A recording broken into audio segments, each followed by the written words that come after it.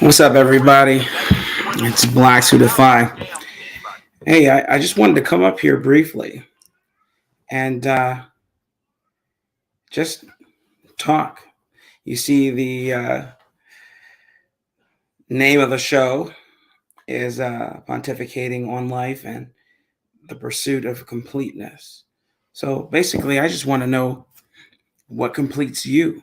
So if you're here watching, I'm not going to be here long, but I was thinking about this and I thought, man, maybe I should get up here and say something about this. So, you know, I think I don't know exactly what completes me, but it's no secret that I am a Christian man. Talk about it on every stream pretty much that I'm up here on, and I'm not shy about doing it. But that's not the only thing that completes me. I think I'm still looking for what ultimately completes me. And in this geopolitical landscape that we're a part of, it's sometimes hard. Every day we see a smorgasbord of things happening that we have no control over, especially now that we have an old an old space alien in the Oval Office. But that's neither here or there. It just gets tiring sometimes, man. And right now, I'm just a little tired. I'm a little tired of dealing with certain things. I'm a little tired of having to work toward this completeness goal. And sometimes I feel like I'm by myself. I have people around me. Have you ever felt like that? Have you ever felt like you were by yourself, even though you have, maybe you're married and you have your wife, or if you're a woman, you have your husband, and you have your children, and you have your extended family around you, and you still feel alone. Well, I think today is one of those days for me.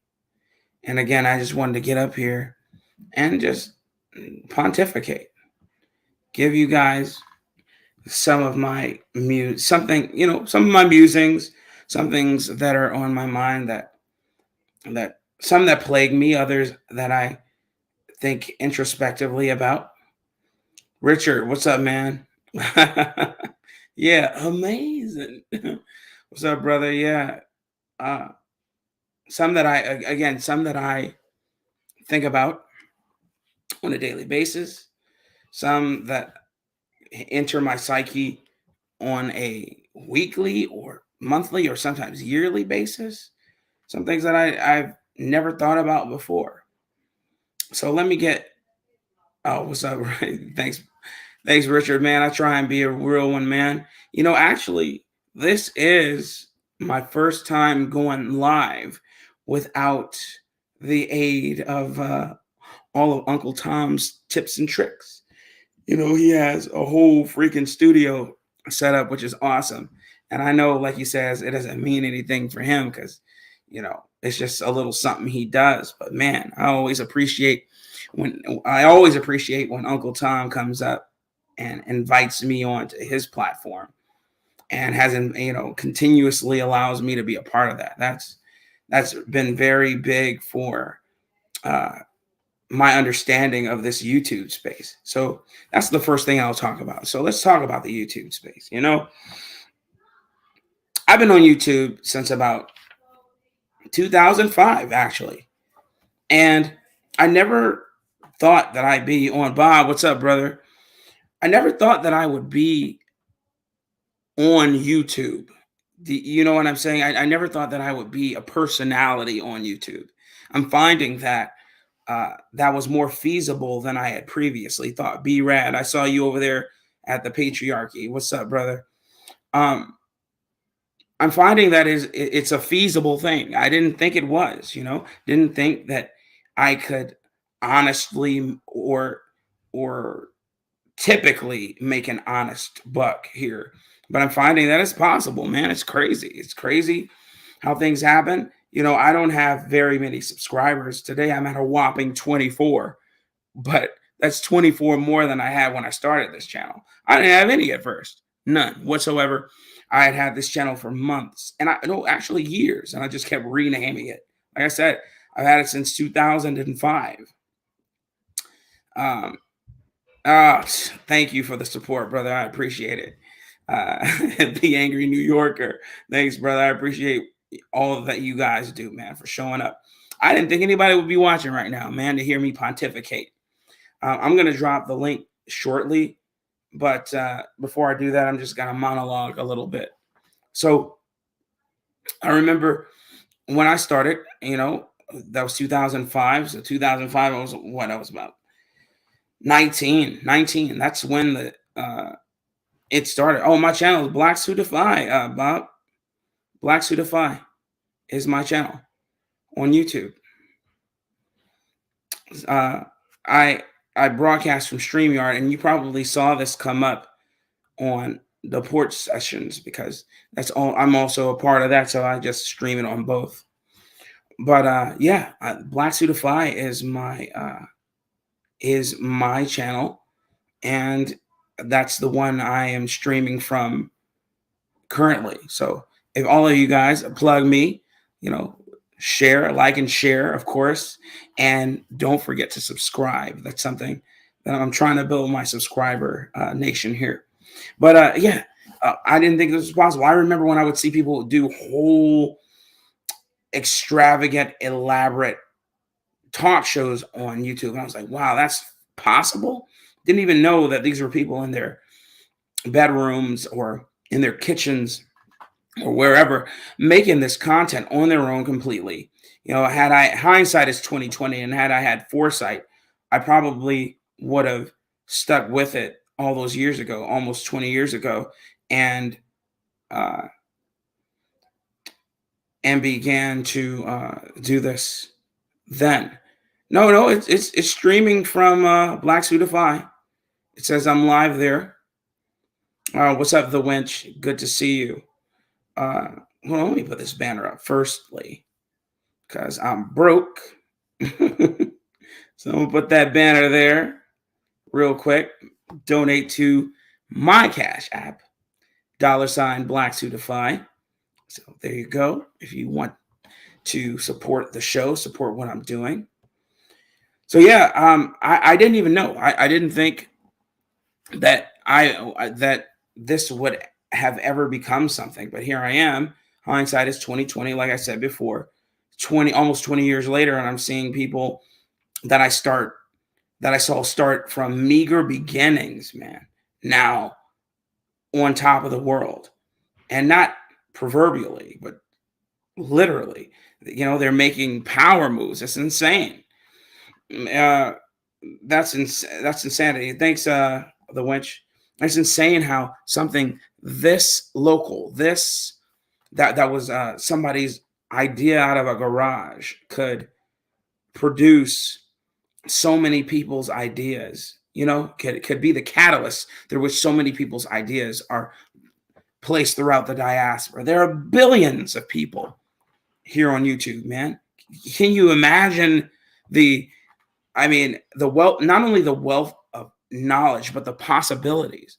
The possibilities for this platform are infinitesimal. Of course, the code that this platform uses to be a thing, to exist, is limited, but the power of people's mind is not limited. You can pretty much do what you want here, man. If you can create something and put it here, you'll find an audience. People care, and if they don't care, they at least want to be famous, and so they'll want to be a part of it in some shape or fashion. So that's amazing.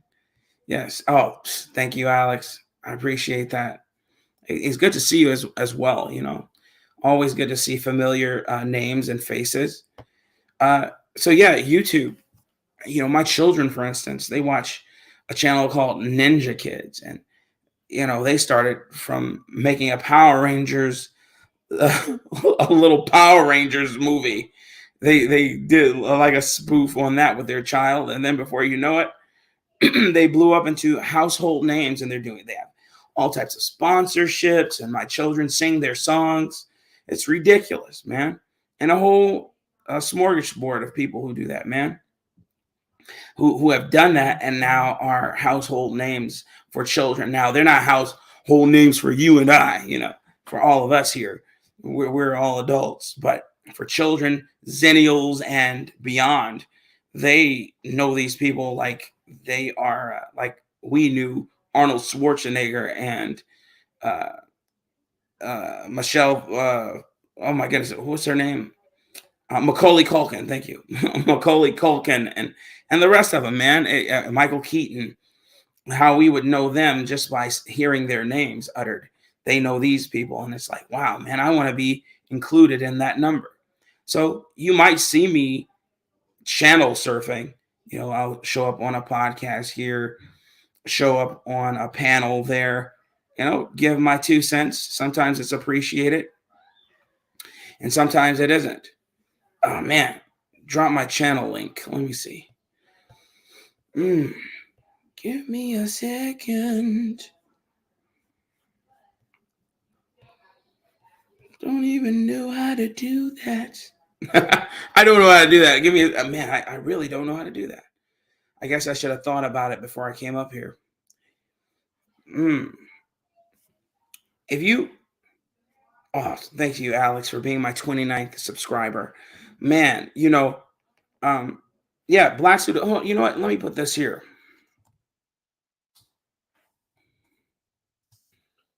Black Suit of Five.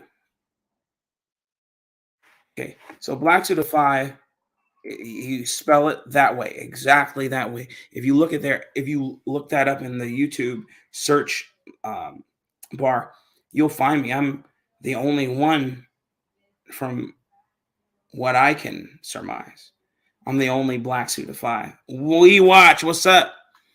Yeah, hey, I'm just pontificating here, going over just musing on some of my ideas and some of the things that I think about that I believe complete me. I don't like using that word feel too much. A lot of you guys say, and if you've been here a while and you've seen me on these platforms, oh, 30. Wow, you got me to 30? Thanks, Richard. Um, they if you've been here a while and you see me on these YouTube streets, everybody who meets me says I got $10 words. And it isn't, and I'll tell you, it's it's not that I even try. It's how I was raised. I'll share a story with you. I remember I was homeschooled. If you guys didn't know, I was homeschooled from third grade up until I decided I wanted to go back to school and go to high school. And my mother protested. She wanted me to stay homeschooled. When I told her I wanted to go and test my mettle, I wanted to be a part of the status quo. Why I did that. Um, well, I do know why I did that, but hindsight being 2020, I probably should not have. But I wouldn't change anything about it. But beyond that, so hey, Nana, there she is. So my daughter just walked in.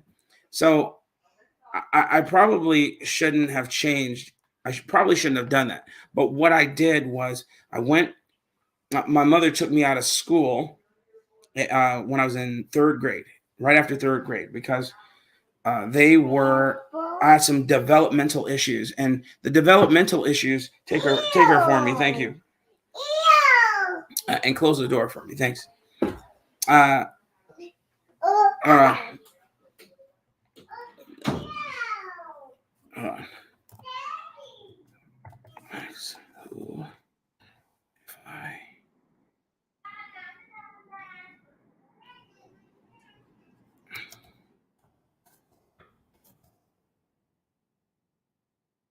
Let me see if I can get this link. Give me a second, guys.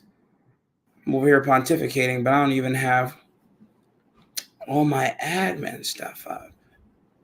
Give me 1 second.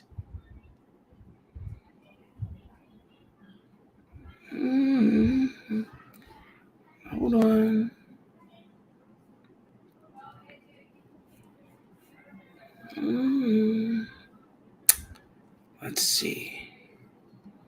How do I do this? Okay, hit share, copy. Okay, link is successfully copied. And now I shall place it. Boom. Woo! Technology is a mother, boy. Where's Chaotic in the background? I don't see him. Oh, you're talking about my child. That's hilarious. Now, anyway, homeschool, got out of homeschool, and my mom took me out. Developmental issues, they said I had, but it was only because I was smart enough to be in the grade above my grade. I was supposed to be in second grade. When I got to third grade, I was a little socially awkward, and because of that, I couldn't get work done. Of course, teachers don't understand that because it's a yuppie system, and all they want is to churn and burn, get you in there, get you out of there, create more slave labor, etc. When they were trying to put me in remedial courses, so then my mother asked my father, she was like, "Hey, you want to put blacks back down a grade, or do you want him to be homeschooled?" And my dad, having had his own issues coming up because he was a sharecropper in Mississippi, he was like, "Nah, I'm not going to do that. Let's take him out and homeschool him." So I was homeschooled, enjoyed every moment of it. There were times where I was upset that I didn't have as many friends as I would like, but it was mainly, but I had my brothers, I have a lot of brothers, and two of them are younger than me. So we're all a year in succession.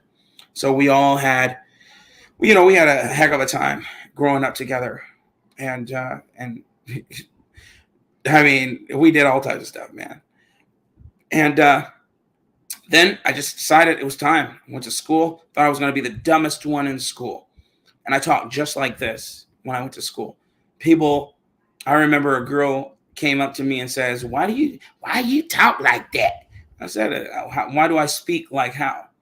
I'm like, well, how do I speak? He said, you talk white. I'm like, I didn't know there was a color to proper Queen's vernacular. I speak the Queen's English.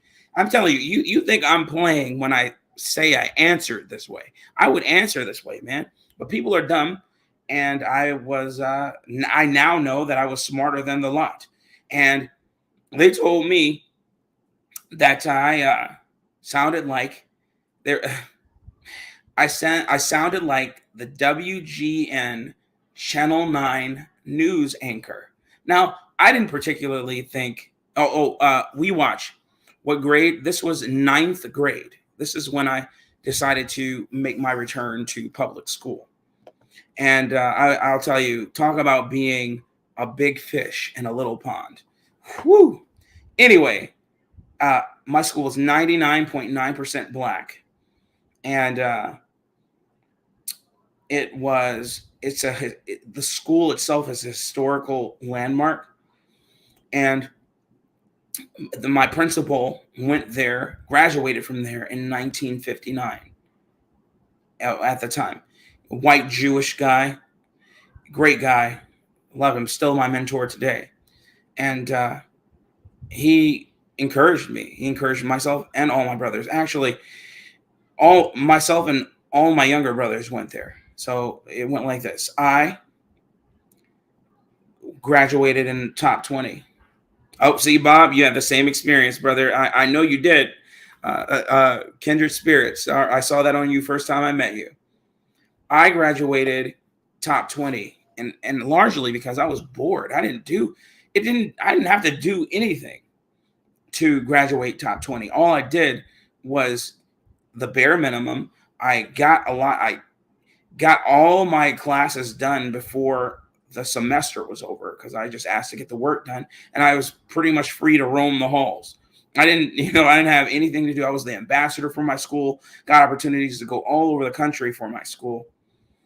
And then my younger brother, he graduated top 5, and he barely, when he graduated top 5, he took a whole semester out because he was, just going through some things, and he still graduated top 5.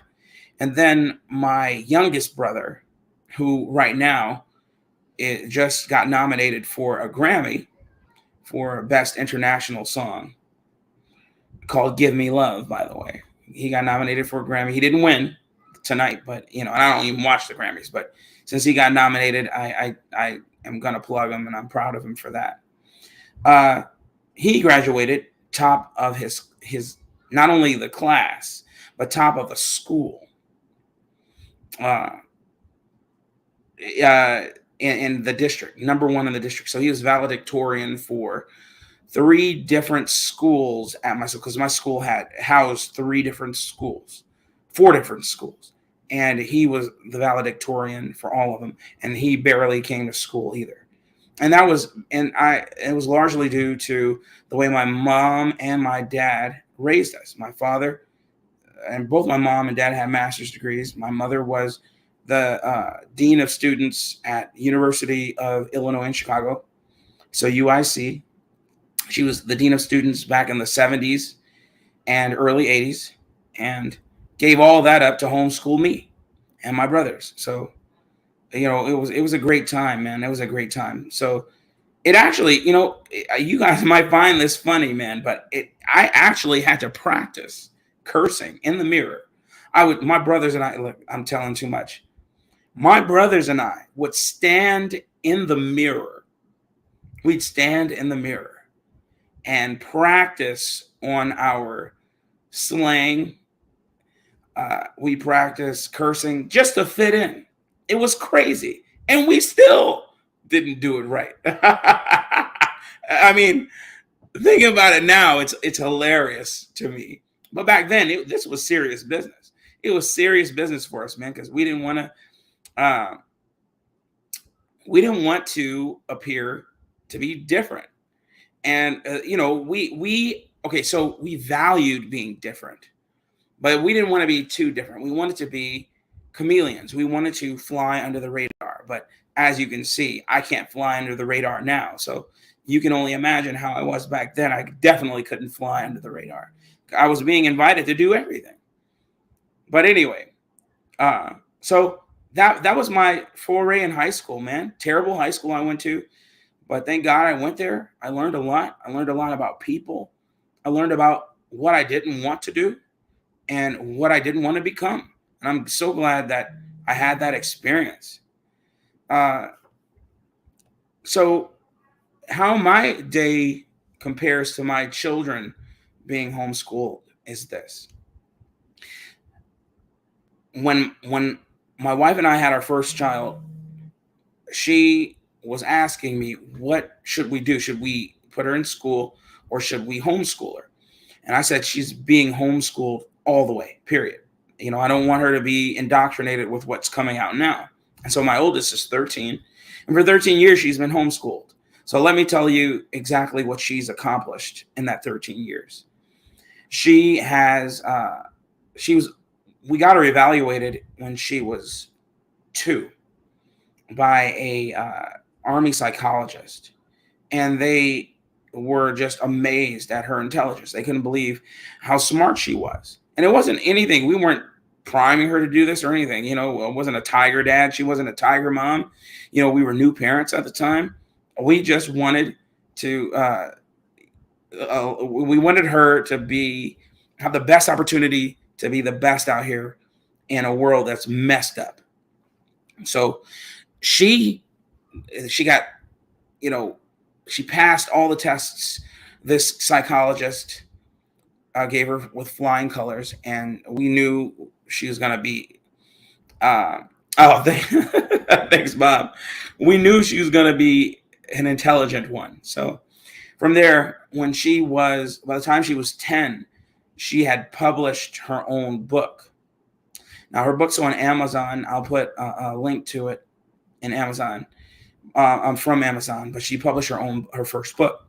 So this was a goal she had, and it was a goal we wanted for her. And she is an avid reader. I'm talking about try having a child who wants to buy hard covered books from Barnes and Noble every weekend. I'm talking about 10, 20 at a time. And then in 2 days, she's already read them all, sometimes in a night. It's crazy. So she's done that. She dances Polynesian. She's loves it. She also has played sports. She played softball, won a couple championships there. She also animates, avid animator, been animating since she was 7. Uh, and she has her own YouTube channel as well called Forever Big Things, Forever Big Things. And she animates there and also animates for other YouTubers. And yes, she does. We do go to a used bookstore out here in the Dallas area. It's in Frisco. I can't remember the name right now. It's called No, not Books Plus. I can't remember what it's called, but it's one. It's all over the country. But she likes to go to Barnes and Noble for their selection of manga. I got her into manga. She gets it from her dad. Then she her current hobbies are being a zookeeper at the Dallas Zoo. She horseback rides. She's been horseback riding since she was 10, and she now does barrel racing. So she likes to barrel race, and she wants to be competitive there. So that's my oldest. Then my second oldest, he is my boy, my only boy. He is just a mathematician. And now I'm okay in math, but this boy is ridiculous. I mean, I knew he was good at math when he started counting to 20 before he was 1. And I'm like, okay, cool. And I'm not saying he's like some sort of idiot savant, but I'm just saying it amazed me that someone who is 10 months old could count to 20. But that came from his sister tutoring him. You know how it goes. The older ones start to mentor the younger. So then I, truly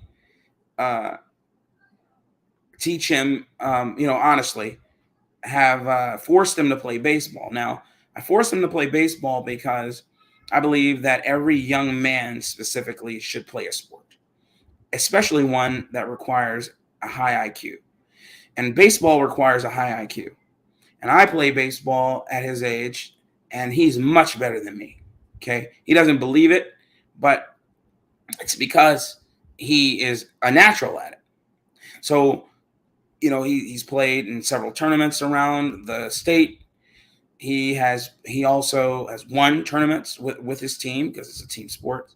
And he, anytime I take him to a select team, they always want him. But he's, good. He's getting to the level where he needs to kind of hunker down and truly master the game. So he's a novice in the sense that he's only 10 and he'll be 11 this year, but he can really play this game. And I enjoy watching him play.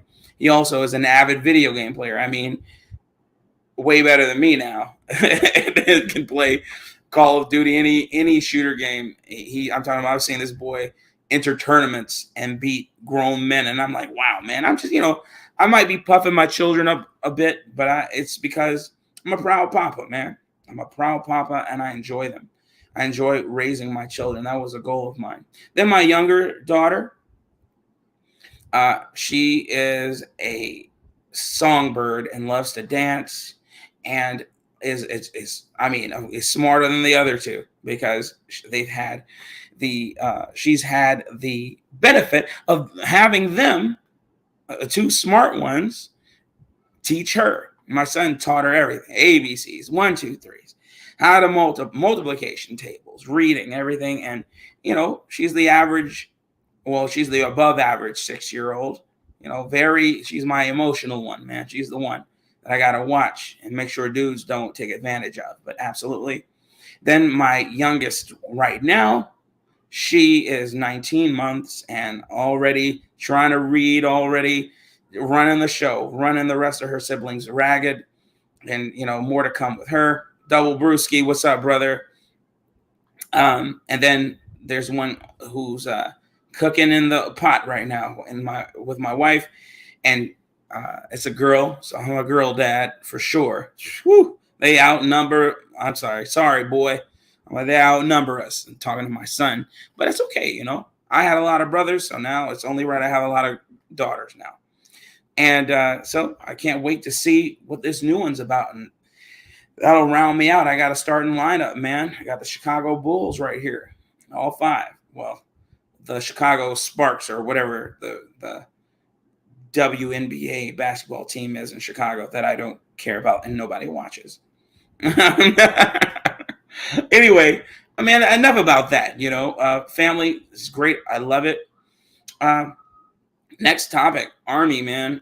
Army was fun. You know, I knew that I wasn't going to retire. Well, I did retire, but I knew I wasn't going to do 20 years in the Army. And let me tell you why. I joined the Army because it was something I always wanted to do. My father was in the Army, and he told me, boy, he said, blacks, don't you dare join the Army. I said, why, Dad? Why? You know, because I pedestalized the military. You know, I used to watch Full Metal Jacket. I used to watch, my goodness, Hamburger Hill. I used to watch, oh my goodness, what's the one with the Sheen brother in it? Oh my, and what's the one with William Dafoe? Goodness, it's set in Vietnam. Well, anyway, I used to watch them all. I can't think of them all now. And then when Band of Brothers came out, greatest series that wasn't a movie ever. And the Pacific, oh great. Platoon, yes, Platoon. Thank you, Double Brewski. Platoon, I'm talking about.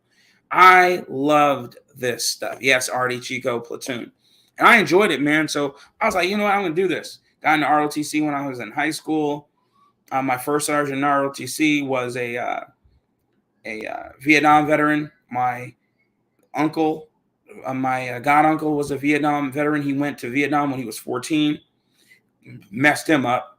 My my first sergeant in high school was like, oh, you know, he would sit there at his desk and black out and be like, Charlie, where's Charlie? I mean, and you didn't want to walk up on him when he was doing that, because I've seen him put a guy on his neck when he trying to snap him out of it, and it was funny, but it was real. So, but I love that man. He was a great mentor, great tutor. He taught me not to be soft, pretty much, and to finish what I start and to do what I say I'm going to do. So I loved every aspect about that. When I joined the Army, I was in college. I was in ROTC. I was getting ready to be an officer. And it fell through because I was having my first child. And I was like, oh, man, I can't live off of top ramen and a dream and try and raise a child here in Chicago. I refuse. So I said, I'm going to go get I was told by a mentor of mine, go get in, enlist, and then get ready, and then go to OCS and not worry about finishing ROTC, because I go through both. I go to LDAC and get my butter bar, or go to OCS after I graduated from basic training, etc. So I went in to get my secret clearance. My secret clearance wasn't immediate. So because it wasn't immediate, they bumped me, and he was like, oh, well, I can't do anything with you. I said, well, fine. That's fine. So I just went in, enlisted, found a job that had a bonus. I was like, cool, I'm going to do that. I ended up enlisted. 3 years later, 3 years down the road, being overseas and all that, they tell me I go in because I'm looking at changing occupations and I needed a top secret clearance. I go into my S2, no, my G2, because it was battalion level. I go there to fill out the paperwork for my clearance. I go in there, they go like, Blacks, you already have a clearance. I said, I got a what? They go like, yeah, you got a clearance. You have a secret clearance. I'm like, how long have I had that? They said, oh, you've had it for 3 years. I said that, and I immediately thought back to that recruiter. I said, that mother effer got me to enlist. And, he pulled the wool over my eyes, man. He pulled the wool over my eyes. And you know what? I don't blame him. He was a salesman. He got me. He got me. It never will happen again. As a matter of fact, it's probably happened a couple more times after that. But I learned a lesson, and I'm glad. I don't have any regrets from the military. I enjoyed my time there, and uh, sometimes I would like to go back just because of camaraderie, man. Even enemies I had in the military, I would still want to be around because I knew at the end of the day, we all had one mission, and that was to protect the sovereignty of this country and to make sure uh, we each came home to our families.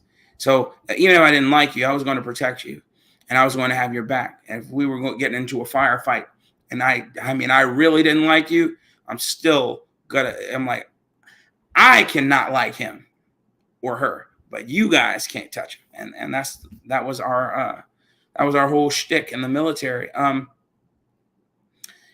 don't like the way the military is now, all this transgender stuff and all that, but whatever. But you know what? I think I've monologued long enough. What, about 30 minutes now? I'm going to drop the link, okay? And I'm going to invite some of you guys up here, which is our bread and butter, getting people up here to share their experiences. And you let me know, hey, what completes you? What's your pursuit of completeness? And I was very choosy about that word. I could have, I guess, pursuit of happiness is what most people would say, but it's completeness, because happiness is relative, of course, and it's antiquated. People always say that. People always use that word. I want to see what your pursuit of completeness is like. And Sean John, my MOS, I was an 88 Mike, aka a glorified bomb sniffer. Oh, you were 88 Mike too? Well, then you understand Fort Lost in the Woods and how everybody thought we were expert drivers, but we really couldn't drive. No, I was playing. I could drive. I've driven for generals, 4-star generals. I've never. I thought about. I was going to.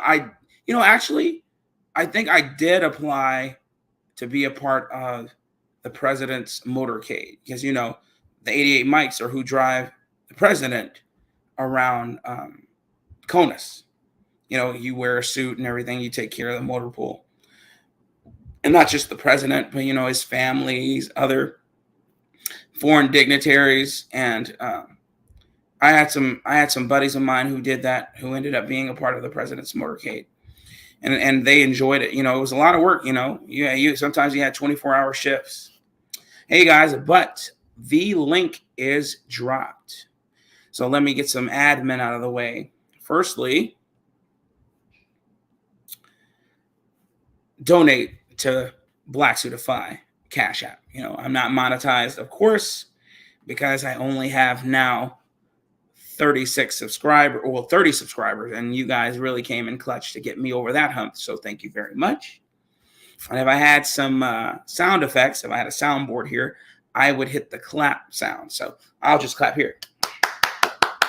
Woo! Thank you guys. Or it must be the money. Must be the money. I don't have that either. Chaotic. Sorry about that. Absolutely, man. Yes, Fort Lost in the Woods. We all know about Fort Lost in the Woods, boy. Woo. Thank you. Thank you for subscribing. Thank you for subscribing to my channel. It truly is appreciated.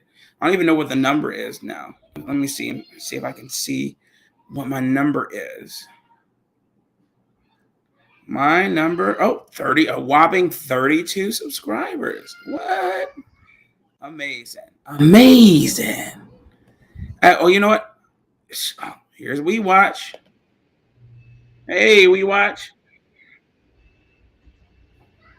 Oh, oh, I Hey, got lost. I couldn't find where I was. I was trying to make sure all the other things were muted. Well, I everything's have been waiting to talk to you. I'm so excited about things you're doing, and I never get a chance to really dig in and get to ask you questions. So yeah, I want to first of all, I'd love to talk about homeschooling all night long, but I won't bore the chat with some of that stuff. However, can we talk about your spices for a minute? Because I want to tell you an experience I had last week, yeah, and I was thinking like this, and you know how you have ideas about stuff, and yes, you're like, I don't have time to do all that. So then when I saw you were doing spices, I was like, he might have time to do that. So let me tell you what the situation was. yeah, I went to the store to go get, we like the breakfast sausage, and we usually get the turkey breakfast sausage. But I noticed that the regular ground turkey was way cheaper than the one that was seasoned. I mean, like it was like 50% cheaper than it the always one is. seasoned.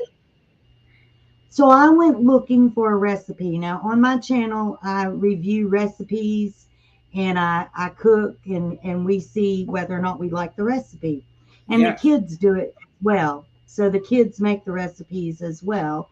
And anyway, we found this breakfast sausage seasoning recipe. yeah, mm-hmm, But before we did, I went to the store looking for something on the shelf to season the breakfast sausages. And there wasn't anything. And I yeah, was like, you know what? Somebody needs to be selling seasoning package where you can save, a whole lot of money doing that. So yeah, I thought I would put that on your plate, and that could be something. A lot of the spices you already have. I uh-huh, think if you just packaged it into sausage spices, mm-hmm. I know I would be real interested in that. Well, So you, anyway, well, I you just know, want to toss that. no, no, you're right. Uh, you're absolutely right. That's something that I would like to do because I like making sausages. Actually, I do. You know, it's so funny. I was looking in to your point about spices for sausages. And I have Uh-huh. a book where I don't even have it in here with me. I have this leather bound book where I write all my recipes and ideas in. And whenever I, you know, am discouraged about something that I that's not coming to fruition, I always end up writing a recipe. It's the weirdest doggone thing. So I actually do have a recipe for um, a morning sausage, if you will, and Really? yeah, I do, and it's something that it's something I made up a while ago because I like watching a whole lot of Cooking Network and a lot of I used to watch Bizarre Foods all the time and stuff like that, and I was like, you know what, one of these days I'm gonna end up creating a product that that exemplifies my palate and what I like to eat. And Yeah. I actually wrote one. So I have that. I have a red beans and rice seasoning that I uh, created, and I have the recipe for, and I have to get the packaging for. But the most Okay. recent one I'm working on that I think you would be interested in is called. Uh, oh my goodness. Uh, oh, what the heck? uh, uh, it's called Smoky Fuego. Smoky Fuego. Okay. I just Explain it to look. me. So basic, it's a rub slash seasoning for barbecue. Now let me tell you how versatile it is. Okay, I've used Okay. it in baked beans. I Okay. as a seasoning to as the base for my baked bean barbecued baked beans. I've used it in spaghetti because I wanted to try barbecued spaghetti. Wait a So minute. I was like, Heck how do you? no, Huh? no, no, no, no, no. With no barbecue spaghetti. What? in the Yeah, world are you coming up with over look, dude. there? So I had heard about it. I watched it somewhere on some show. Somebody had made barbecue spaghetti, and I was like, how did they do that? And of course, they said, oh, it's a secret. And let me tell you something. Whenever somebody says something is a secret, it usually tastes terrible. Okay, so there's no Okay. secret. There's no secret in any of my. If you want to know what's in my seasonings, I can tell you right now. My whole thing, the rub is you won't be able to put it together the way I put it together. You understand what I'm saying? And I've noticed Yeah. that at restaurants I've gone to where they are not stingy about their process, they are, oh my goodness, they're delicious. But at restaurants Hmm. I've gone to and frequented in my time, that where they say, oh, this is a family secret, it's mediocre to terrible. You know what I mean? So Yeah. Yeah. that's how I looked at making that barbecue spaghetti, and I was like, do you make the spaghetti sauce and then you put it in a smoker? Is what I'm thinking, but no, that's not what you do. There's spices, some hickory powder, some paprika, some smoked paprika, some onion powder, some garlic powder. What you would use in a rub, and I made Right. that, and it was a hit. Tasted good, but anyway, this smoky fuego has a tiny kick to it. It's not spicy, but there is a kick, and I think you'd like it. Hmm. So I just bought the All right. packaging for it, and I'm going to start packaging for it. I'm going to start packaging it hopefully by the end of this coming week, and I'll put you on the list to get some I inaugural would love flavor. it. Yeah. Okay. But I am serious.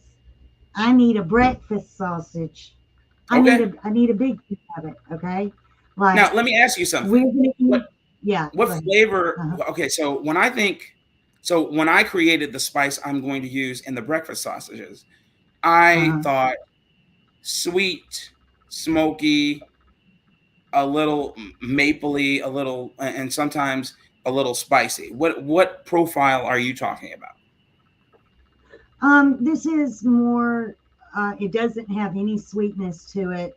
You Okay. could add sweet, but this doesn't. I'm going to send you a recipe that I used that was actually good.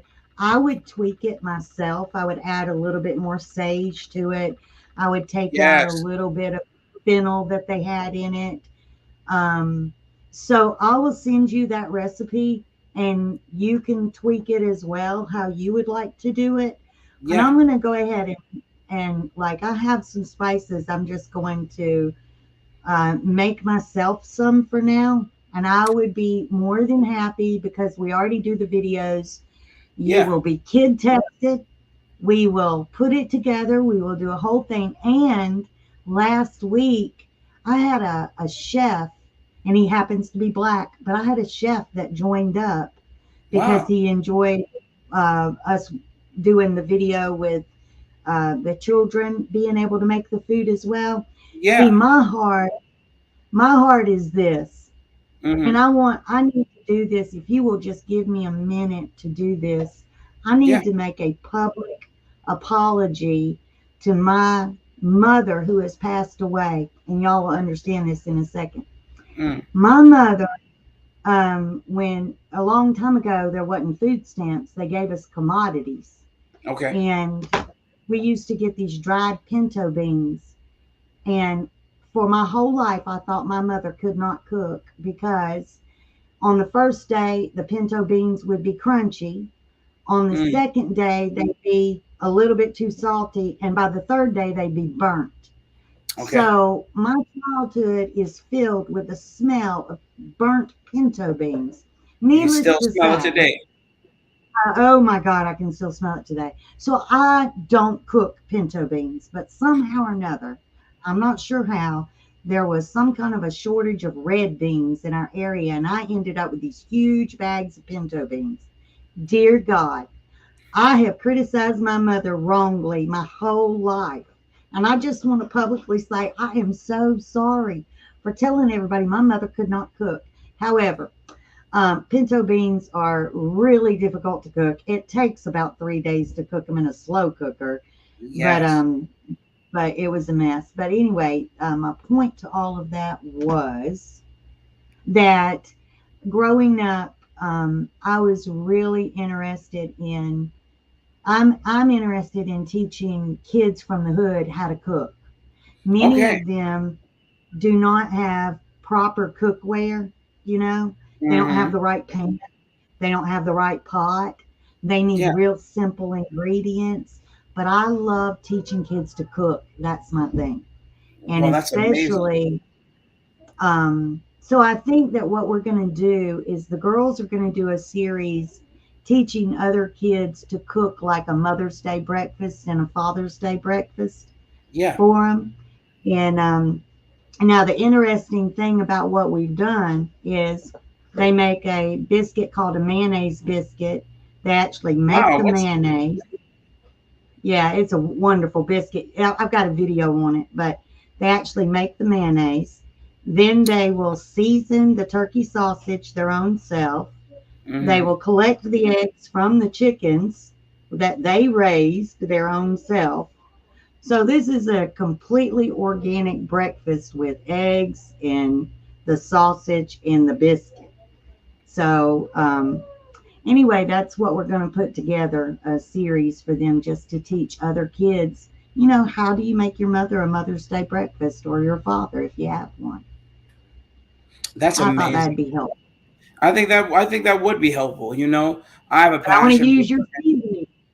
Well, look. So firstly, I really need to make a banner with my website www.loudmouthflavors.net. Firstly, what I do have is the Italian Stallion, which you can make any sauce, any spaghetti, lasagna, uh, massacholi, ravioli sauce with that, and then the Yeah. tangy taco, any which is award winning, by the way.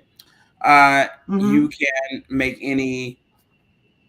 uh, any chili, any taco, any meat, poultry, pork, anything.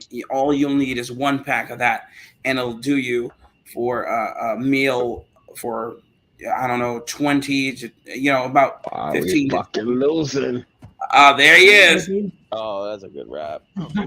Oh, y'all can't hear this That thing, huh? side, Hey, Yeah, Uncle I Tom. can hear that. that side of Oh fucking shit, map, and hold we're fucking losing. What are you watching? on.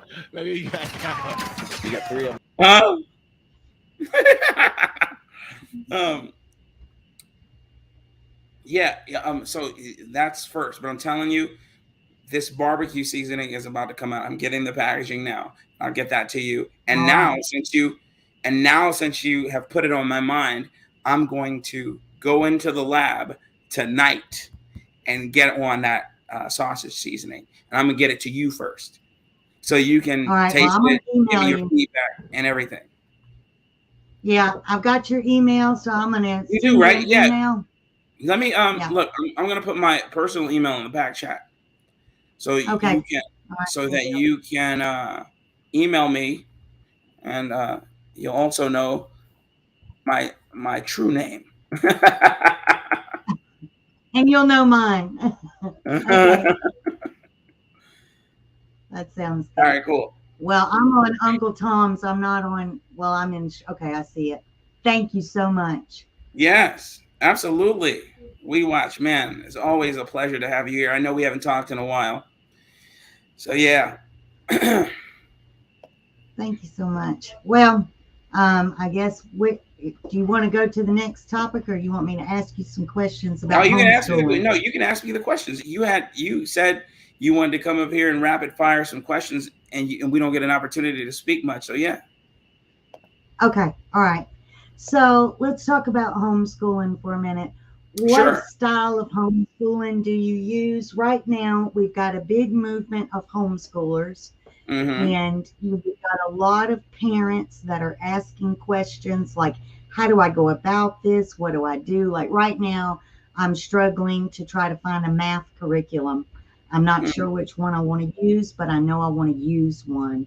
Yeah. A while back, there was a series that was specifically designed for families to use where you have different, you have the different ages and everything. And I Yes. cannot remember the name of that particular one, but the math one is the one that I want to know about, but also, I guess, just a general question.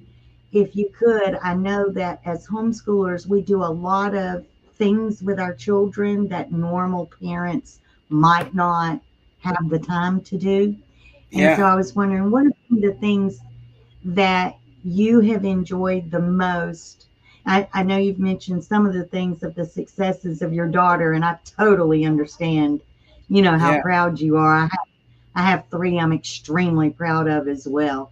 Hmm. But what's some of your moments where you're like, absolutely, this is worth it. This is so worth it to do this. And Well, what are I'll tell some you, of your disparaging moments when you were like, forget this, send these kids to school? absolutely.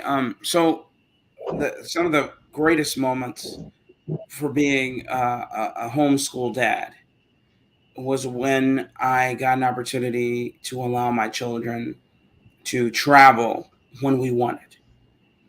Okay, I don't have to ask anyone. I don't have to be anywhere at any time. They, as it pertains to my children, we I can agree. we can You can travel pick this up and great. go.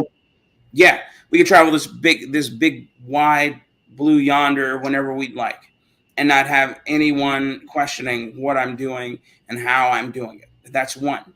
Two, just one motto I live by. I'm not raising little boys and little girls. I'm raising young men and young women. And while there are some things I don't allow my children to avail themselves of because I want them to be children, when they are approached by adults, in a setting where, like my daughter, who had to go through an interview to be a part of the Dallas Zoo, how do you speak to an adult? Are you going to use the common day vernacular of a 13-year-old and not set yourself apart, which is fine, you're 13, or are you going to be a young lady, carry yourself as such, and utilize the good sense God gave you, and allow and do it in a fashion that people will know, hey, this person is different.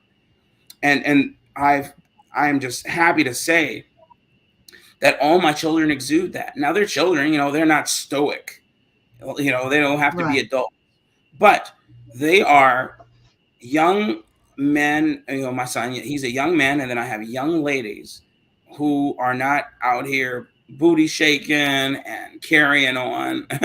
I don't allow it. Neither does my wife. But Hmm. they have an opportunity to be children, but also uh, show their intelligence through their language and through their actions. I enjoy, and I don't think that would be particularly possible had I allowed them to be in some of the places I was, as a public school student. I haven't allowed Right. that to invade their psyche. So yeah, those are the two things that I think are the best. Now, a pejorative, not a pejorative, something, a difficulties are, they're always with you. They're Mhm. with you 24/7 in some shape, form, or fashion. And some may see that as something derogatory. Oh, they'll never learn how to be out on their own. I'm like, hey, I'm here to tell you, you can learn how to be out on your own. Just because you're homeschooled and you're around your parents the majority of the day or the majority of your life doesn't mean you're somehow so sheltered that you can't handle yourself if you're by yourself. Especially my oldest daughter. I mean, this girl, a firecracker. And not only that, but knows how to handle herself in adverse situations where she's being challenged mentally, whether by an adult or by somebody her age. I'll give you a story. Right. A Yeah. young children in my neighborhood. I've told this story before. She's walking with my oldest daughter is walking with my youngest daughter at the time. My youngest daughter at the time was 6 months. She's walking around the park that's in front of my house, pushing the stroller. My wife and I are out there because we don't let our children be out in public places without at least one of us there. And all of a sudden, these little girls are saying, "What you looking at?" And of course, they're black little girls. I'm just like, "Oh my goodness!" I'm like, my daughter's like, answering innocently. She's like, I'm looking at you. And why did she say that? You know what I mean? Like, and he said, you better cut your eye, just being mean and talking about some, you know, eventually wanting to fight her and stuff like that. And my daughter's like, what are you talking about? She's not going to back down. But she didn't understand why these girls were speaking to her in such a derogatory manner, had such vitriol for her when she hadn't done anything. And of course, we stepped in. It was a whole thing, but it proved to me that one, my daughter did handled herself very well. She wasn't going Yeah. to avail herself of that, of that type of nonsense, and doesn't speak that way. And then two, she knew that. I'm trying Can to y'all tell you, hear this shit? this bitch is not fucking smart. Hold on, hold on. Turkey, you Uncle told her Tom, like she wanted to kill what are you you. doing? You get to get away with it. I'm playing the game. Okay. I know you. I know what you're doing. I get it. Okay. That's ridiculous. Oh my, Uncle Tom is a mess. Anyway, that's it in a nutshell. We watch. What other questions do you have for me? No. So what's the biggest drawback for you Oh man, on biggest homeschooling? drawback. Biggest drawback. Mhm. Honestly, maybe this is my bias, but I don't see a drawback. And maybe I should preface that statement with, if being away from the nonsense that is public school now is a drawback, well then draw me back. I every time Right. I look up, there's something new. There's some new debauchery. There's some new hurdle that a child shouldn't even ever have to avail themselves of at their tender age, at a tender age under 18. And we're finding Oh, man. ourselves smacked with it every day. Every day we're seeing a child being faced with some sort of uh, sexual transition nonsense, some sort of sexual Yeah. predatory indoctrination, pornography everywhere. I mean, look, man, you will discover that stuff on your own in due time. Okay, that stuff Right. it's in the world. Okay, the world, you're in the world. You don't have to be of the world to be in it. And there's plenty of time Right. for that stuff to invade you. But to have a system that touts it, that advocates for it invading your child, Right. it is Yeah. unconscionable. I could never. And so I don't see it being a regressive thing to have my child out of the school system whatsoever. And I really don't see a drawback. Honestly, that's just me. Maybe you might have something to say on that, but I really don't see a drawback. Well, I'll tell you, your experience and my experience is a little bit different because you Yeah, had a homeschooling lifestyle and grew up in that, yeah. whereas I did not have that. I had public school education. My Mm-hmm. situation was we moved every 3 to 6 months and we moved from state to state. And so, because Mm. of that, I went to a tremendous number of public schools. I was always the new girl, always. Oh I had wow. about 2 years of schooling where I stayed in school, the same school, the entire year. So I was not extremely impressed because I moved around so much. And Mm-hmm. if you do that, one school uses this textbook and another school uses another textbook, you end up with Mm. huge gaps in your learning. But I learned Mm. to self educate. That's my Okay. thing, is self education. So what I'm blessed to be, um, I want to say anointed. Let me just say, what I am anointed to do is Yes. to take a child that has no interest in learning and set that child on fire to self educate. When I do what I do with the kids, the drawback is they never stop. There's Okay. always, I mean, it's like, it's 10 o'clock at night. They're still reading the book with the flashlight under the covers. Mm, They're still getting that education. So yes. that has been the biggest thing is stopping, giving them a time and saying, okay, now we have to stop. Now in our house, we practice the Sabbath, and so that has been a saving grace to be able to have a time going, no, you need to, let's do something different today. But Yes. but my biggest thing was when I first started, we were actually, my husband was at ORU, Oral Roberts Mm, University in Tulsa, Oklahoma, and we were in grad housing.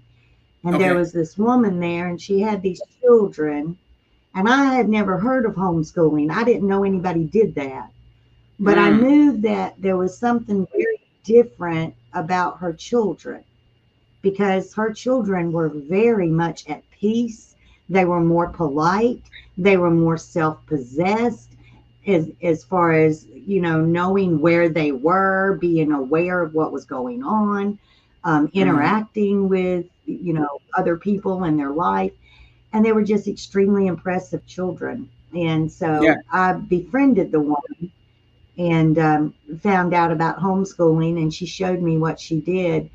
And I knew then that scripture that says, all your children shall be taught of the Lord, and great shall be the peace of your children.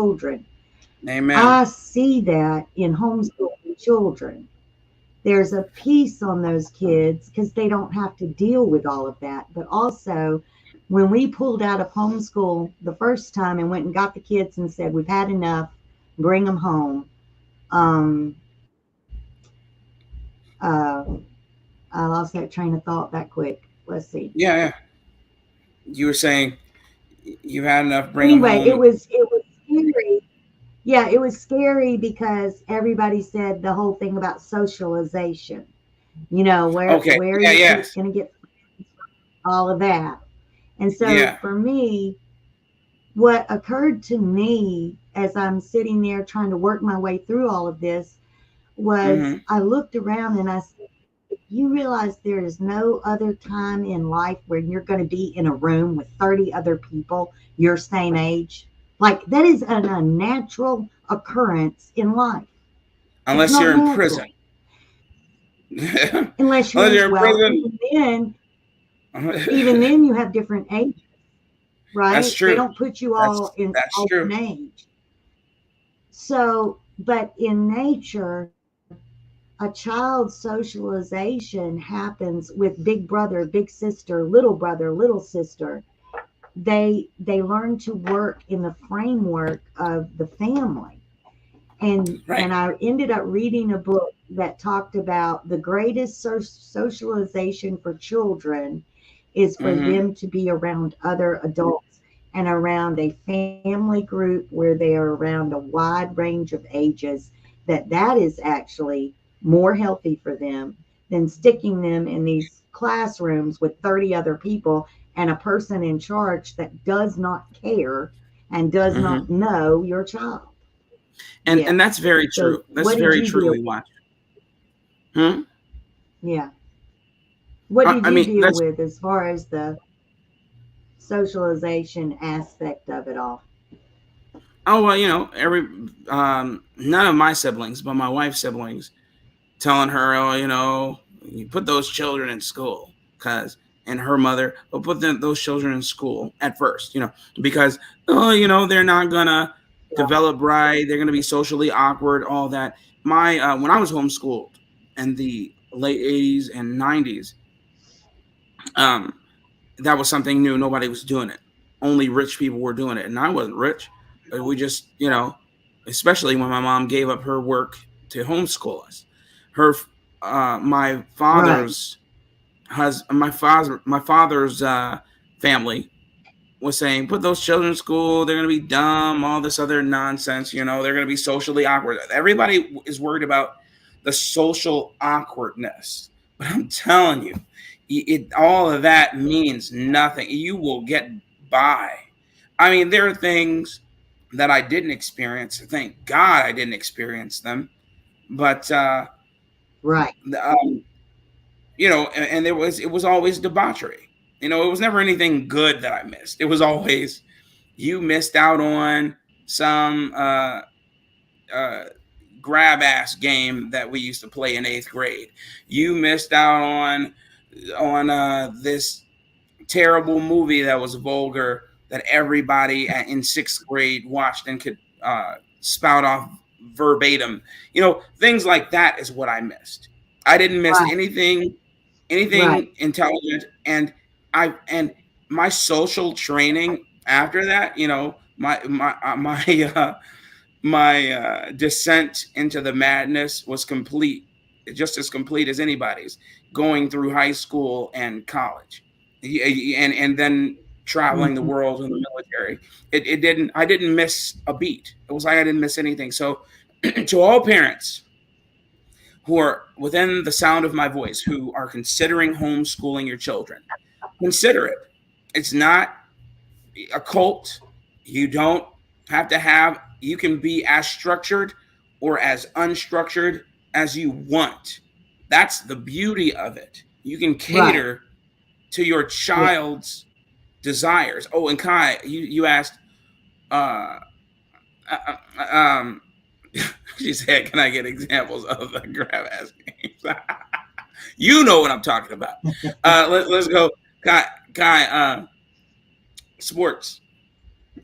My children played at the highest level and play at the highest levels of any sport they wanted to. If it were football, especially being here in Texas, there's no need to be in any high school. However, if you pay taxes in a county, they can't tell you can't play on a team, especially if you pay taxes for that school. So if you wanted to, you could do that. But even when I was in high school, before I got into high school, I was proactive and I asked the local high school that I lived down the street from. I walked up to the head coach when they were doing summer camp and asked, could I participate? And he allowed me to. And from there, that's how I ended up playing football in high school. Not at that school, but got a good word in from him after doing well. And traveling with them before I was even in high school, and then going and playing at the school that I ended up attending. So yeah, and then I played college football, albeit not D1, it was D3, but you know, it was, I enjoyed it. And my son, he plays select ball, and he being in, he doesn't even need to be in grammar school, none of it. That's the beauty. It's so beautiful. There's so many opportunities, man.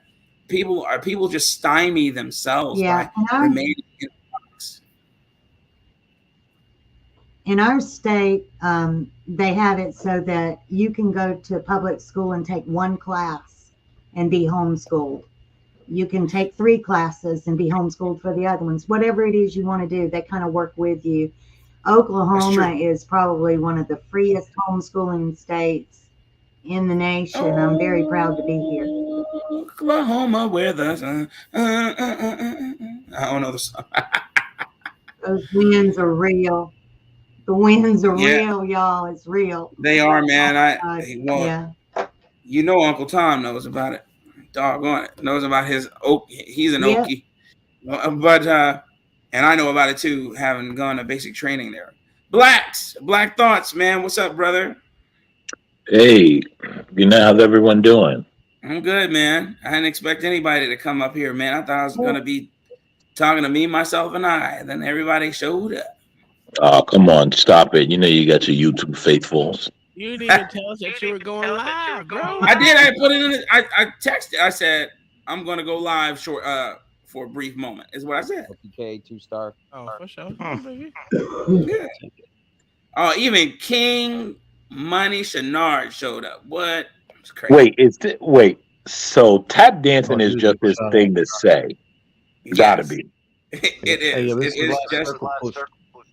Gotta slow up, fat boy. Who are you? You must be on Fight Club or something.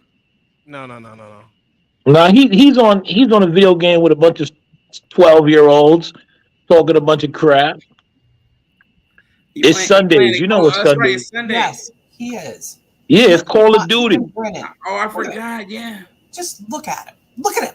I forgot that. I Look forgot. at how happy he is cursing out a bunch of 12 and Yes. 13-year-olds. You should hear the things he's saying to them. All Y'all can't kinds hear of him talk. what? Oh, good. In No, we all can't. fairness, though, in the video game internet space, those kids are worse than kids you listen to in school. They are. They are, man. Hey, we got one coming up. One coming up. Yeah, I forgot. I forgot that he Oh, streams yeah, sorry. Sundays for this. I forgot all about it. Yeah. Anyway. Um.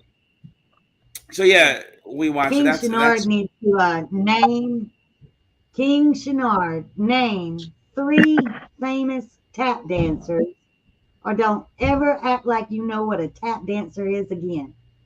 King Shenard, King You got to Shenard is the convince most me you even know what a tap dancer is. King he does. Shenard is the most famous tap dancer on YouTube right now. He is, man. He is. But so anyway, That's true. right? I was Mr. listening. Knows. I was listening to you talk of the accolades of your daughter, and me as a girl dad. Yeah. It just, for me, it always touches a nerve, Yeah. Yeah.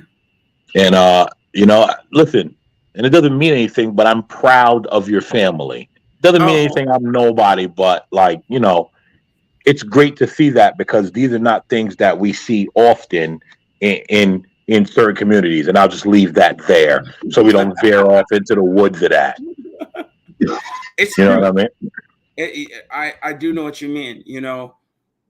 One prayer my wife had for my oldest daughter was that she would be an avid reader, because there was a time she, albeit she was really young, where she hated reading. She couldn't stand it.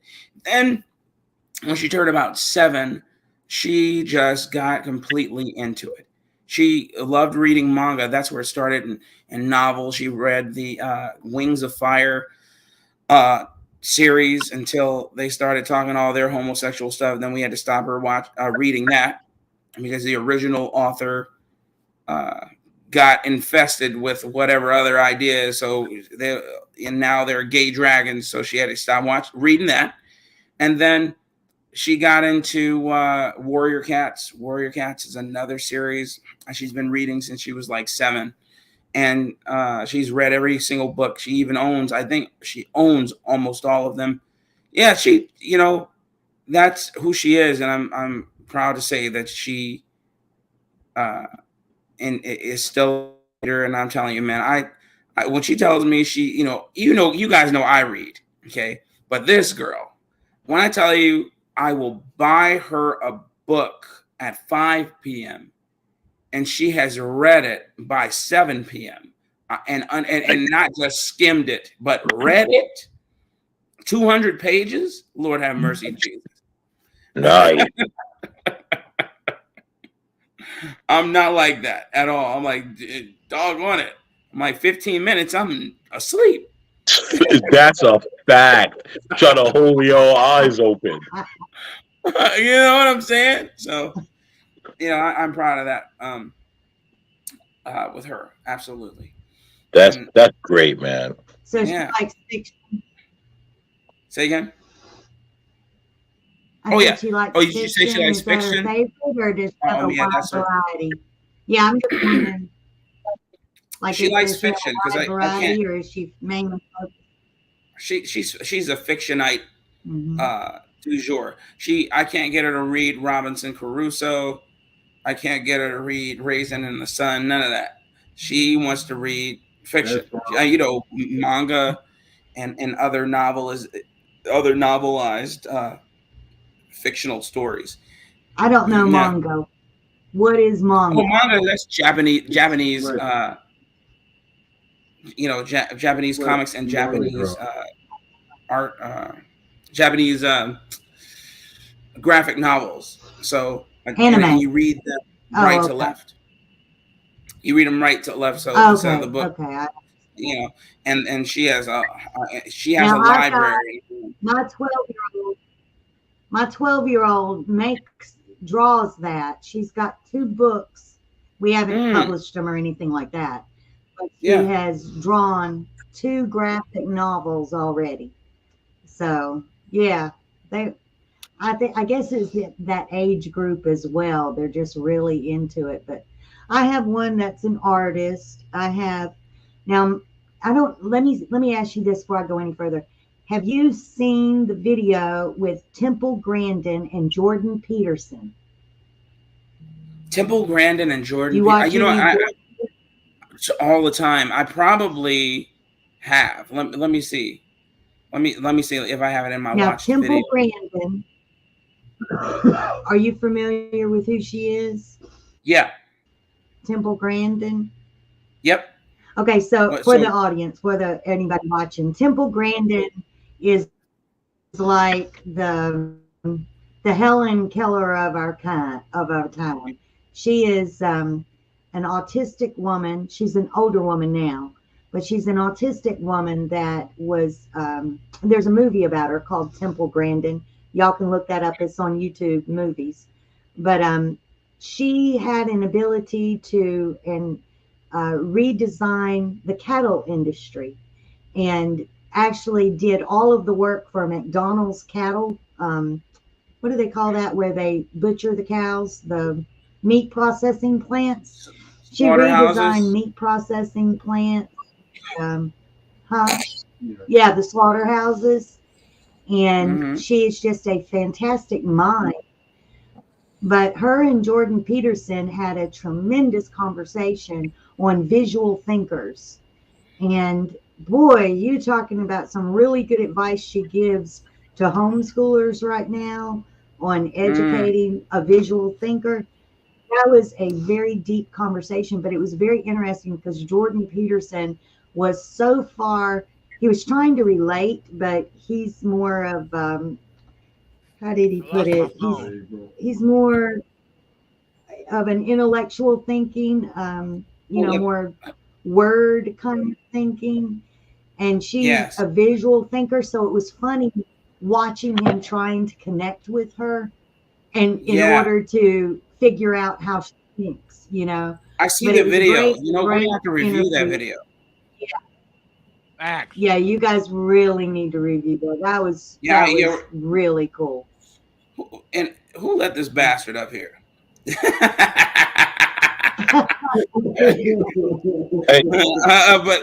But what I was gonna say is, yeah, Temple Grandin. I don't know as much about her as you do, but I did know that one thing about her: her redesigning the cattle industry, and being autistic, while socially can be what many consider a curse. It mhm, has nothing to do with their intelligence. Mhm. absolutely. There was a boy that befriended my son when my son was about 5, and he was about 5 or 6 as well. And his mother ran water parks for a living. Her family ran water parks from coast to coast, and they lived in our neighborhood. So whatever water park you guys that might be in your not in your neighborhood, but in your neck of the woods, whatever state you're in, chances are she's probably been there. Her family has been there. They're like carnies. It's ridiculous.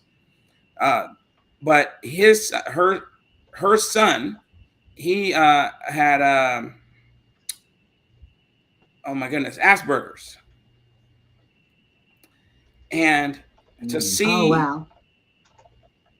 to see the way this boy reasoned things was ridiculous. And he found a kindred spirit in my son because my son is good with numbers and the boy is good with numbers. So, they're pretty much speaking an entirely different language than anybody else in numbers. You know what I'm saying? It was a sight to behold. Right, And right.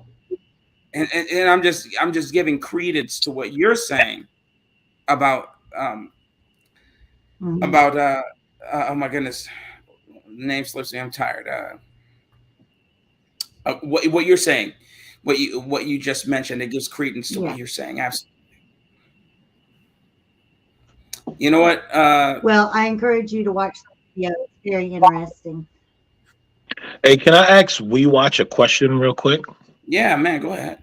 Yeah. Yeah. We Watch, how was it? So you said you grew up dealing with the Shabbat, right? How long have you been doing that? No. Okay, we've just been doing the Sabbath, and the Sabbath then led into Passover, which ended up leading into all of the Jewish festivals. I'm not Jewish, but we do keep the festivals. But we've been doing that for about 12 years now. The Sabbath about 15. And Oh, okay. when we did it the first time, we weren't trying to do it according to like a church or a denomination. The way it started, crazy story, was Kwanzaa. I had a daughter that came home from school and she had learned about Kwanzaa, and she said, "Mom, can we celebrate Kwanzaa?" And we did try. I didn't know what it was about, but we tried. And then after that, I said, "Well, I'll celebrate Kwanzaa with you if you'll celebrate Sabbath with me." And so I went and I just researched all of the rules in the book about Sabbath. And then I said, well, basically, what I understand is we're not supposed to do any work, and I can't ask you to do anything for me. On Sabbath, I can't say, can you get me a glass of tea? The answer is no, I sure can't. I'm on break. Because it's the idea of like other people are not the slaves, okay? So when my husband found out and my children found out that on Sabbath I couldn't ask them to do anything, they said, we're keeping this day. And so, so we kept. They got you, man. They got you. They got me. It was done deal then. Okay, well, listen, I was just asking because I grew up celebrating the Shabbat Did and the you? Jewish, yes, and Oh, the Jewish you know, festivals, or I festival. don't like to say holidays. They're not really holidays. The word eludes me Right, that I'm right. looking Oh, for, but so I was just wondering, yeah. Are but you like I celebrating? grew up in that my entire life. Were you a So black Hebrew? now, are you still doing it? No, I don't currently carry them out, but obviously the certain moral beliefs and all of that is still there. Um, Right. but if I was to go back to religion, I definitely wouldn't magically become a Catholic. Like I would stay with what I I know, hear you. and that's no diss on Catholic. Like I'm Yeah. not dissing anyone else's religion. I'm just saying like I wouldn't necessarily just switch over. I would continue with what I grew up with because it seems to work for me. Yeah. What you're saying is you're not When keen you on look grabbing your back, ankles for the Pope. You can't turn into a dancing Israelite. And no, I didn't grow up one of those black Hebrews, one of those like guys standing on the corner and doing all of that, like because they're the extreme sector of that, Yeah, yeah. and that's so not that's not. how did you get into it? Oh How man, it's a did you long get into story. it? It's a long story. Right now, Well, this is make it Black's short. moment. I'm No, not. it's no. Okay. I said everybody. Look at my the headliner for the show. It's pontificating on life and the pursuit of completeness. So So I What does yeah, that so mean to you, sir? I mean I got into it basically Well, obviously, I was kind of had no choice because my mother was in it. But I see. it's Okay. very weird. Okay. So it's very weird because like essentially the congregation that we went with, they call themselves Seventh-day Adventists. Now, if you know anything about Seventh-day Adventists, they deal with church on Saturday, but they don't necessarily Right. start getting into the what is known as the Jewish festivals and the Jewish holy days that they keep. They don't necessarily get into that, the Seventh-day Adventists. And so the congregation that we were in, they got into that. And so obviously, being a child, I had to follow my mother. And Mm. so that's how I Right. ended up in that. Listen, I also like been to Israel. Like it's again, it's a very long story, very interesting life. I also was homeschooled. Um, Oh wow. like We got a lot more yeah, in I mean, common in this than we thought. Well, see, Black Thoughts. So that's why I identified you and you identified me as intelligent when we met. li- When well, listen, you're intelligent. I'm just a regular guy, man. yeah, nah, you might be a regular guy, but you're far from an idiot. We can't all be we can't all be Uncle Tom up here. You're right. What up, Sandra? Sandra, what's up? Hello, Sandra. how are you all doing? All Good, right. good. Hey, if y'all want to hear a conversation about religion, the one me and my mom had today, oh, it was amazing. Oh man, I definitely want to hear that because you, yeah. Go ahead. Dude. You know what? Hey, Uncle Tom, before you go in, sorry. Yes, Kyle. This is one thing that I wanted to touch on, right? Because Blacks was talking about it. Everyone's saying like, "Oh, you shouldn't homeschool your kids socially and sports and this and that." I'm gonna be honest about the sports thing, right? What are the chances that your kid's actually gonna make it, right? And that is the one thing that nobody ever wants to deal with. Is like you like sports. There are teams that you could join outside of school, but like if you're keeping your kid from homeschool just because you think like my kid's gonna make it to the NBA or the NFL or the MLB, you're lying to yourself. Like No, you're that lying to that yourself. It's a wasn't very what I guess I didn't well. say No, that. I wasn't necessarily attacking you, Kai. No, no, no. Like I didn't take it as an attack at all. Maybe I didn't. My question was, are they allowed to play, like not go find the league, but play at that school? Yeah. Like, Depends on I, the state. look, that child isn't going to the NFL. I'm just saying. He's not. He's too lazy for that. But he is. He's a decent player. So I want to see him play in high school. I don't care how far. I mean, I care that he makes a commitment and sticks with it. But after that, I don't care. But that was my question. Like, um, that team, his his his, uh, his school Quit. is the 7th and 8th grade middle school is on the same campus as the high school, so Yeah. they're very involved, and they just won state again. It's a big Wow. deal for this particular school because, well, the past 3 Super Bowls, a player from this high school has been in every single one, including this one coming up. Wow. What's his name? Javion Gardner, something Gardner. Um, he graduated from this school in the last 3 years, so it's kind of Yeah. something that they pump into them, which I guess is cool. But that was my question: is can they still play for their school that they're in the jurisdiction for? Yes.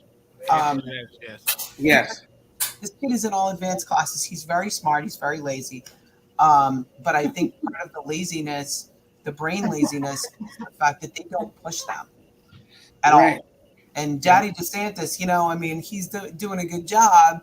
and they took away the state, whatever that crap was called, the Florida junk that we don't have that PRT. anymore. Yeah. But I Yeah. feel like he's in all advanced classes and he's still on a roll every term and all that. But I feel like, we have two older ones. He's our youngest. I don't feel like they're pushed hard enough Mm. at all. If this child is on the honor roll all the time in all advanced classes, and I'm not saying it's super easy for him because it's not, but Mm. he never, ever, ever, ever has homework. Ever. And to me, I'm not saying that he should have 6 hours of homework, but I'm saying that They're reimagining what it looks like to be an honor student. they really are. Well, it's And that's because a problem. It is. That's a problem. It is Yeah. because he's already brain lazy, and he didn't used to be. And I see it coming, and I see it happening, and I'm watching it happen, and I'm like, but this kid is capable. If the kid wasn't capable, it would be different. He's my kid. I know he's capable. So why isn't it fostered? Like, why isn't it? Why? Because I know why, but yeah, you know why. is there okay in Hawaii? My older one was in middle school and part of high school in Hawaii, and let me tell you, their curriculum is fantastic. By the middle of 8th grade, this kid was already in sports med too. He was already doing a whole bunch of different stuff that's like kind of real life skills, So, me knowing nothing about homeschooling, are you able to kind of choose stuff like that? Like, can you pick, or do you go by like the curriculum of what's going on at this? Like, how does that work? No, so it's almost like charter school, but at home. I don't. Like you. It's charter school. I sound so stupid, but I really don't know. Like, I went to high school, went to college, went to There's after a lot college. there's a lot of different ways to do it, but let me Is just charter say school the this: the same as very private first place school? to start, if you want to homeschool, you have to start with the laws of your state because they're different in every state. I can do something in Oklahoma that when I was in Alabama, we ended up having a nonprofit organization there in order to homeschool. So I don't know what the laws of It's very Florida common. is, but for It's some very people, common in Florida. like in our area, we have a relationship with the public schools, like I said, where yes, if the kids want to play sports, they can go and do nothing but play sports, and they can play on or if they want to do band or any of the other things. So we have that relationship, but I don't know what your particular situation is in the laws there. Yeah, I would I have know to. Florida used to be pretty strict about it. No, And well, some states, for example, they say that you can be homeschooled, but they require that your kids be tested. Some states require that they be in an accredited program. Some states are just free Be right where back, guys. you pick the program and it all. So it just depends on your state. I know from what I understand, there's this thing called FLVS, and it's what they use because starting in 9th grade, these kids can actually earn a college degree, an associate's degree while they're in high school. And it's, they take the classes online, and they're the same college courses they're linked to UCF and UF. And they can do that. And actually, one of the colleges that's linked to UF or UCF, one of the two, or both, is literally right next to his high school. It's kind of weird the way that's set up. But they have FLVS, which is Florida Virtual or Learning Virtual. I don't know what it means. And then there's that other one. What is it called? K through 12 or something like that. but I've never really totally looked into it. I've been thinking about it lately because he's just not progressing to me, where I know what he's capable of, and I'm watching him just go through the days, and they have him more time than we do. Like any parent that the kid goes to public school, we have private schools here, which I guess is what a charter school is. I don't know, but they're all church based, and that's it, except for one that Yeah. is an church based, meaning they're very, very small. Small. Yeah. And there's one that I can think of off the top of my head, a high school that is, maybe that is a charter school. You have to be on a list. There's a waiting list to get in, blah, blah, blah, blah. And from what I understand from people that I have asked, the education isn't much better. Yeah. This is a kid that's in 8th grade and he's doing Algebra 1, so he'll go into Algebra 2 next year. And, he should be doing better. He should be doing more. He should be pushed. Because if he can get all A's and B's in their advanced classes, that means, and he's got no homework ever, that means that he's not being challenged at all. And in this society and the way these kids... I will tell you this, that... Go ahead. Sorry. No, it's okay. The one thing that people do not understand is that right now, homeschooling children are preferred for college entrance. It's a preference. Even at Harvard, you get preference for being homeschooled and getting in, because homeschooling children have the ability to carry a project from conception all the way through to completion. They're self-educators. They push their own self because they're interested in what it is they're doing. So my 10-year-old, she's going to be 11 tomorrow. This year, she designed from the very beginning an entire fashion show. She made the fashions. She got her sister to model the fashions. Her brother was her MC. She wrote out all of this stuff. They even wrote the invitations, had the seating set up, the entire thing, including making all of the fashions for the fashion show. And she did it all on her own just because she wanted to. And I was immensely impressed that a 10-year-old could throw an entire fashion show together. That's impressive. It seems like they open their mind more. My son, he made a radio this past year. We found out that he liked to do circuits and electrical stuff. So I just bought him a soldering iron. That's going to be one of the things he's learning, is how to solder wires together. And we've got another one that is into earth bag building. She wants to build her own house out here. And so we've been looking into that. And so it's about them being absolutely engrossed in what it is they want to accomplish. And you're not really a teacher, you're really the pusher. You're really the one, you're an education facilitator. That's what you're doing. I'm providing him with the soldering iron. I'm not going to teach him to solder. I'm just facilitating that education. The same thing with the other projects. So, yeah, go ahead. So when they test homeschool kids and regular school kids, and when I'm talking about schools that are in good areas, not the average school in the ghetto. I'm talking about schools that are supposedly giving you the best education. Homeschool kids still test better. Like, that's a fact. Yeah. You can actually look that up and see it. Homeschool kids still test better.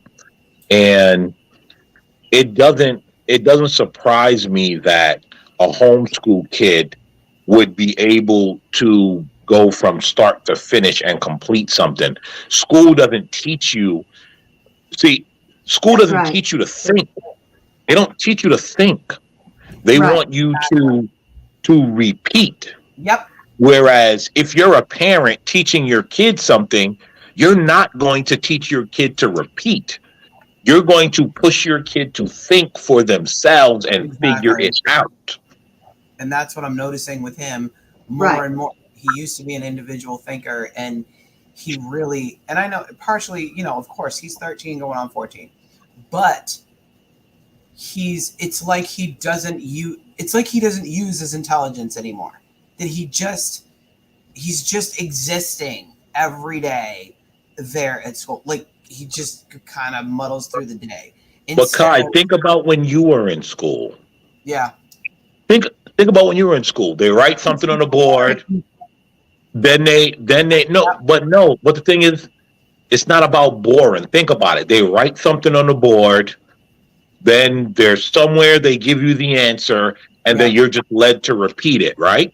right, You're kind of just existing. yeah, There's like a no robot. critical thinking in it. Yeah, It's kind of just rinse and repeat, rinse yep, and repeat, rinse and repeat. yep. It's And so annoying. and so, what? There's a saying out. Tom probably heard it. What is it? That kids are innovative until they go to school or something like that, and then they're just Yeah, done for. Like then they're yeah, just taught to repeat. yep. And it's really Like frustrating. And I'm starting to think more and more about it. We have friends that own a business down the beach, down Cocoa Beach, and highly educated, both of them. Um, both hold several degrees. He's a pharmacist, blah blah blah blah. Anyway, and they own a very big surf shop. They both boys are homeschooled, have been all along. One of them is the same age as my youngest. The other one is a couple years younger. And they do it every year. They go to Maui for 3 months, and it's business related because they're part owners in a shop there, and they do a lot of business there. It's a long story short of it is you can get stuff a lot cheaper there. Is he sleeping? Yeah. That's hilarious. LA. But they're gone right now, or I would totally push on her. Um, and I just remembered right now that the oldest actually played football last year for Oh, there the you go. There's He your was in resource. 7th grade going into Yeah. 8th grade, but he played for the high school. So same county, different town, same county. So I think I'm going to push on her a little bit. We know each other pretty good, so I'm going to see, because we're in the same state and the same county. Both her and her husband are from here. Do a lot, very Yeah. very successful business. Plus, they have other careers as well. So push on her a little bit and see where it's at. And Well, I know. one thing like Blacks was talking about is that when your kids are homeschooled, you can pick up and go. You don't have to wait to retire. You can go ahead and get that RV, pack the kid up, and educate as you go. You're Oh not yeah. tied down anymore. Oh yeah. It's freedom. I'm telling you, when I did not have to wake up and get the kids ready, brush your teeth, blah, blah, blah, we're going to school, yada, yada, yada. All of that, when that pressure left me, and it was amazing. It was amazing. So Yes. I It highly really encourage is. people to do it because It seems to it foster a better is relationship incredible. between you and the kids as well. Like it would seem to me, Much. because he is. I mean, he's Yeah. 13, but he's kind of a jackass right now. Um, but a lot of it has to do with that. He's bored. He's bored every day, Well, and we pull him what from is a he different really into? Because like you would have the town. opportunity to set up apprenticeships for him where he could go and work and learn from grown men on the job, you would be able Mhm. to I don't get, know. I mean, there's all kinds of opportunities He's pretty kids do. open-minded about things.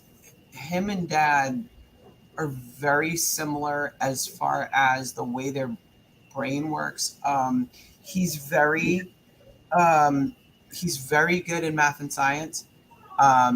He's actually very good in the other stuff as well, but he just doesn't see the need to read this entire thing just to tell somebody. It's kind of funny because this is my personality.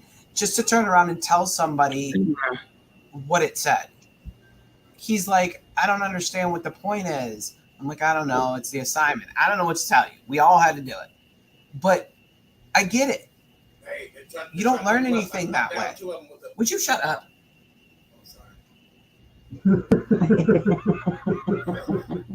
He hasn't played games in a while. That's hilarious.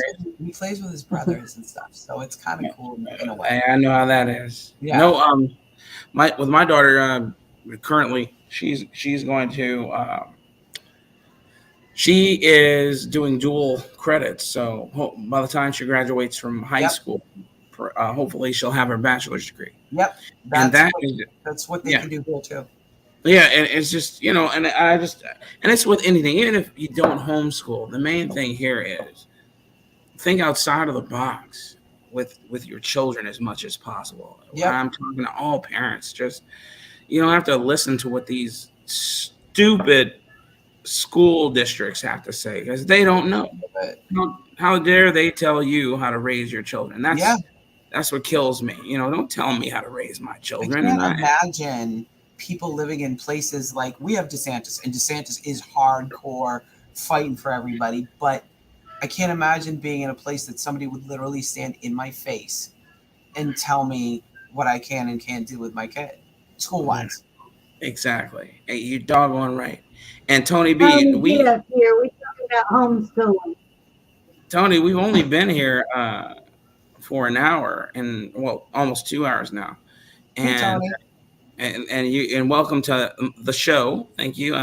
I kicked it off tonight. Welcome.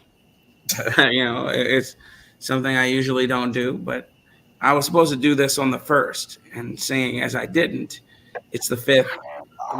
Later is better than never. What the heck? What is that? Look, he's got all the sound effects and everything. You know that already. Yes, he does. He's not pushing the button. The button. Man, I don't have any buttons. I gotta control it. Or the song. Oh, I couldn't make it because I couldn't find it again. You gotta send it to me again. Tony B, Bob, not King Shenard. Other people, go over and like and subscribe to Black's channel. Please and do. his website because I think he should make a cookbook next. Yes, that's another goal of mine. Man, I wrote a cookbook when I was like 11. Hold on. King Shenard said they banned African history. That's not what they banned. No, he did not. King Shenard. I saw that and I'm like, why is this guy even talking? Like, stop pushing the lies. Stop tap dancing for Al Sharpton and the rest of those jigaboos. Just stop your avocados and leave people alone. King Shenard, you're woefully. Let's see if y'all can hear this. Can y'all hear this? Hold on one second. How this rapture stuff works? Yes. Okay. I hear it now. Somebody should push the button and wake LA up. Where's LA at? I don't know, but the button, the button. Okay, hold on. I'm just thinking about how I ain't got no friends. Is this a nigger telling me what to do? Jesus Christ. No. So much. It's hilarious. Jesus Christ. Did you? Tom, did you show your wife did you show Kai the? You don't have no friends, what? The what you call the blockers one time and I didn't fucking know it. Did you show Kai the Instagram one I sent you with that little boy in it? No, I did not. I should. Oh, that little boy's in something else? Yes, they put. I mean, he's doing the same thing, but I just was like, I sent that one specifically because I saw him in it. And LA man, shut your ass up. What are you talking about? Problem. You know what? Being girly. Was it pontificating about how many friends he doesn't have because he don't listen? LA, maybe you need a vacation. I mean, you're already on vacation anyway. Why don't you just get on 95 South, come down here, and chill? Yep. You're not allowed to? Do you have to stay local? I think we gotta ask his wife first. No. Come down by yourself. Where's Alex? No. Damn, You that's see? fucked up. You said what? I tried to come up here and be civil. I was being serious. I'm civil. I'm very civil, bro. I But was you know, actually being serious. If you had a chance to, even if it was for a couple of days, if you just wanted to chill your mind out or whatever. I'm going to the DR next week. Well, this week. No, are you really? Yeah, I'm leaving Wednesday.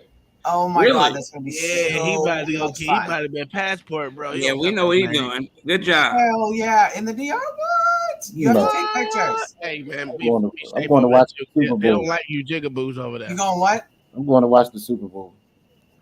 What you talking about? You praying for your? Are you? So did you find out if you were pregnant? Tony better say hello, short ass now. I still didn't forget how y'all made me dox myself. No, you doxed your own self, bro. I didn't do anything different than you would have did yourself. All I said was, I don't believe you got a headboard. And you the one decided to go in there. Did you ask him if he had a headboard for real? I said, I don't believe you got a headboard, to be honest with you. And then he showed it. He cut his camera off, so he It's not white leather, is it? Pleather? No, it. You weren't here? I'd have died. It was. It's just a wood. Kyle, where were you at? You wasn't here when that happened? No, I They didn't. made me show my whole damn What apartment. is this weed shit? Was it nice at least? Nah, it's pretty gay. Don't listen to him. I made my own headboard. It's probably nice. Is it wood? No. This is wood. Then that's. It's like I plywood. don't listen to him. It's like plywood, man. Let me tell you. It's like plywood on top of a fake wood frame. That's probably the truth. That's probably the truth. Matter of fact, Is it a waterbed? No, it's not a. Look, we had a waterbed for a long time. It's a jail mattress. Why are we doing this again? Man, I'm not doing this again. What the hell? Hey, look at it. Yes. I saw his kitchen. It didn't see it very well, but I don't have a dining room set though. We don't either. For real, for real. I try to tell him. 5,300 square feet, no dining room set. Well, hold up. Uncle Tom, why was you laughing at me there when I ain't had no dining room set? I got a Peloton. Bro, you don't listen to me. But I'm going to mute. No, we did with that. We repurposed the table. We had one. We repurposed the table because it was good wood. Repurposed the table, and it is out in the shop, being used for shit. That's hilarious. Matter of fact, that's my sanding table, isn't it? Yes. How long are you gonna be at how long are you gonna be in the DR, man? So the 13th. Freaking fabulous time. I mean, I've been there before. I ain't really care for it. It's beautiful. That's. Are you going to a resort?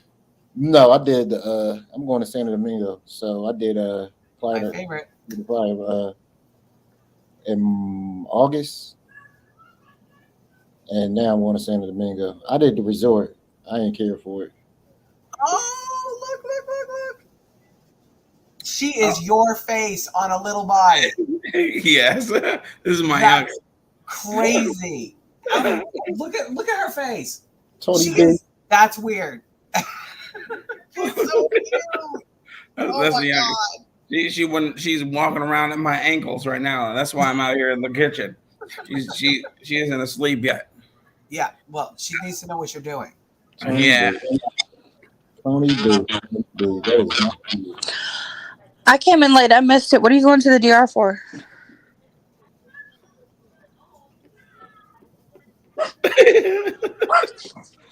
Okay. I don't know what sound a cricket makes. are you supposed to respond to a woman when they're asking you that? No. Just leave it crickets. It's best.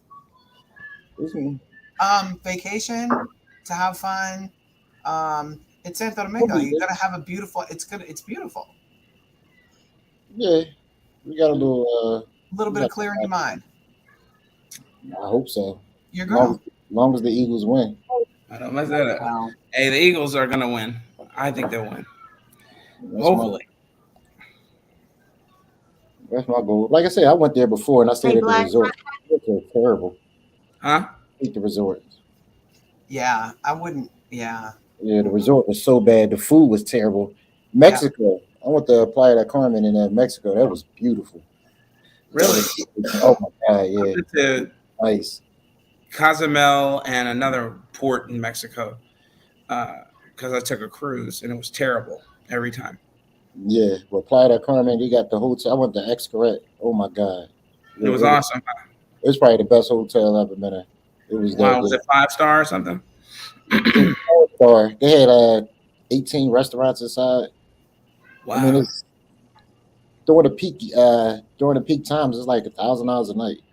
Dang. Yeah, it was ridiculous. It was Wow. freaking ridiculous. It was So crazy. you mean like spring break is probably $1,000 a night? I think during the winter, I think they say during the winter times. Okay, yeah, because everybody's trying to get away from their Yeah, cold states and their cold yeah. cities. Yeah, So I absolutely. went there in I want to say June, Hmm. and then I went to the Dominican Republic in August because we were always doing this for the insurance company, so Mm. always going places. So it was nice, but I would never go back to that resort in Dominican Republic again. Never. They can It keep was that. that bad. Yeah, the food was terrible. I mean, it was just bad, bad. It was Night, not worth the Alex. money. Good night, Alex. Good night. Night, Alex. Uh, but it was terrible. The food was terrible. Everything, you know, Yeah. Everybody say the food in Dominican Republic is bad though. really. You ever been there? I've never been there, brother. I've never been to the DR. The Always wanted to weather, go though.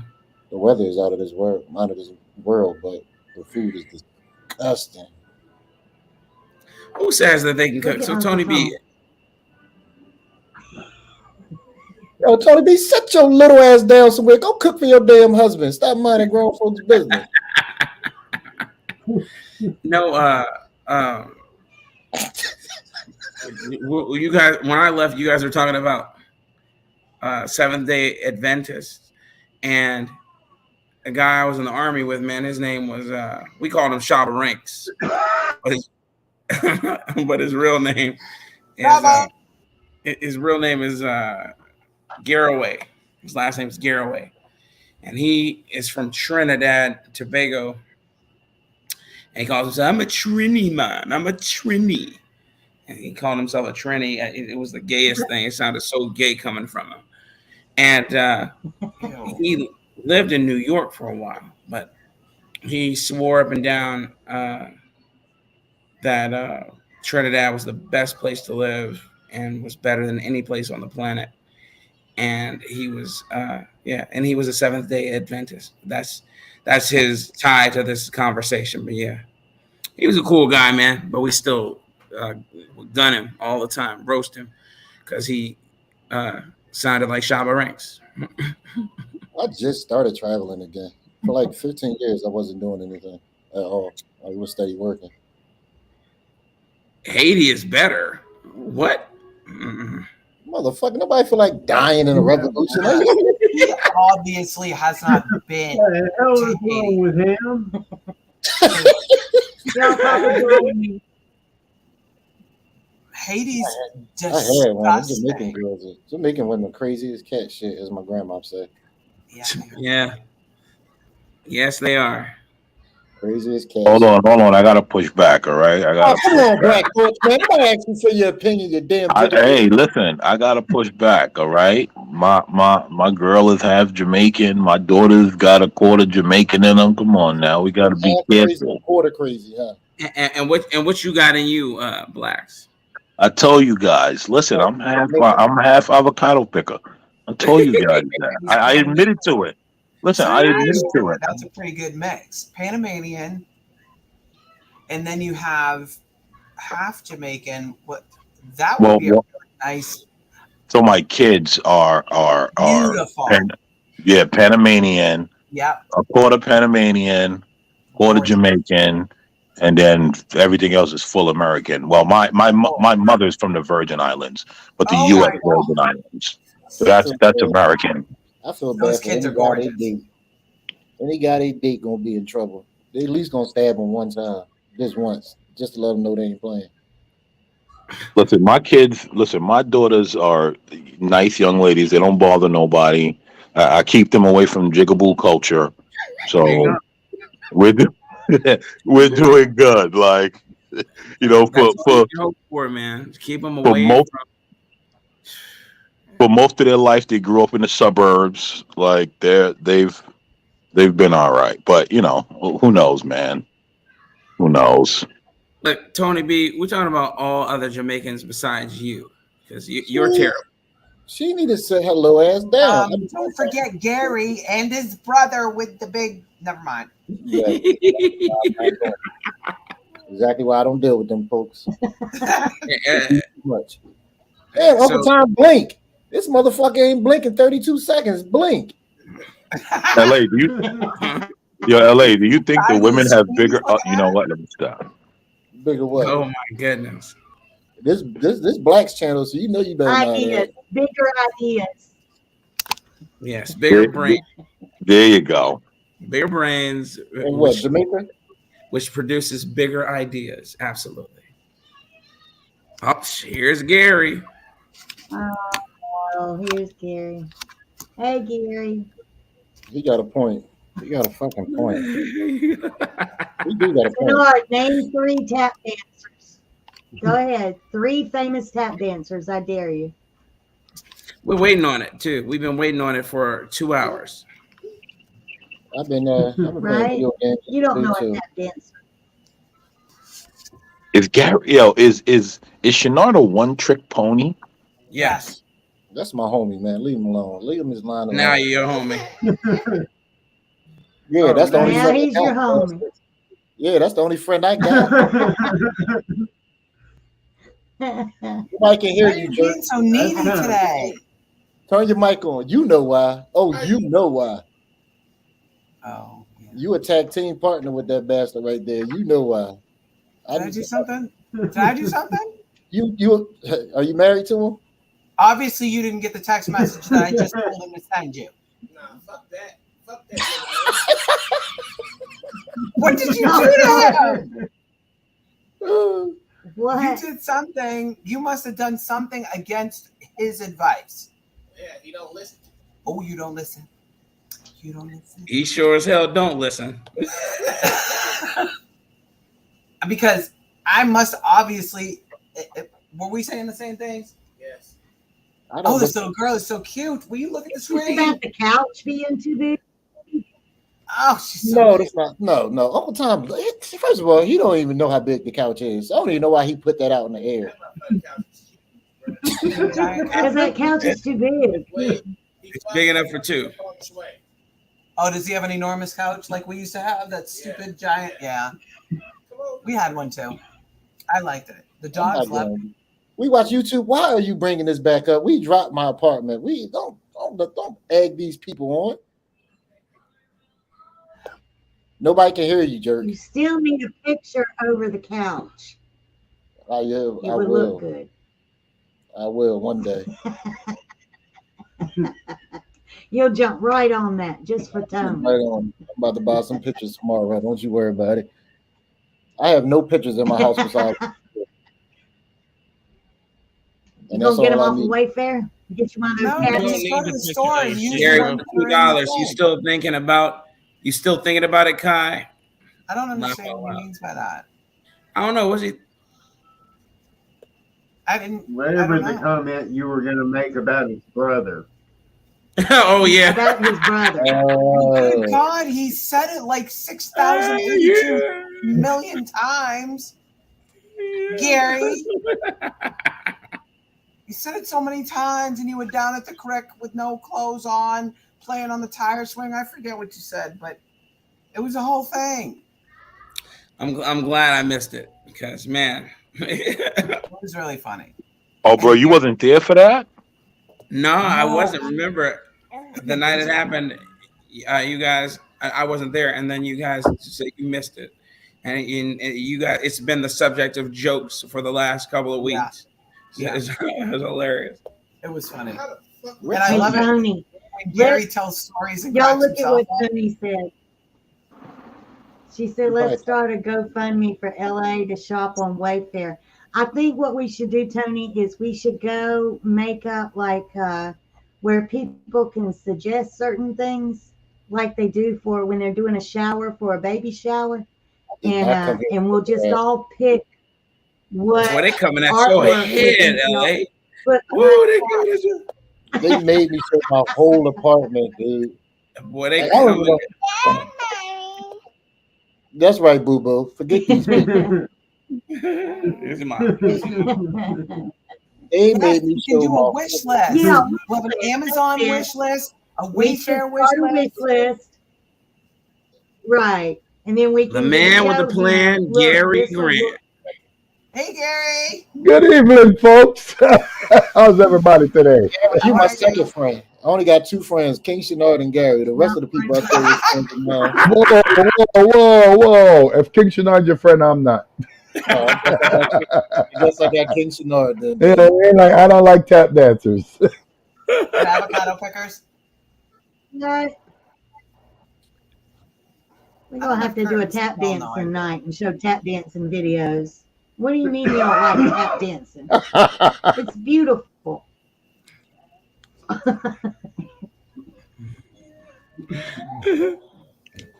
I just got in here. How's everybody? What's going on? No, we're good, man. Simon's still looking for you, Gary. Who looking for me? Simon. Hey, you got a long way to look, man. He can keep looking. He's never gonna find me. I'm not that kind of guy. You know what I mean? And my wife would object. Was he really that drunk that night? He Yes. must have been. Oh, he was tore down. What night was Simon not drunk? Gary, what she Yes. doesn't know won't hurt her. Come on now. It's okay. I don't play on that side of the field. So she don't got she gonna know. Oh man. I heard you all disparaging Jamaican women. No, we didn't. And that's just Tony B. Definitely. Oh, okay. Because I disparaged them too.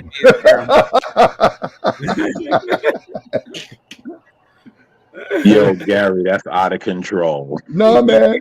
Women are crazy. That's just how they are. It doesn't matter Okay, I what kind agree. they are. I agree with that, but listen, I can't go with the disparaging of Jamaican women. Listen, my daughter's is Jamaican. I got to stand up, back straight. I gotta stand up. Yeah, nah, not me, bruh. My mom's Jamaican, grandma, all them women, they all nuts. So it'd be different with the rest of them. Hey, she's speaking to you in your Jamaican speak. Wagwan, Uncle Gary. Big up Tony Bay. Yo, I never understood why they call it patois. I've always learned patois as what Haitians speak. Oh, okay, because it's a combination. What we put in, like, we got English, we got some Spanish, we got some Taino, and it all came in. And our sound English patois, but the Haitians, since they were French, they have like a French thing, similar to your guys' Creole. Yeah, it's not Creole. What is it? It's I don't remember. It's a bastardized form of French. I can't remember. Yeah, they call it patois too. They call it It's patois. patois. Is it Yeah. patois? Yeah. Yeah, they call it patois. Oh, okay. Yeah. That's how you know I'm old. Look, Gary, that's how you know I'm getting old. I know that. No. It's not old, man. It's just wise. You remember things that you learn. Most people learn shit and forget. You know that. Yeah, that's very true. Except for blacks. Blacks who defy is. I love this dude because every time I come on, he'll give me a new word that I haven't heard in so long. I say, "Oh my god, I'm not the only black guy that knows this." Yo, Listen, me and LA been saying it. Nobody been paying attention. If you watch Blacks Who Defy, the angrier you make him, Bigger the the words. bigger the words get. No one wants to acknowledge that. The bigger the words get. Hey, they go from $5 words to $30 words. Well, he starts I'm off with telling one you. syllable, then it goes to 2 syllables. When you hear the 4th syllable, you know he pissed. I'll tell you what, let beans pop up. You see how big them words get. He's I think he does that because he knows beans don't know the words. Well, you know what? I was just on Patriarchy's page before this, talking, and he was talking about whatever he was talking about, and Beans was in the chat.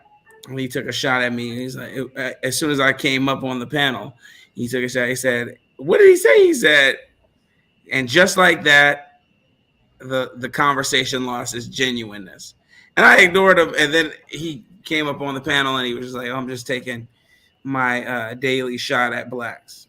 I told you, man. This man taking pot shots at me with a How BB can a gun. man? How can a man on Section 8 take shot at anybody? I know, it's just You know what I mean? You can't even afford the BBs. Hey, they gotta be marshmallow bullets. Man. In the words of blacks, I do not appreciate this deleterious conversation having to do with his intellect and his vocabulary. She understands. Thank you, Grandma. She understands. You're welcome. It's deleterious. I'm telling you, it's just deleterious. It's deleterious. I do use that. That's one of my words. That's one of my $20 words. That sure is one of your $20 words. $50 word because 98% of blacks don't know what that means. Yo, but the thing is, when you hear him say deleterious, that's when you know he's there. Right. Gets on my what did he say? I'm trying to read this. What did he say? BT 100. I always say to that when King Shan gets on blacks, gets hostile. Oh, yes. When he does get on, I do get hostile. Yes. Or when E the man gets on. You ain't the only one with that. I won't even call his name. The one that should be named Tap Dancer. Dog. Oh man, that guy. But King Shanard, why don't you come up, man? Because we've already used up all his words. How many times? Listen, Bob. How many times does Grammy have to tell you, King Shanard, that you cannot use this term until you define it and until you give us 3 famous tap dancers? Listen, Bob. I've been up here long enough watching and listening to Blacks Who Defy. I've seen it when he gets triggered or feeling a little, all right, time for me to go in. The words get bigger. It just happens, and I appreciate it because listen, he's more eloquent than I am. I start to deteriorate a little bit and start to get into the jigaboo town. You know what I mean? He takes it up to the other side. Well, here's the difference there, Black Thoughts. When you get mad, you get black. When blacks get mad, he get white. Now listen here, Bucko, okay? I will not have this deleterious behavior in my presence. You see, blacks, you taught us some words, and we even know how to use them in a proper sentence. Hey, you're using them in the correct context. So there's nothing wrong with it, man. But it's just, form and context matters, man. Just like when someone tells me not to cut you off. I had about enough of that one day. It's when who cut me off? I can't remember who it was, and I lambasted him. What was his name? Yeah. Was it either Bumpkin or no? Bumpkin. It was Bumpkin. It was Bumpkin.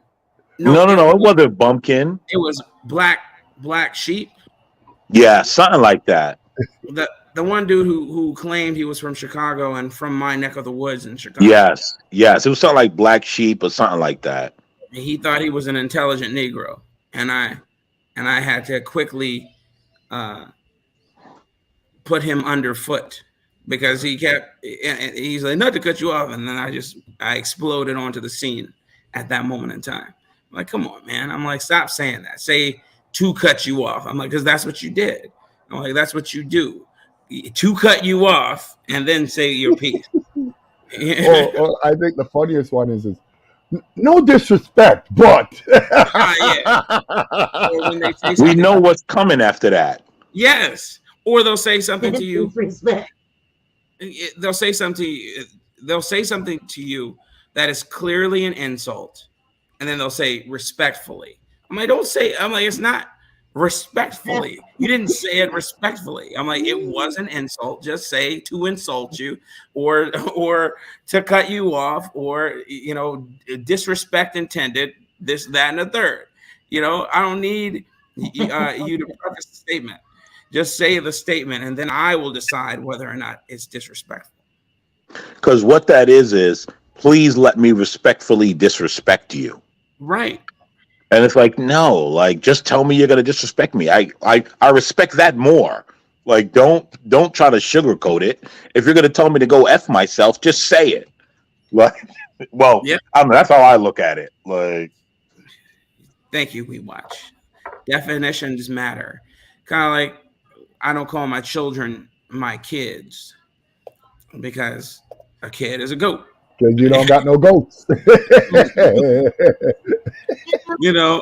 could be. A lot of That's people funny. We believe. were looking at goats, and Uh-huh. I told my husband, I said, Papa, I said, so what you're saying is we're going to go buy some kids for the kids? And I'm like, yeah, I'm going to have to stop calling them kids after we get the goats. That's true. Hey, that's true. Bob says, CT asks Gary, what's King Shan's IQ? Gary said, monkey. And he said, I had to pull over. I was laughing so hard. All y'all say things that are pure comedy. I remember when you did that, Gary. I do remember that day. But because he only has 7 words, you can teach a monkey 7 words. You know what I mean? I'm sorry. Oh, I do remember that. Oh, man. Yeah, but But kids are are you good. sorry, Gary? Really? Are you Me? No, he's really not. sorry, Never, Gary? never in my life. Never. I can't do it. I am officially done playing video games. Well, Oh, he's I thought you were listening to us, Uncle Tom, but I seen your eyes were I open, so we I knew was, better. I was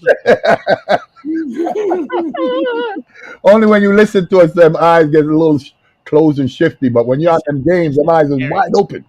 Gary, so I was so tipsy last night. I didn't even make it to the bed, and I didn't even go on Fight Club. don't worry, so Uncle Tom. Everyone knew. Everyone knew. so Black Thought.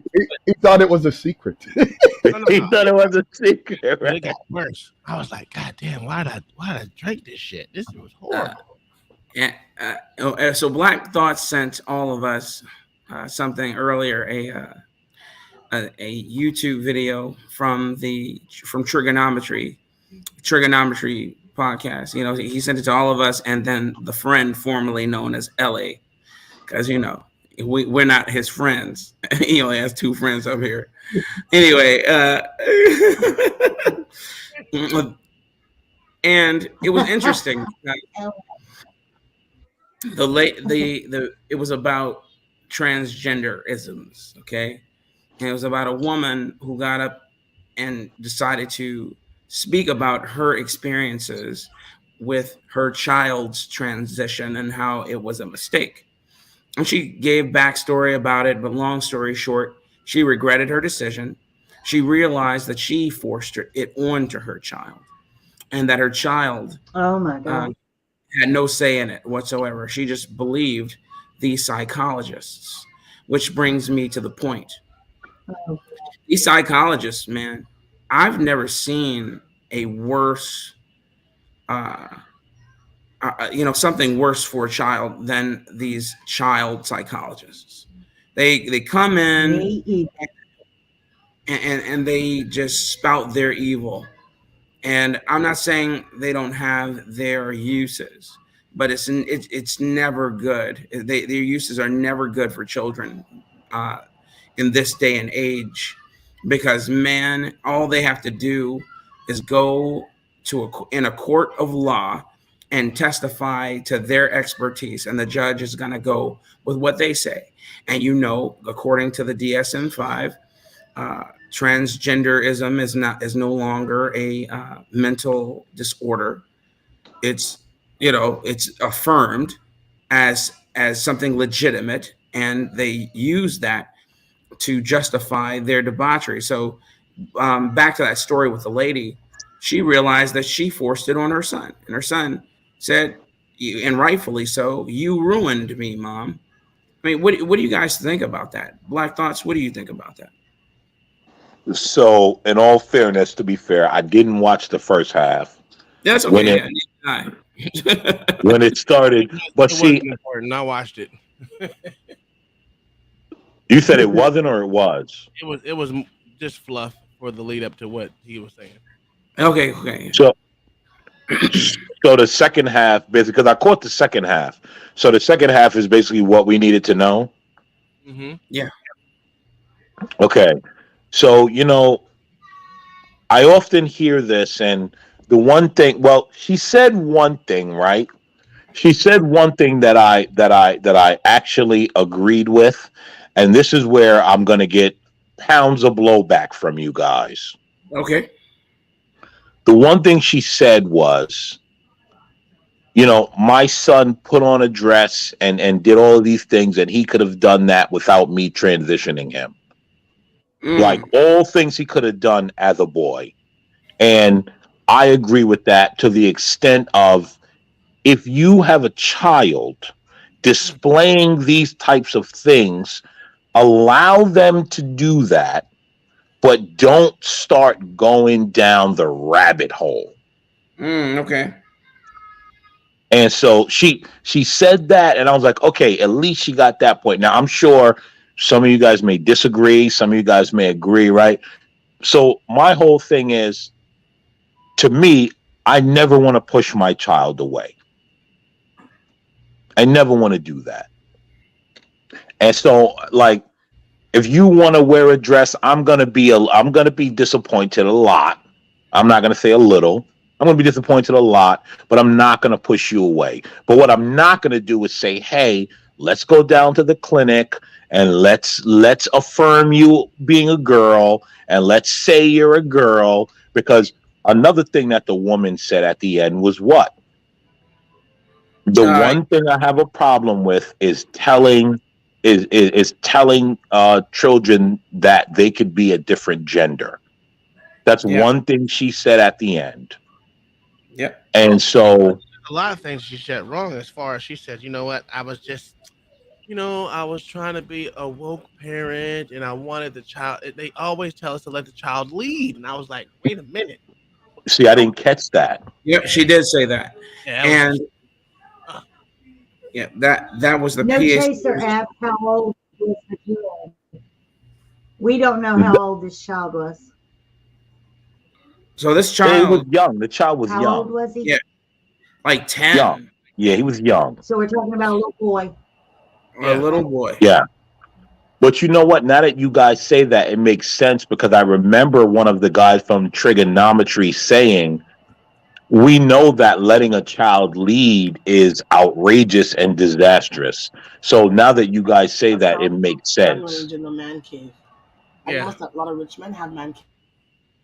So there's a thing that what irritates me is, we can't have children drive cars, we can't have children drink, we don't have children smoke, we all these things that they can't do, but you want to lead with something that is truly, truly life changing versus smoking and drinking, which means you can smoke and drink and never do it again tomorrow.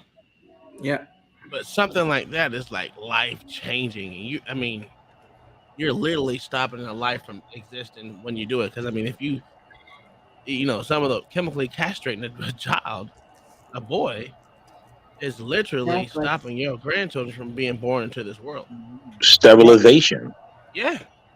Can I give you, brothers and They sisters, don't my even let opinion on this you whole get your transgender business? Yeah, go ahead. I think any parent that allows their child to be transitioned should be put in prison Oh, I'm with you. I'm with you I 100%. agree with you as well. because I know we all were children. Imagine, psychiatrists too. imagine us as It's children not telling just our the parents. parents, "This is what we want." We've all been shopping, and we gone down the cereal aisle, and then you went and grabbed that box of cereal and Yeah, said, "This is what you want." And you know our parents didn't look at us. They didn't even say a word. They just gave you that look. No. Now, You didn't get to speak before you got in the store. Don't touch nothing. Don't look yep. at nothing because you ain't getting that. we all got to speak, but we all looked at the. You know when you seen the frosted flakes or the sugar crisps, you know me. You want to grab a box. Mine was Yeah. Sugar Smacks. Boy, I used to So love. imagine in 2020s that a child can come and tell you, "I feel like a girl," Yeah, or that's "I Yep. feel like a boy." how can you feel like something that you never were? That's the Exactly. problem. But Exactly. what do we all know about feelings? They always change with the wind. All right. And so, how are we? Any adult is going to agree with how a child feels and say Yeah. that's how we're going to make them live. Mm-hmm. As for child psychologists, the majority of them should be killed. I'll explain why. 95% of them don't have children. How are you an expert on children and you've never had one? That's true.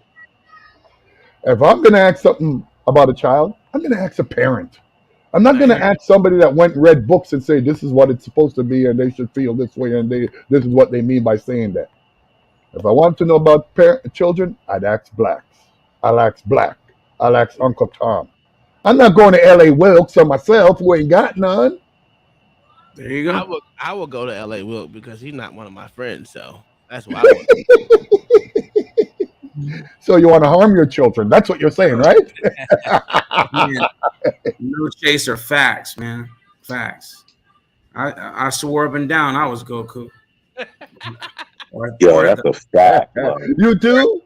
or at the very least, freaking Piccolo. My God. Everybody thought suspected Piccolo was black anyway. Yeah.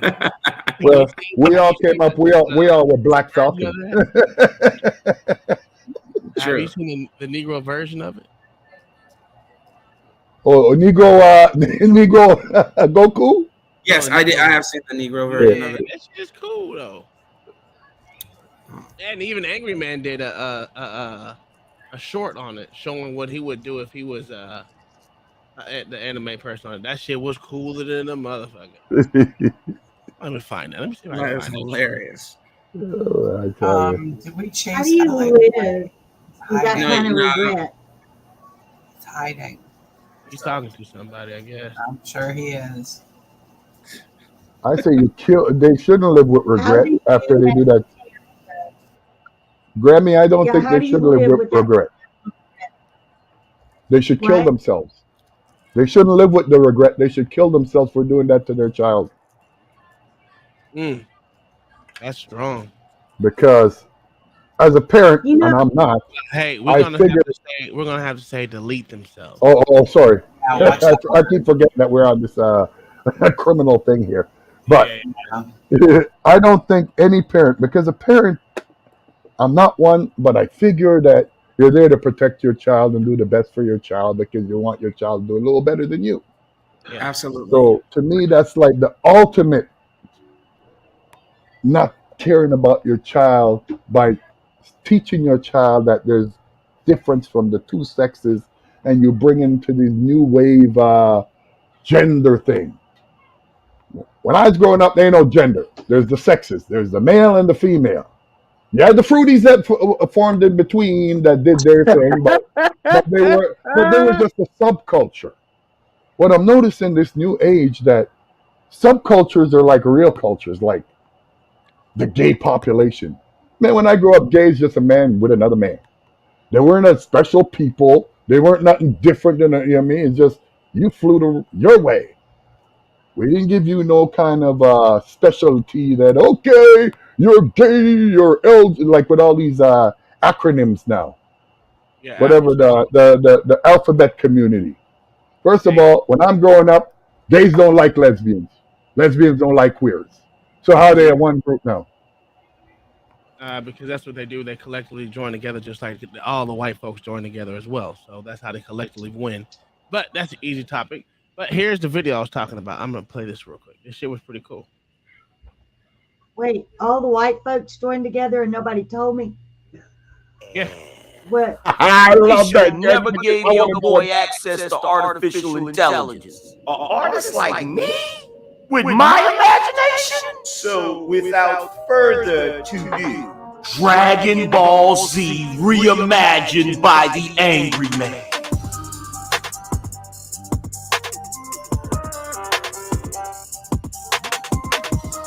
No, I didn't see that. Well, I saw that. Yeah, this is his. Yeah. I didn't know that was his.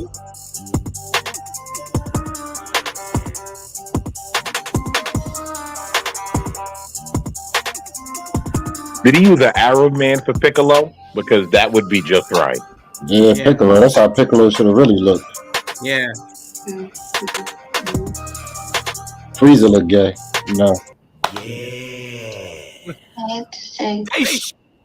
Did he? What did he use to make those? Did he use that? I don't know. That man went to school for that shit. And I was trying to get. Man, every time I try to link up with him to help me out with some of the StreamYard, with some of this OBS stuff, it just That's don't crazy. have I didn't know he time went to school for that, man. Hey, that artwork was legit. I didn't see the Goku, but I had seen the Frieza and I had seen the Vegeta. Mm-hmm. I didn't know that it was Angry Man's artwork. That's crazy. Mm-hmm. That's very good. Very And good. Bob saying, "No, I don't get notifications. I just turn on YouTube. If I see you guys on, I come on." No, I'm not having any problems with notifications as of late. No. Gary, if you see a stream like that says it's coming up, you hit notify me, and then you'll get a notification. Yeah. Okay. Very Yeah, it's not rocket science. I mean, Gary, you're a pretty smart guy. You know. Brother, okay, I told you, like, this is my only form of, as they call it, this new What thing up, here, man? YouTube. I'm not on none of them IG or none of them kind of stuff. That I flip on YouTube now and then, and like, if I see you guys or chaotic, I'll come on. But mainly, I just listen to music and stuff, and it's in the background while I'm probably reading a book on another tab. You know what I mean? I just listen to it. I will only come up with you brothers and chaotic. Y'all are cool. The rest of them, like the one that you go to Uncle Tom Fight Club. I could never go on something like that. Gets on my damn nerves. You're fuck. You know what, Gary? I'm sick of your lies. All right. I seen you the other day. He definitely, Gary. He No, called you I out. come over and watch you guys. I can take you out for 5 minutes, and then after 7 of you talked over each other and you never heard 6 words, then I give up. Gary was sending Get super that chats shit and what everything. King Shanard said. He was sending super chats. He be lying. Gary sending super chats and every damn thing. That is called Imagine for the artwork. Look at this shit King Shanard said. What did he say? Miss Sandra, did you speak to me today? What's that thing that little podcast pull up? Hey, Miss Sandra. Hello. How are you, dear? I thought the artwork was pretty good. Everybody on the panel. You ain't speak to me. You ain't speak to me individually. And who are you? Yeah, go. She's already running over you. Miss Sandra, you better watch it. Watch what? You know you better watch it. I've got to agree with the kid. You better watch it, Miss Sandra. Somebody playing with you, lady. I come right over there. You talk again. You say what? You talk again. Gotta leave Miss Sandra alone. Facts. Y'all better leave her alone. Shit. LA, you might Yeah, bite off a come little by that more than you gate. can chew there, brother. I don't know. Miss Angela, first of all, when she ain't picking on me, I don't think she love me. So she got to talk trash about me. She ain't making any comments about me today, so I figured I had to call her name to get her started. Why? Can I ask you all a question? Why? What's up, Roz girl? Why is it black folk think that somebody making fun of them is showing love? I never understood Go that. smoke a damn joint and shut up. Go sit your I'm old. doing that right now. I still have the same question. So this is gonna be my daily carry to LA. Tell you, daily carry. The nigga who shot at me had one of them. What is that? Actually, Goddamn. it's just a 9mm. Is that a real gun Yeah, with a drum. or a toy? That's a toy, right? With a drum mag.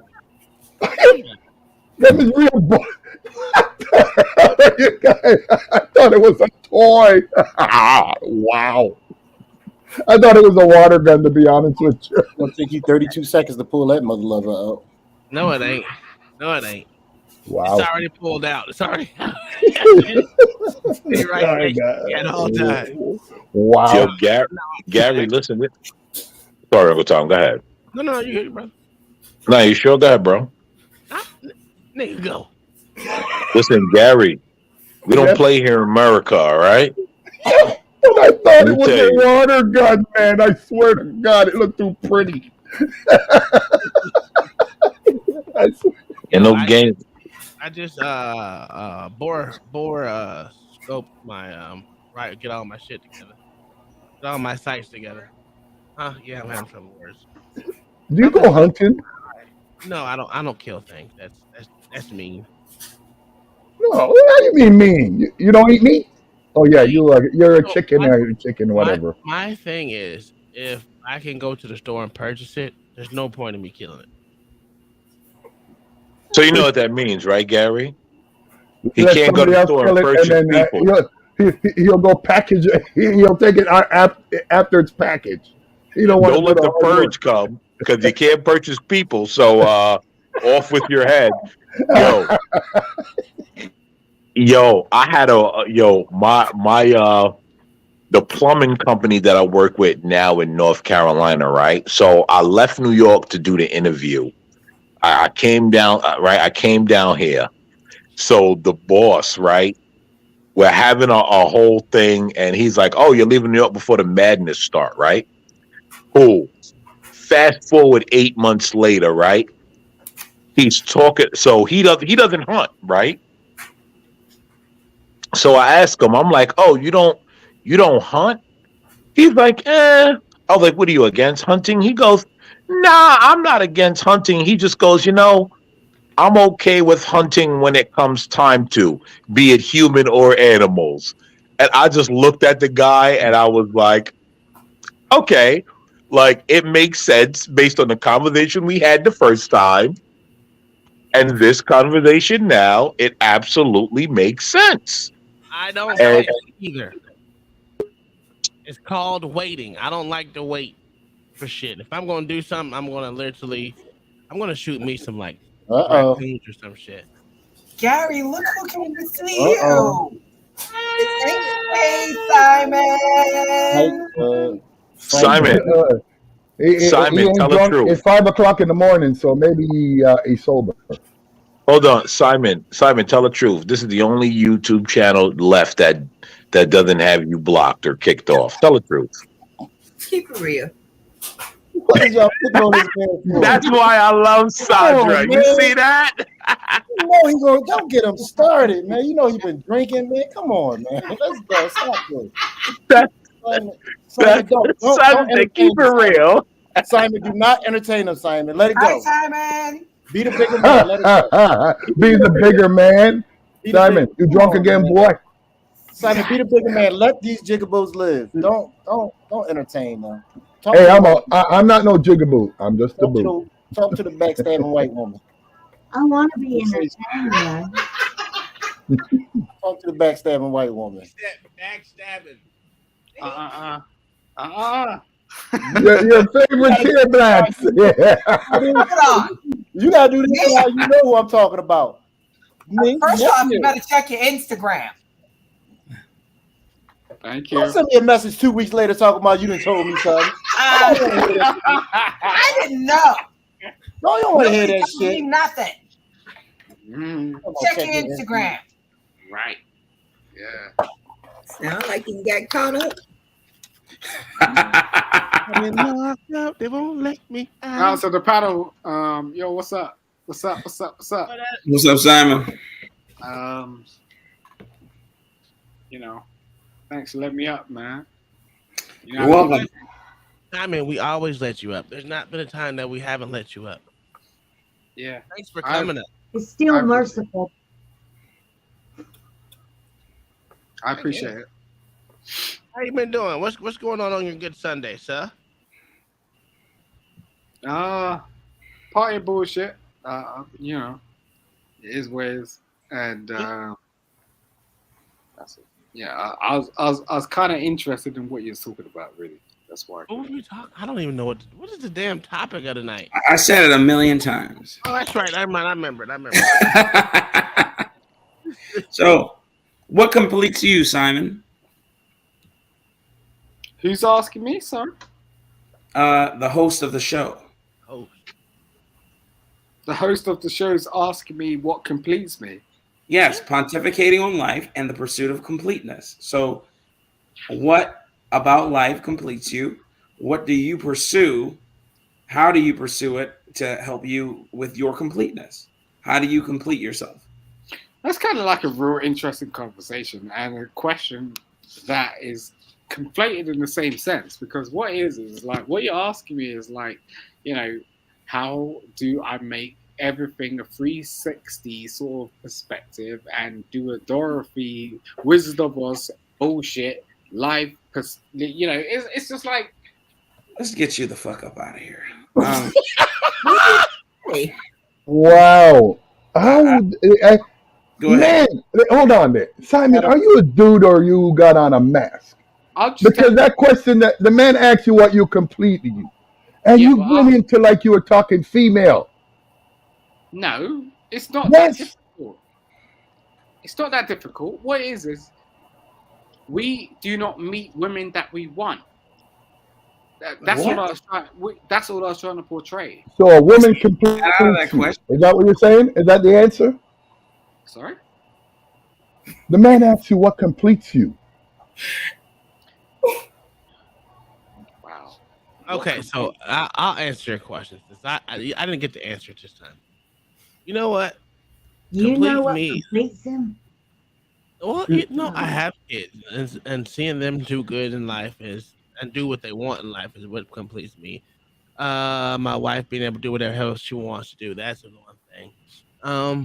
Being able to provide, because I'm a person that needs to be needed. If that makes I sense. want you to want me. Well, no, she ain't gotta want me. I just want her to. No, it's just a song. Oh, I know. Baby, we are. I got you, Black. Yeah. No, that song. My mom just always told me there's a song for every instance, and that just came to mind when you said I need to be wanted. Yeah. Or I need to be needed. Same thing. I have this. No, it's not the same thing. All right, continue. Explain. Two different things. But other than that, I like having conversations with my parents. That's one thing that I'm glad I can see them get older. That's a good thing that most people don't get, because I didn't get to do that with my grandparents. So, at least she can see her kids grow past the age of 12. So, I only got to see one of my grandparents that I was alive past 12, and even then I didn't get to see her that much. So, then being able to see her, talk to her, I mean, times are different now, so that's one thing I'm glad that shit completes me. Just some sort of family lifestyle. That's pretty good for me. But having conversations with my mom about religion is the best thing ever, and we're gonna deep dive on this probably tomorrow because it was hilarious to me. Awesome. Hold on, let me. I don't mind. I want to hear about it. It's coming. It was. I'm gonna tell you, my mom drives me crazy because she's just like Simon, who doesn't answer fucking questions at all. but it's funny. Mm. All right, so Simon, now that Well, you've give me an had, example. Give you an example. Never mind. I gave her a yes or no question. Yeah. She said, "Well, look, if you do your research, she one of those. Well, if you do your research, that will give you that." I was like, I'm not asking the research. I'm asking you. Yo, Uncle Tom, she hits you with the if you do your research. Oh my God. Yo, we must have the same Are you mother. talking to your mother or the professor? Yo. Wow. My mother does the same thing. I'm just like, Mom, please just answer. So, The okay, horror. I'm gonna give you the whole thing. Okay, so my mom, she is not a Christian, right? She has gone back onto What? her Jehovah Witness kicks. I'm like, all right, cool. I want to know the difference between what you believe, what the Christians believe, and then she was like, "What do you believe?" I was like, "I believe in reincarnation. That's my belief. It is what it is. It makes sense in my mind." I told her mine. I was giving her hers. I was like, "But just think about what you said." And it just went down the rabbit hole. I had to. So a whole hour of the conversation wasn't even captured. We only got 20 minutes of us going back and forth, but it was hilarious. But go ahead, Simon. Go ahead and answer your question. I don't know. I've missed the whole sort of understanding of what you're talking about. So all it is, Simon. Just what completes you. It could be jacking off in the corner completes you. That's what. If that makes you happy in the world, that's what completes you. It's a simple, basic question. That's one of the questions you should be able to answer. Okay, I appreciate that, bro. So you broke it down literally and factually. So what completes me is, I would say,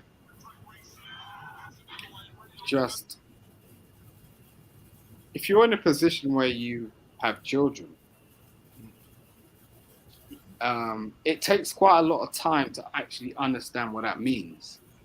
And why I say that is because a lot of people, in particular black men, don't get past the barrier of 2 years. What happens is they have incremental situations with their children.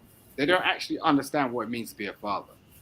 Mm-hmm. So what in reflection women see is that you can't understand where we're coming from because every woman had a father. The woman that was fortunate enough to actually turn around and be in this sort of life where they're turning around going, yeah, I earn sort of like 100K, I do this, I do that. There was a father in their life. That father was prominent. But the thing is most women don't have that. So what they do is they latch on to men who have not had fathers themselves, cannot teach them anything themselves, but yet they're a man. So it's like, okay, I'm going to latch onto this nigger. I'll say nigger in that sort of stance, but I'm not being profane. I'm not trying to be rude. You're good. Hold on. Hold on for a second. No, Simon. you hold on. Maybe I'm crazy or not. Gary, What does this have to do to complete you with a woman not having a father, brother? You know what I mean? You lost me. Gary, I don't. You can't come in hot all the time. You gotta let Simon finish. It's a build up. But Uncle Tom, I'm not bad. Come on, you guys tell me you get it. Okay, make me feel stupid now and tell me that you understood what he was saying. Go ahead. I understood everything he was saying. Gary, you got You lying bastard. I'm going on mute. Hey, that's why this is Black Show. Go ahead, Black.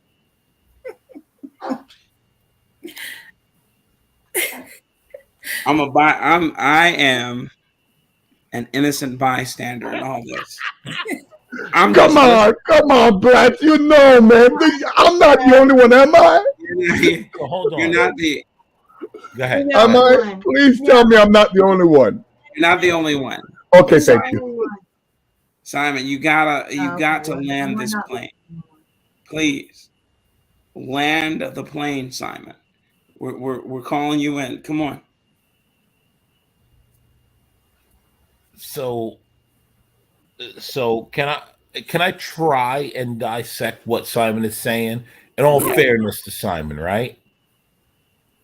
And I want you to see, Go Simon, I'm for it. not fully your enemy. I'm just halfway your enemy.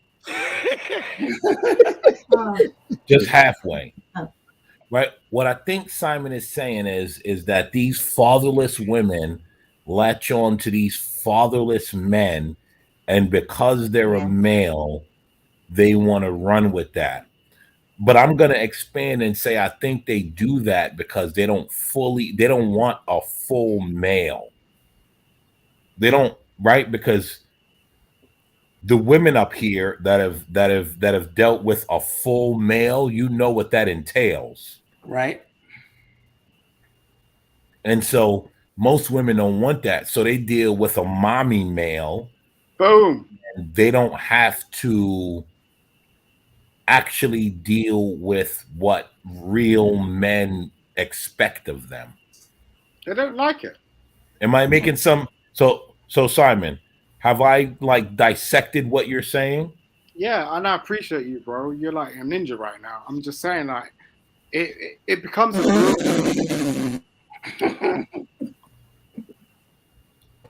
Sorry, I couldn't help it.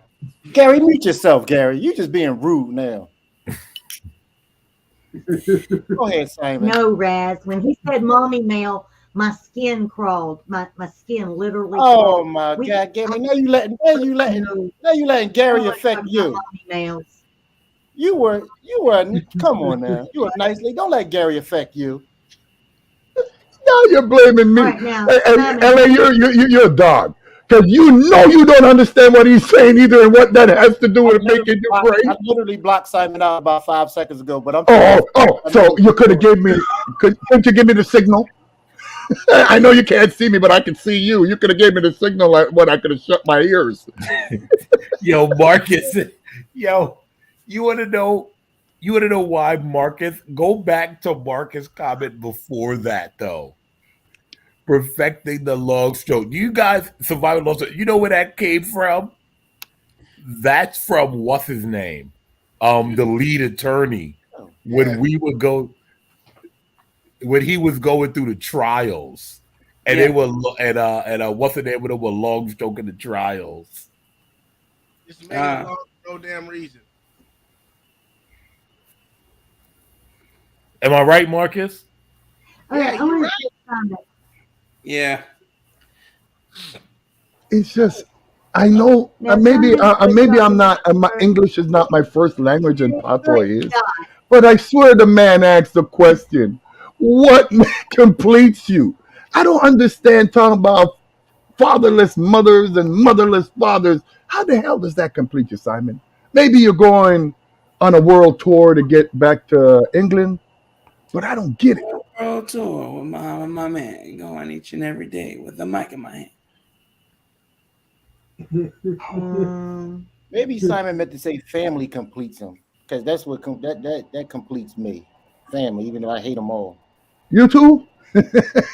Well, originally he was talking about the word complete, and he was describing it as a circle or a completion. That's what I think of too, as a circle being completed.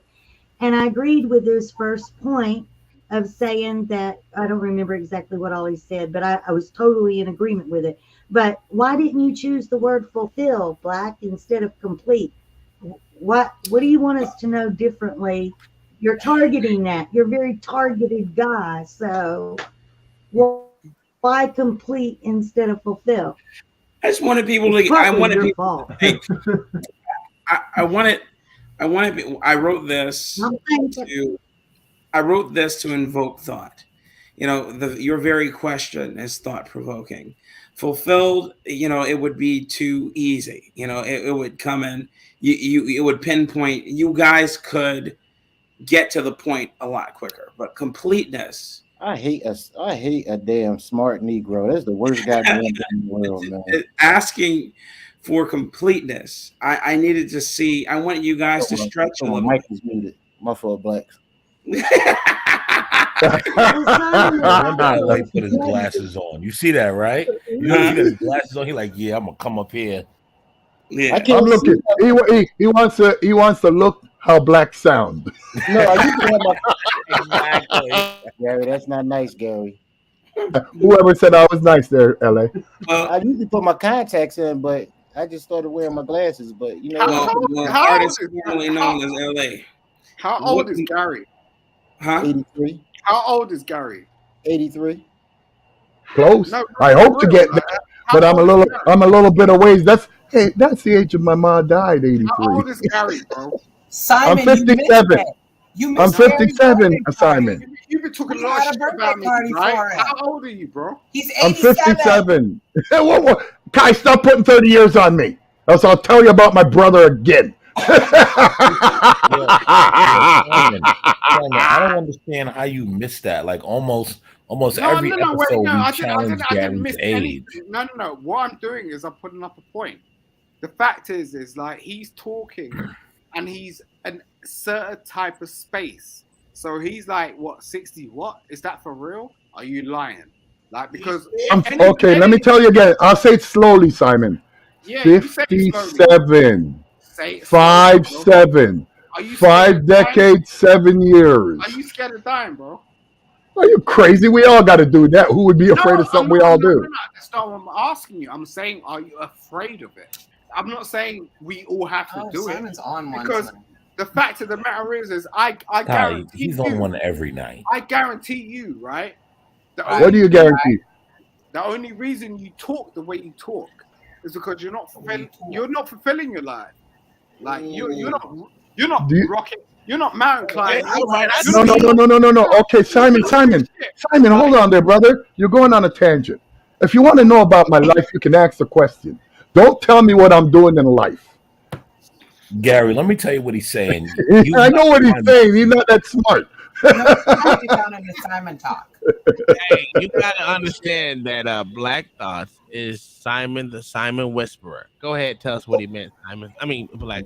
You mean his dictionary? You're not climaxing enough in life, Gary. That's what it sounds like you meant to me. But shouldn't he ask my wife that? I mean, like, ask her if she's doing her job. Yeah, your wife's unhappy, bro. That's what I'll tell you. You want to ask her? You want to talk to a woman that's not your sister? Jesus Christ. Whoa. Hey. I'm old, boy. I'm old. These are fun games for me. Simon. Listen, if your wife was happy, you wouldn't even be up here. I'll tell you that for a minute. Well, you see, you would think that, right? But she's sitting right beside me, and we're smoking a joint. So she's very happy. No, she's very happy.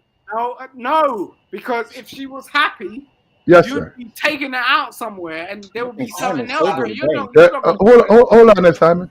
Let me make you know something. Hello. Wait. Go ahead, Dekai. Simon. I know what marriage looks like. Okay. Oh, I'm gonna hit you with Simon, take a sip, Simon. Is this a nigger telling me what you... Simon, Simon. There you go, Simon. Now there listen, you go, Simon. Take your medicine. Simon says, Simon, listen to me. It's not nice. Don't talk about his marriage and all that. That's not nice because guess what? You've been married 20 years. I'm right here. He's right there. It's fine. You were married. You're not now. But be nice. You don't be mean. There's no reason for it. We're having a good conversation. No, we're not. I appreciate it. That's why I'm here, and I appreciate you having our son. And I say us because my ex-wife is literally sort of, she tunes into everything that I do. So she tunes into everything you do. That's nice. No, you're a liar. Sorry to say. Hold on, no. I don't like BS.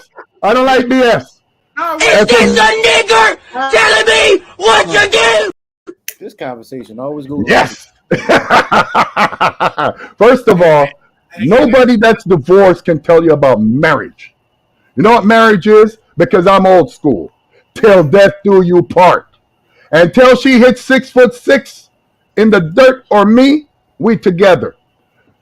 the young couple on the top there, Mr. and Mrs. Tom, 20 years. Unless you've been in the game for over a decade, I don't want to hear tell me that you're married. You had a long-term relationship. You've got a big voice and a small butt, and that's what your problem is. I don't bark, man. I'm not a dog.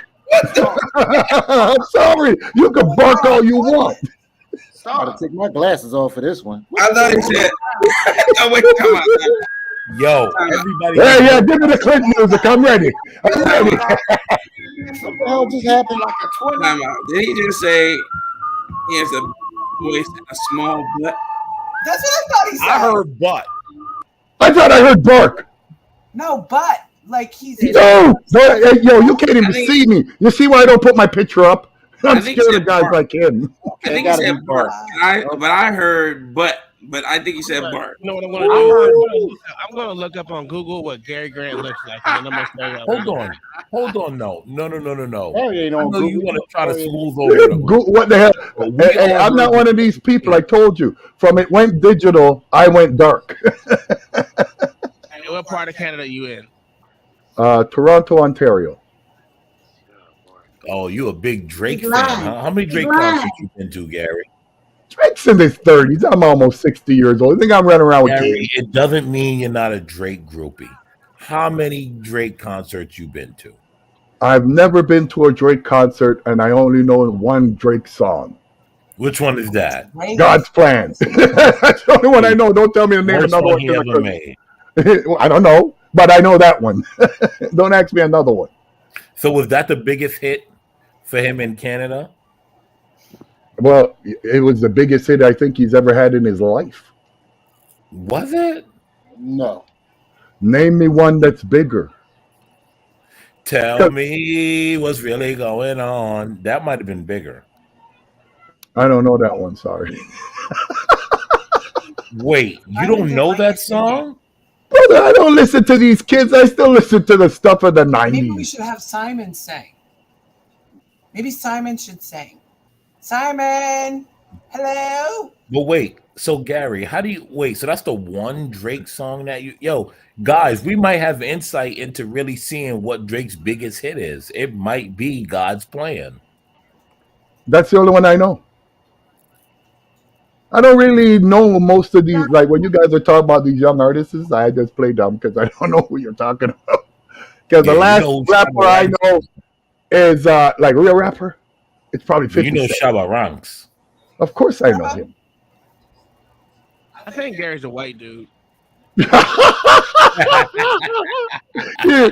want a joke, Uncle Tom?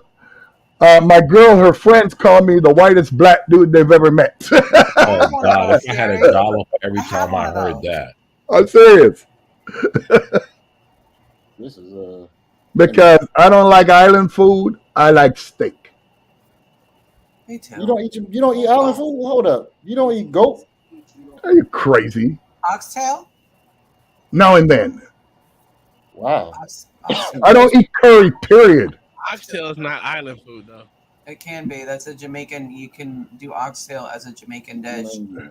I'd rather eat venison. What's wrong? You know what I mean? I'm being honest with you. I'm a meat guy. I love pause. What? You heard me, pause. No, I didn't. I don't. And that's another thing. This pause thing, what does that mean? I've been hearing it for years. I don't know what it means. I feel stupid every time. You guys say something and then you say pause. What does that mean? So it came from the Boondocks, okay? It came from the Boondocks. And it's synonymous with the term no homo, okay? Okay, I get so you you. say pause when you're trying to say no homo. So now you got to tell people you're not gay? I'm just telling you where it came from. Oh, no, I appreciate you, Blacks. I'm just saying that's funny. Hi, Simon. You're back. Are you going to sing us a song? If you want. Are y'all ready for Gary? Give it to me, Uncle Tom. Boom. Whoa. I don't have a bald head and I ain't that fat.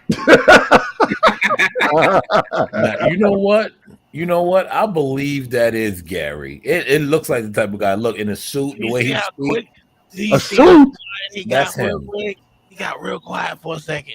I don't Yeah, do that's him suits, right number one. there. I'm telling y'all, that's not me, bro. I'm a Hey, that jeans and was t-shirt you guy. back before you retired, bro. This is an Yes, old before you retired. I worked in a warehouse. no, no. Maybe it Hold was on. dress up Are you day. retired at 40 from a warehouse? Yes. I'm fucking Bill Gates' son.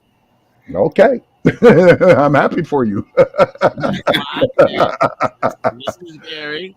He works in an automotive plant in a No, warehouse. They make Automotive casters. warehouse. Maybe I shipped some to them. Look, this is Gary right here, bro. Where is he from? His name is even Gary Grant from Toronto. Oh, okay. You would never have a picture on me on the internet. Yes, it will. You sent one to CT, Gary. What are you talking From my email. These guys. This is Gary. These are all of Gary's coworkers. He laughing like, he'd be like, "Oh, look at Johnny there. I remember." all them niggas in suits? Goodness gracious of me. Man, I ain't wore a suit since I think in the 90s. Look at you playing basketball, Gary. Oh, hey, he was pretty good, Gary Grant, this one here. I followed him in Michigan.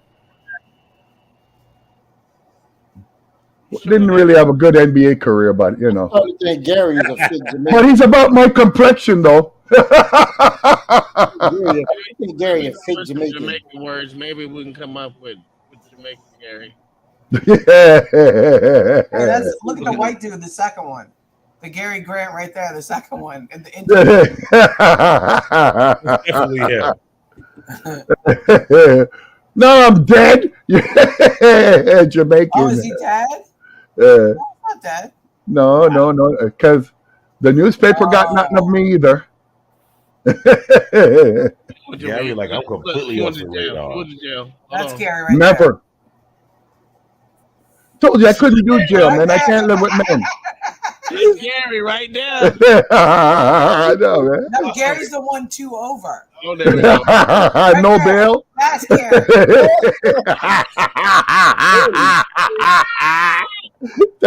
There's Gary Grant.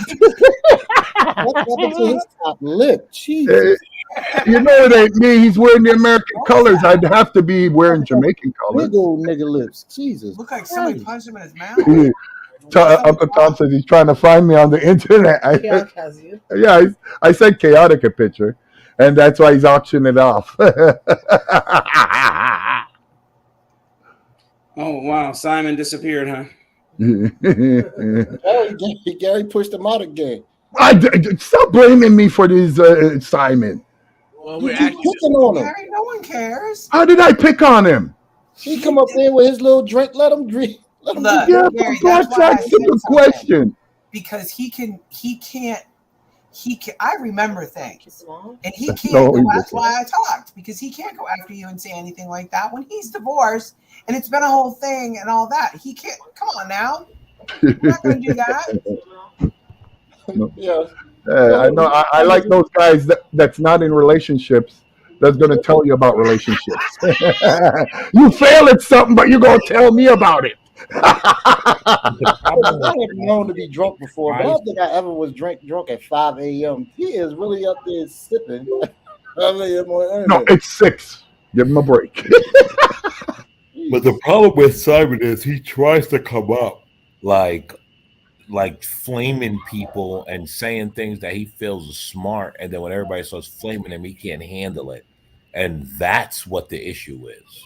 Yeah. No one has a real issue with Simon outside of the way he started out, and that was the thing. Like I remember Simon and I's first interaction. He tried to go in, and I was like, all right, I'm gonna let the dude go. And then I'm like, all right, we're not gonna do this. And he kept going with people, and everyone just started like, all right, bro, we're gonna flame you. And my thing about people is don't flame if you can't handle being flamed. I don't even understand you guys. That ain't flaming. You're only talking. Flame me throwing a firebomb at somebody's house. But the meanings have changed over the years. Yo, they dropping dimes on fucking Fight Club. Jesus Christ. Oh, what are Jigaboos doing over there? Oh my Raw God, are they beef. arguing again? Yeah, That's all they do, Kai. No, last somebody night dropped was 300 on Raw B Head, and she dropped another 300 to get back. Are you serious? Whoa! Yeah, it is They not pay that Logic like and Angry Man were going 99 at each cash other. apps now. Wait, who Well, and Angry Man was going at each other? Logic and oh my God, it was really bad. It got real personal. It When was was really this? bad. When was this? Logic and Last Angry night. Man?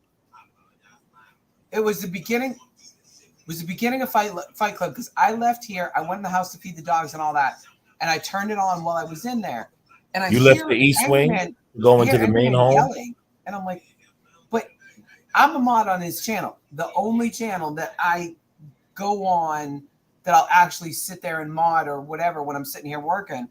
So I know the way he sounds, and he was pissed, and I'm like, what the hell? I walk around the corner, him and Logic.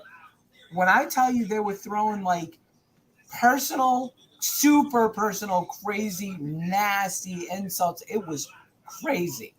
And I'm like, is this gonna end? Like it went on and on and on and on. I'm like, holy shit! Yeah, if I got to do D-Rad all was that. in there When was this? You said last night. Oh, I gotta I look was at over that there now. just knocked out like a motherfucker. Man, I gotta that's see. Hold on. crazy. It was crazy. They dropping dimes over there now. I don't know what Raw B saying, but she pissing somebody off. But hold on. How can you take something on the internet personal? People crazy. No, Gary, some people, some of them meet up and actually meet each other face to face. Like it's a whole different thing. So they're idiots. They met. No, it's like a business meetup. Oh, to make money. Yeah. Oh, okay. Oh, making money. I'm always for that. They've met. Like they all kind of know each other. I don't know how well or anything like that. I don't know, but it was personal. Like it was personal. I was like, oh my God. But that's the dozens, isn't it? I don't get involved. Look, I'm not saying nothing. Let me tell you what. It doesn't affect my pockets, or if somebody's not coming from my immediate or people close to me in some way, I got nothing with it. But Gary, let's Speaking be of real. protecting your Yes, sir. pockets, Yeah, well, I agree with Kai there.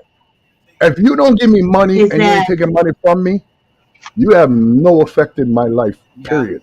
Yeah. But let's be real. That's just reality. But Gary, you only played the dozens with people you grew up with. No. Okay, no. We from the projects. We go to different projects and play the dozen. Instead of fighting, Hello. What are you doing? it's only insults. It's only words. Nobody's coming to your house with a baseball bat. Gary, I get you, but I never played the dozens with people that I didn't grow up with. Over time, looking around, somebody else was calling his name in the house. This dude is crazy. Fighter, you better say something. You better say something. That was last night. Yeah, I'm looking at last night. I'm trying to. Man, tyranny is ugly as hell, boy. She wasn't on there when that happened. She wasn't on there. I'm looking at whatever time we left here is when I saw it. I'm up here looking at Black Beauty right now. I'm like, God damn, she got to change that name. Is she shiny? She looking like silly over there, man. She is. Oh. Why, Lord? The ugliest women always got to put beautiful in front of their name for some goddamn reason. They're trying to will. They're trying to will that shit into existence. Yeah. Damn, man. And she got a bad attitude to make it worse. Like usually, ugly people should have good attitudes at all times.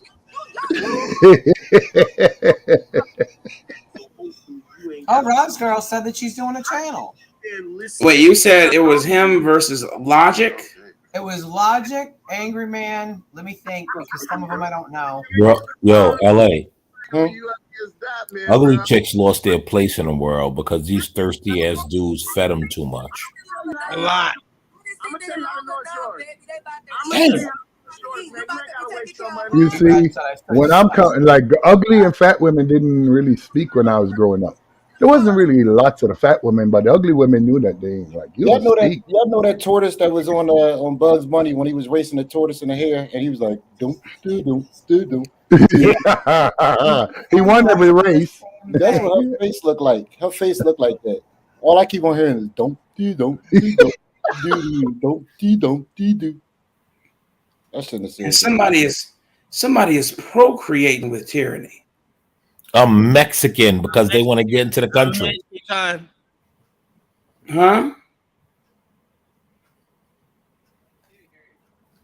I said it was a Mexican.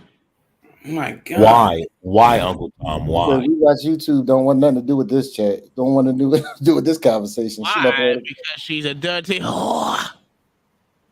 No, because they want to be legal in this country. They want their kids to be legal. That's why.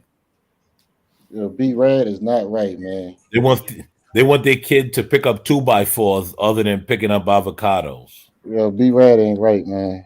That comment he made earlier, I had to cut my goddamn camera off. Really? told her to listen to R&B. Yo, I walked away and came back and was like, what happened in the chat? Started going back and looking at certain things, trying to place it together. And I'm like, what? Some fucking idiot. I did hear him say, listen to Brandy, right? He's an idiot. Yo, let me tell you something. If you read B Rad's comments, oh my God. Yo, B Rad is ruthless. He's one of us. B Rad is always on point, man. Bad Do not say her 3 times because she gonna come. I told y'all she one of my own sites. You know what I'm saying? Her, Anna, other one. There's a dude. Hey, yo, Anna was on. I can let Black Beauty live, but if she talk about America, that's one. We'll not be talking about any American slander. Don't do don't. You just brought back a childhood memory of mine. Watch this. I'm gonna find it. Y'all think I'm playing? I guarantee you, once you see the picture, you're like, "Yep, that's her face." I do not see. Please put up Michael Ray's comment. So if Fight Club starts at 11:45, then it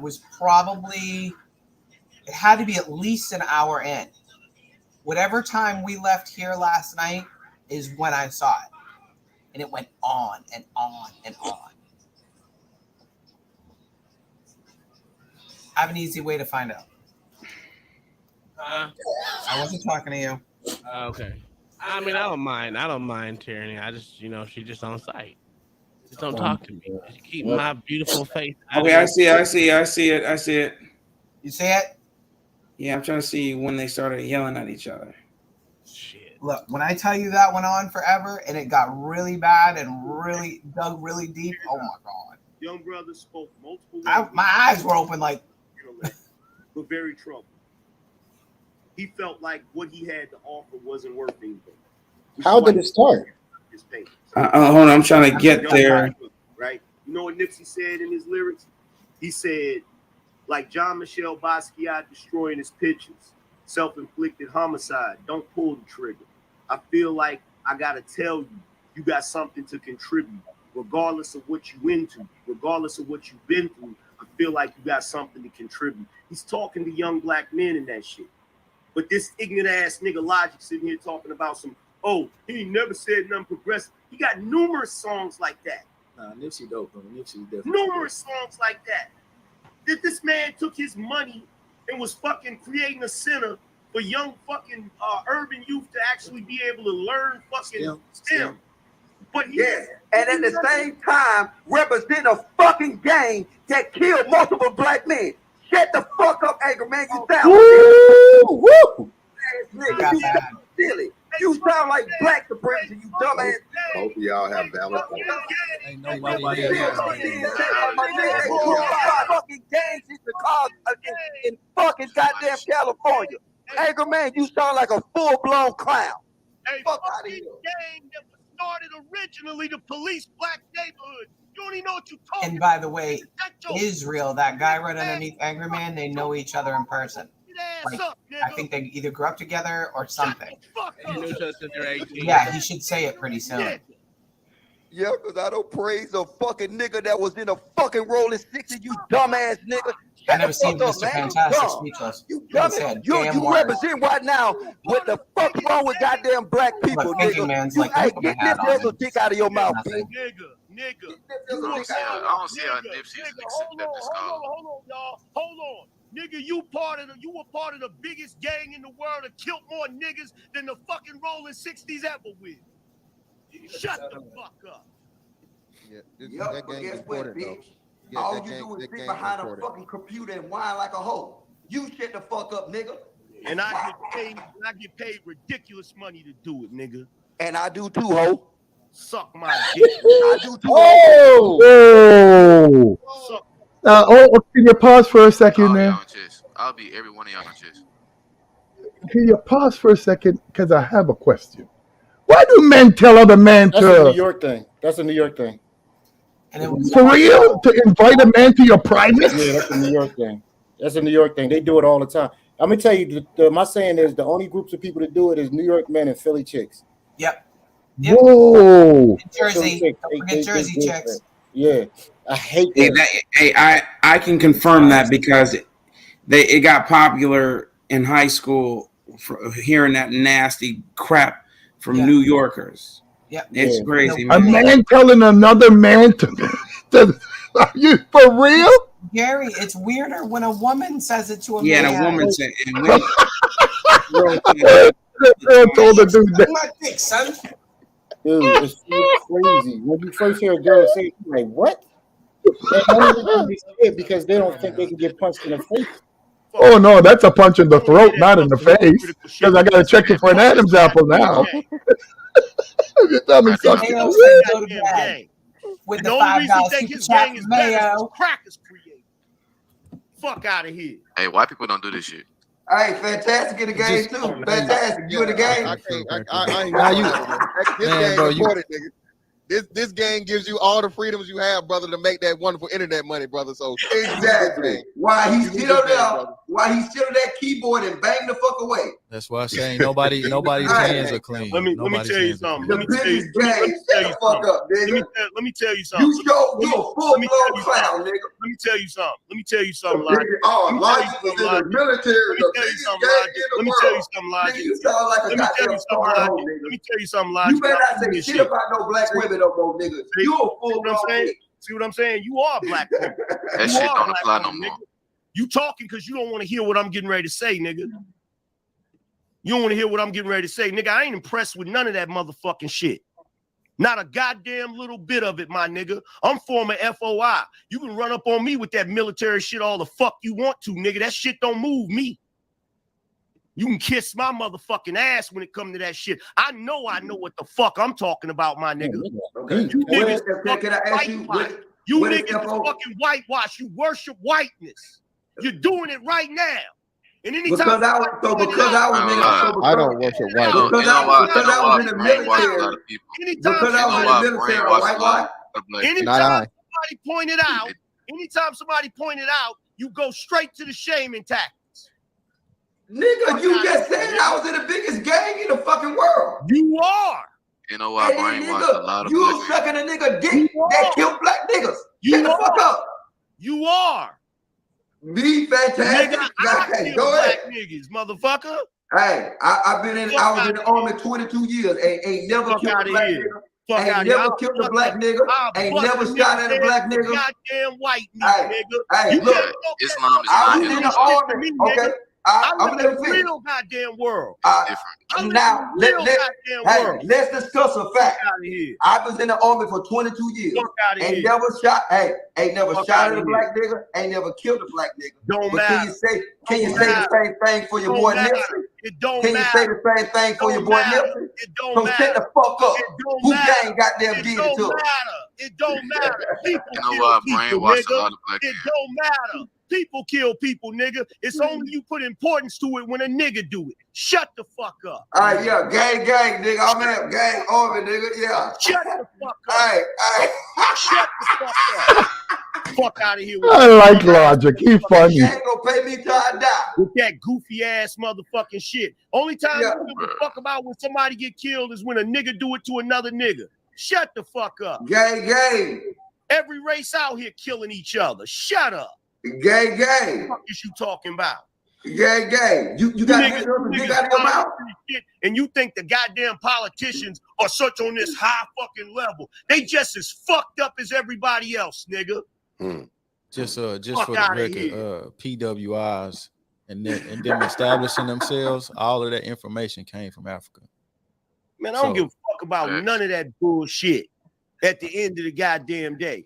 Because So hold on. But when you make the motherfuckers that went to college, I run circles around their goddamn asses. I'm not. My goal is not to argue that, but what I'm saying, this is our relative, I'll bro. make a Like nigga all this stuff burn is his connected. goddamn degree. All this stuff is connected, bro. Cap.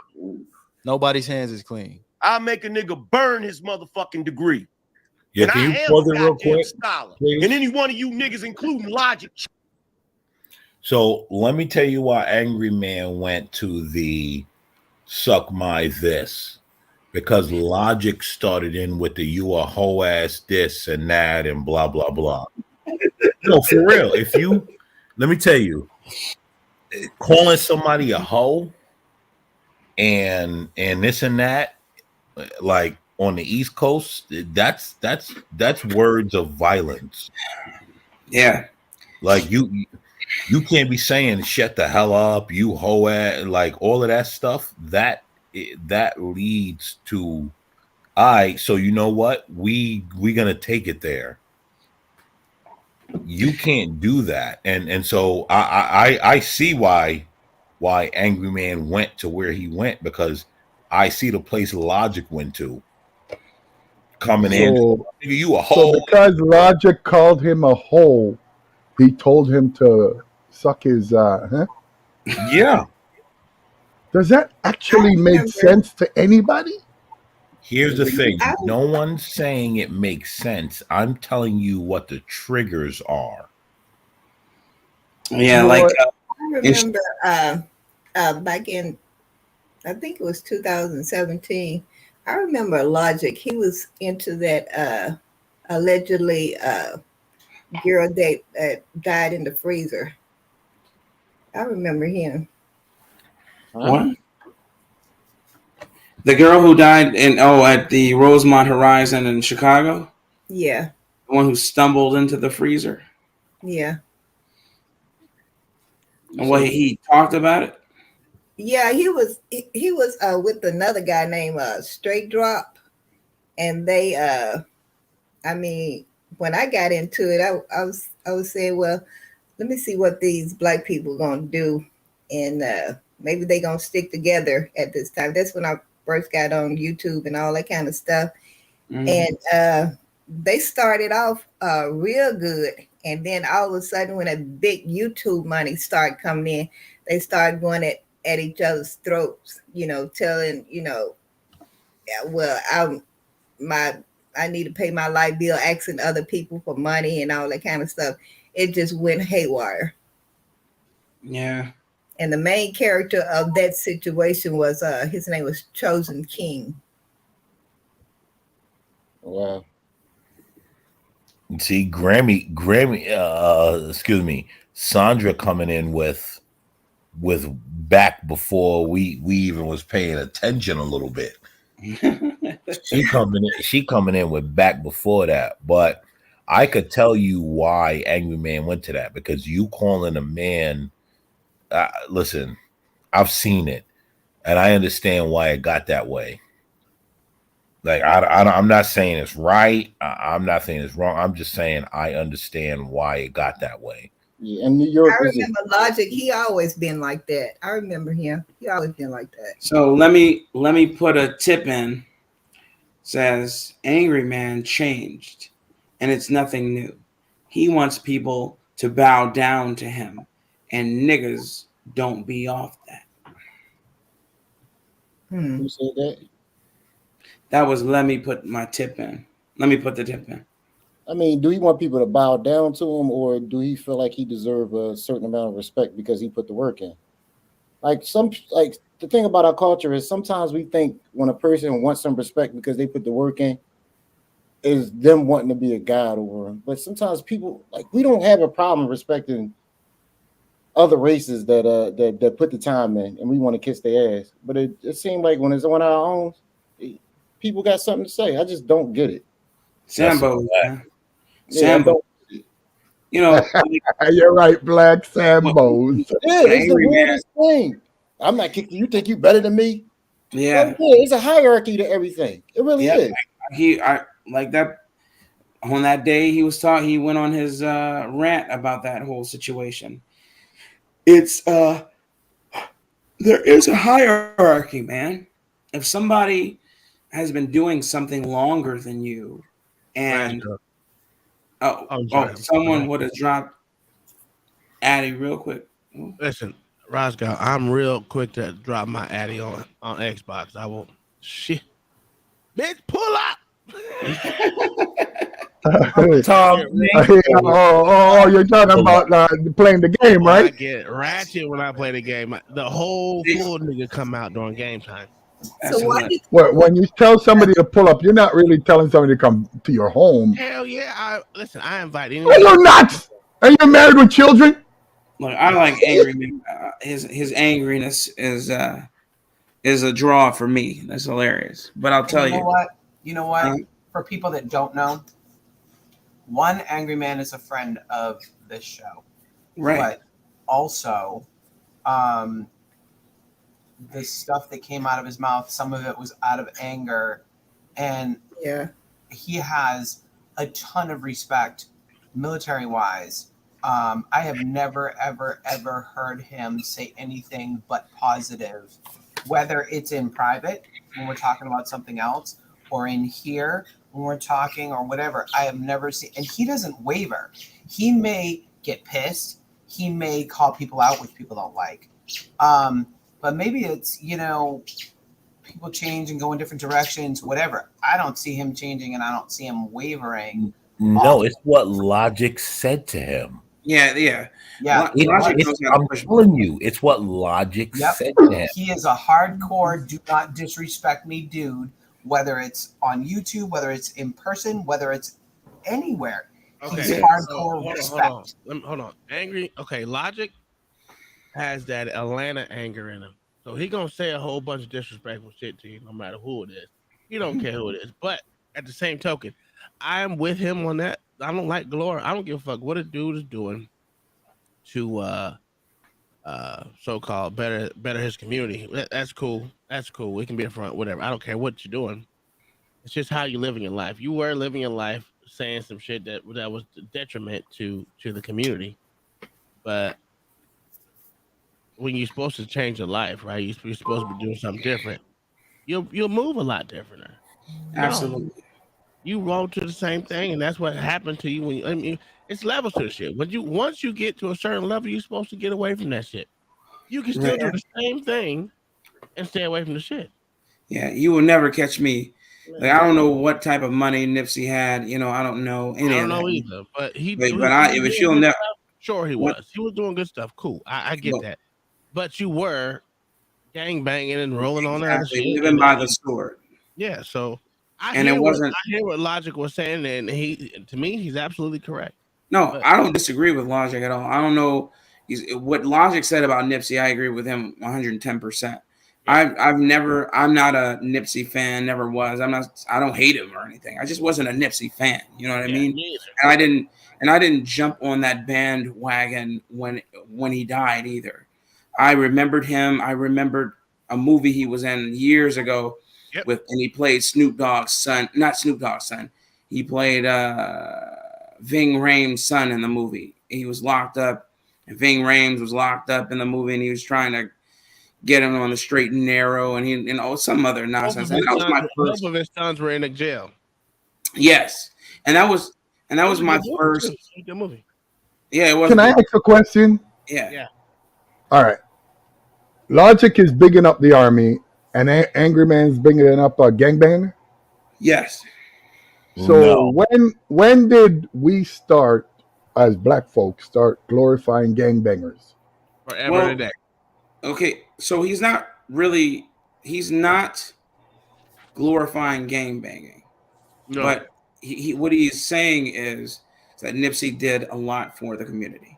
He did a lot for his community, and he was going through all the things he talked about in his music, and and basically saying that there was a nuance about Nipsey. What Logic is saying is, regardless of that nuance, Nipsey glorified the very thing he was trying to fight. And that, at the end of the day, came for him and ended his life. And it did. So Logic is saying karma got Nipsey. You can't be talking about you can't be a halfway crook.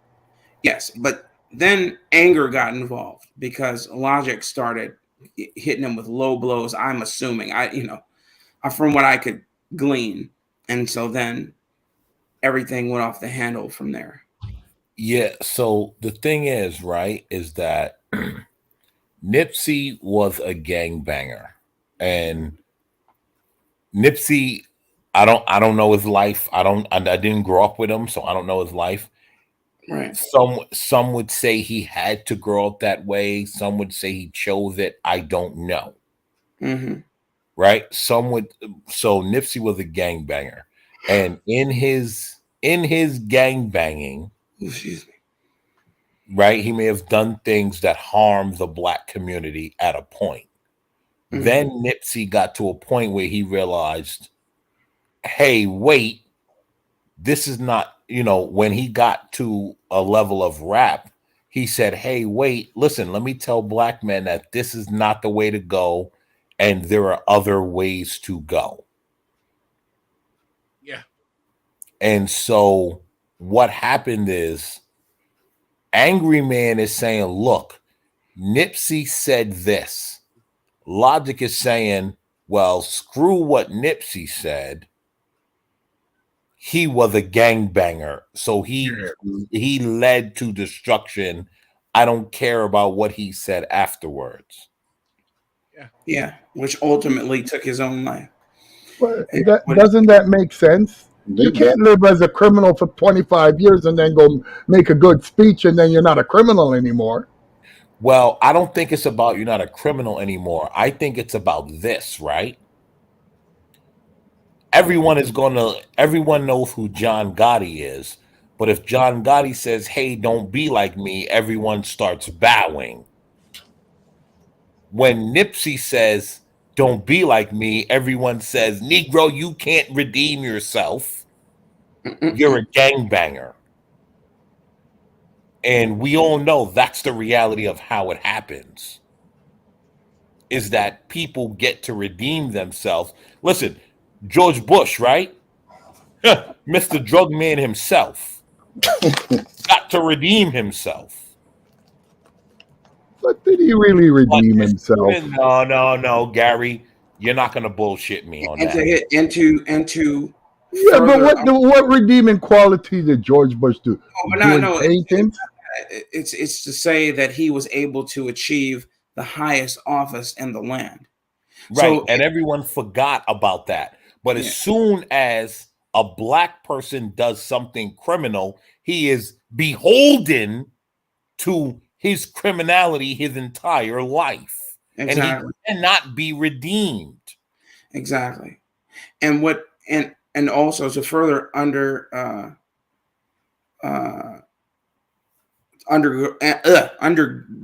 what Black Thoughts is saying, you'll see all these old mafiosos get on what's his name? Pat David's show. Yes, sir. All the time. And it's weird, though. He's paying them hundreds of thousands of dollars to come up there and talk about their old lives and also to do tours with him, etc. And people glorify that life. And here, and I mean, consequently, you'll see people glorifying some of the gangbangers' lives here in Black communities. But Nipsey, it should not be exempt from the redemption either. No one should be. I mean, everyone Is can have what's his name is saying. But Yeah. like I said, I was never a Nipsey fan. You know what I mean? I'm not even gonna stand on that. I'm not even gonna say I wasn't. And, I don't dislike him. Like I said, I don't dislike him. But I just was never a fan of his, and I also thought that he was a So what you walking. said, you can't pretend like you're a fan. I'm the same way. I mean, I heard a little bit of his music before he died. Yeah. It is what it is. I know. I didn't hate him. Didn't know. I knew of the things he was doing, like when he was a kid and he got in trouble at that shopping plaza or whatever happened, and he bought the whole plaza and turned it I into. I don't understand this. Is it because of Logic said something derogatory against Nipsey, and that angry man got pissed off? Is that right? No. Oh, No. okay. No, it got a lot. Logic said something derogatory against Angry Man. Yeah, let me hold on. Let me just. They back on Fight Club now together. They cool again. Yeah, it's not Real. This happens not every weekend, but when they go together, they bash heads and they come back to being friends. You level-headed, man. I'm listening to you. I apologize. Do you realize that Black people are the only group of people where somebody can be fucking successful and niggas will still figure out a way to diminish that shit? So Tupac and Nipsey were idiots. Tupac and Nipsey were idiots. They didn't know shit. Yeah, they were scholars. Only to the Black community was they scholars. What makes a white person a scholar?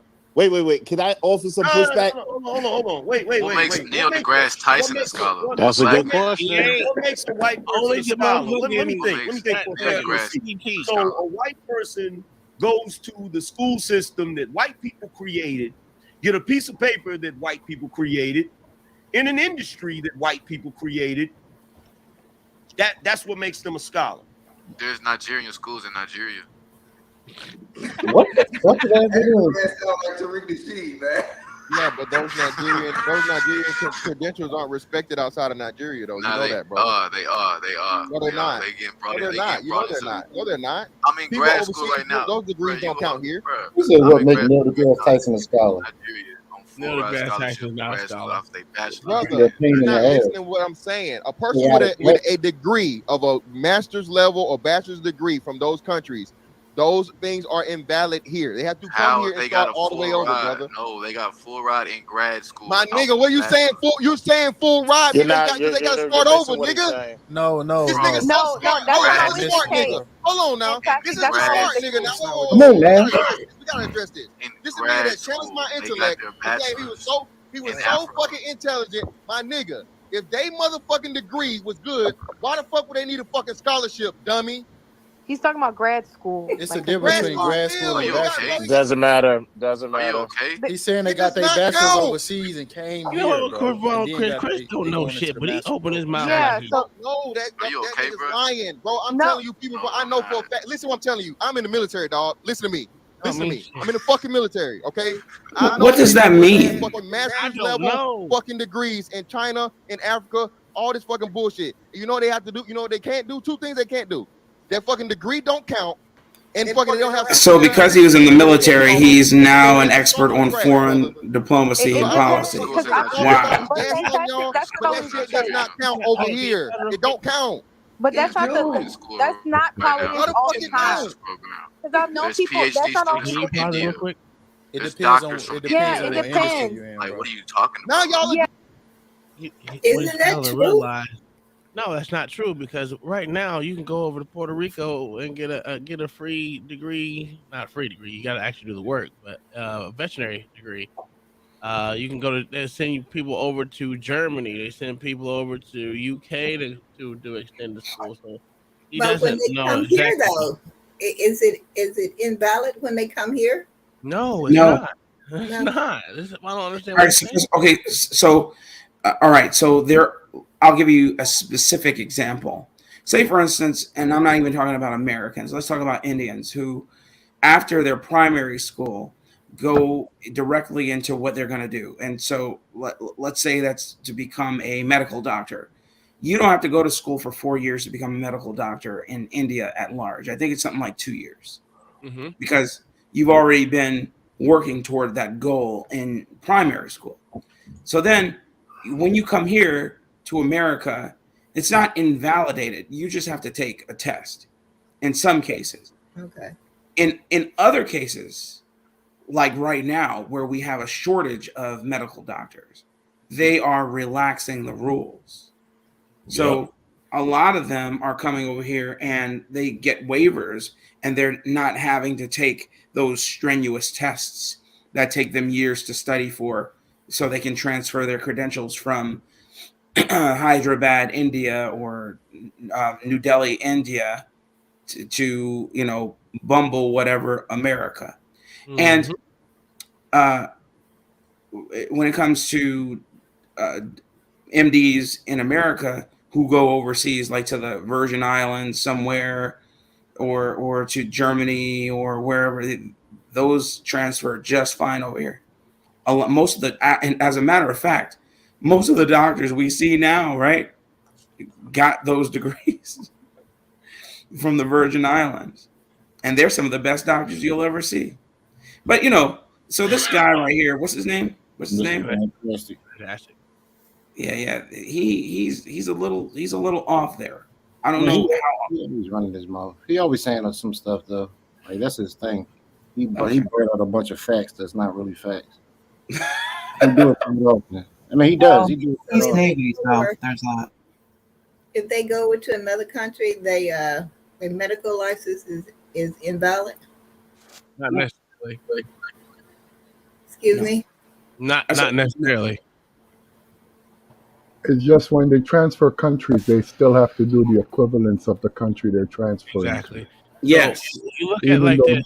Even though they have a degree from their home country. Most European schools and other schools, they actually their primary school is geared towards them getting to what they want to do. That's like their college per se. For getting them college and letting them know what they want to do. And then you got their extended school. That's what Cal be talking about all the time. When he's going to school. So that's just a stupid point. He's just wrong. He's just factually wrong. Yeah, I heard him say a lot of shit that's off the wall. Well, I'd like to see somebody come with a Harvard doctorate degree, a medical license, and you tell them that they have to redo it when they get to America. Exactly. Yeah. As I said, it's just factually wrong. Period. I know of people. But you can go ahead and play it. Because I know it's going to go. It went into some nigga shit. That's why I was over here asleep. I don't even remember seeing this part. Agreeing with me. Which is it? No, it depends on what industry you're in. For It what depends you're what talking industry. about. I'm only talking about STEM. And I'm only talking about STEM. Between. It's the minority, not the majority. Hold on, so I'm wait, still wait. right. I got a question. So you saying, hold on, wait. So you saying everybody I'm still right. different country that comes to America, their degrees do not count at all.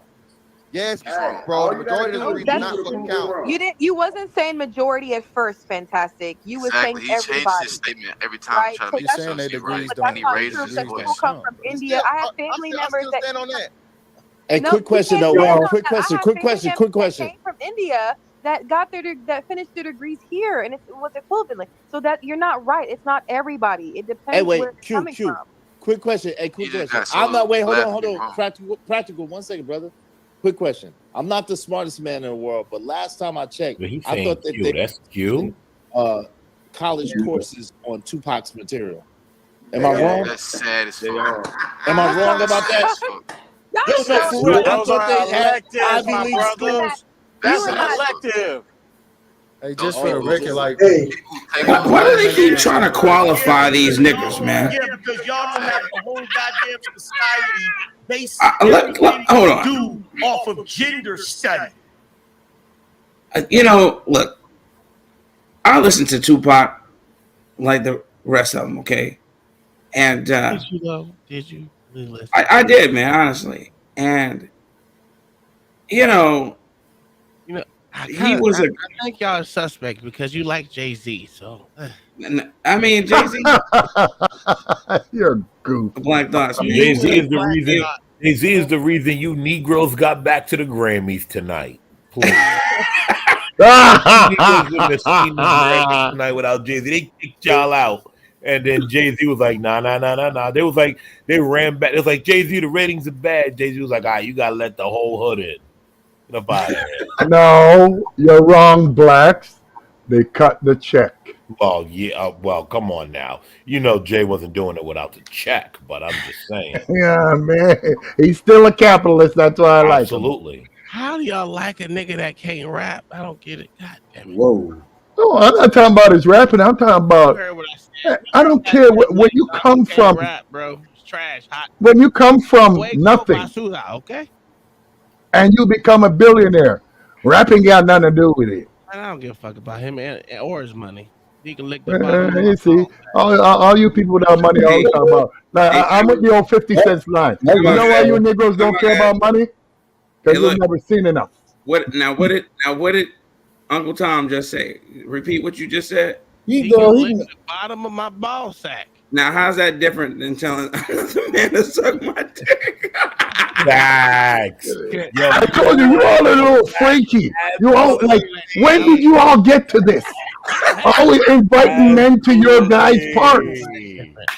Gary, what did you say, Gary? It happened in the '60s, Gary. No, it didn't happen in the 60s. Because if you did that in the 60s, you're not coming home. Gary, shut the fuck up. No one cares about Jamaica. You're not coming home. You know what I mean? You're not even real Jamaican. What are you talking about? You don't eat dope. What you talking about? What you talking about, Tom?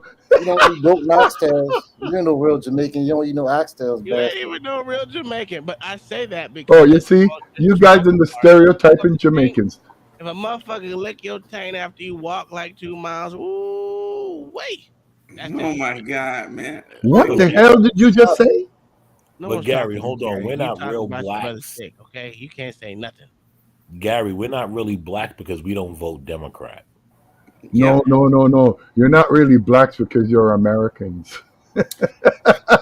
Listen, okay, but by American standards, we're not real black because we don't vote Democrat.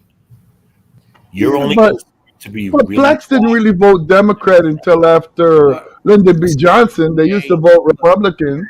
After 68 is when they start voting History, Democrat. see, history and logic and facts don't matter. Don't matter. Oh, okay. You see, that's why I like black. He's a smart guy. He can. Thank you very much, brother. I didn't know real stuff didn't matter anymore. There you go. It's all about what our illustrious leader says. And Our we're not Lord and really Savior, black. Biden. So Black. we're not black anymore. Blacks who defy Uncle Tom, me, and LA, which I don't know. LA might be Democrat I think because he's a he liberal. voted. He voted for what's his name? What's that old computer chip looking weird knot in the back of his head, motherfucker? Wait a minute now, Black Thoughts. You miss me. What am I, chopped liver? No, come on, Sandra. You know I always got love for you, but I don't know how you vote. Which way you vote? Republican. Oh, then you're not black. So I don't know what you want. You ain't black. But LA voted for what is that dude? The senator guy. What's that dude I name? hold on. I did not vote for the senator. It was the governor. That's because No, the senator though. But the guy that was shit. The one that Dr. Oz was running. Just Strokey. We call him Strokey over here. The one that Oz was running against. Fetterman.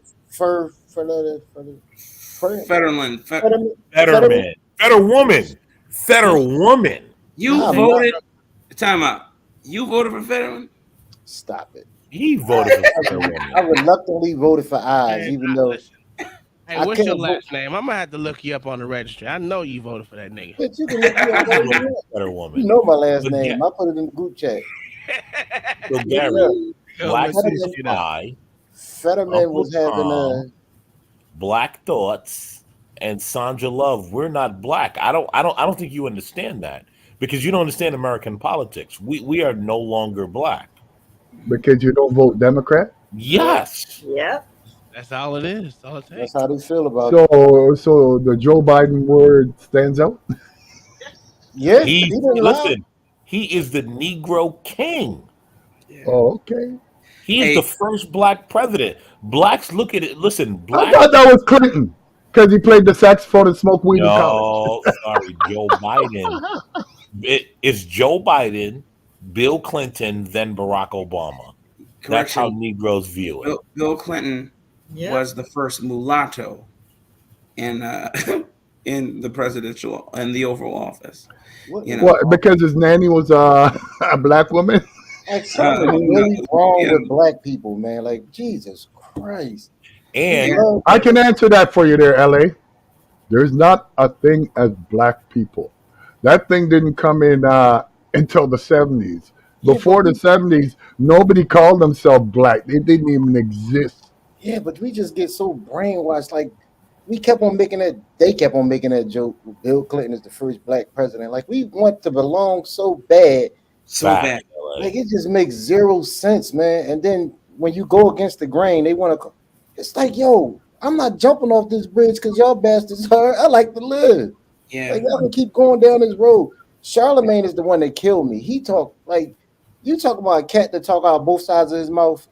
yeah, Like he talk about how bad the Democrats don't care about black people, but yet he keep putting all the Democrats on there to vote for these people. Like it's amazing. They just look at I can explain that to you, LA. It's called the pathetic. check. I understand that. Brother, I'm not even people beliefs don't go over money. I'm not blaming him. I'm blaming the black people who act like they can't see what's directly in front of their eyes. thank you, LA. That's Yep. what I'm Thank saying. you. Come on, they don't believe their lying eyes. They definitely Let's get do. real. They do, Gary. That's the sad part. They do. They That's 100% believe it. Yo, everything LA is saying right now is exactly where I am. How the fuck do you people not get it? It was supposed to be a red wave. And yet, like, I just gave up on black people, man. I really did. I Me gave up too. on people, period. you aren't the And only one. man, we got a Philly DA. This motherfucker really, crime went sky high. And people still voted for him. After that, I was just done. I was fucking done because he a Democrat. That's it. That's the Yo, No only reason. murder, anything, and they still like after that. I was just fucking done. I can't believe. so my mother the other day, I sent her a video of old Jim Crow Joe, right? Saying, being Jim Crow Joe, saying something anti-black. What they say, he ain't mean it. Do you know she sent me something?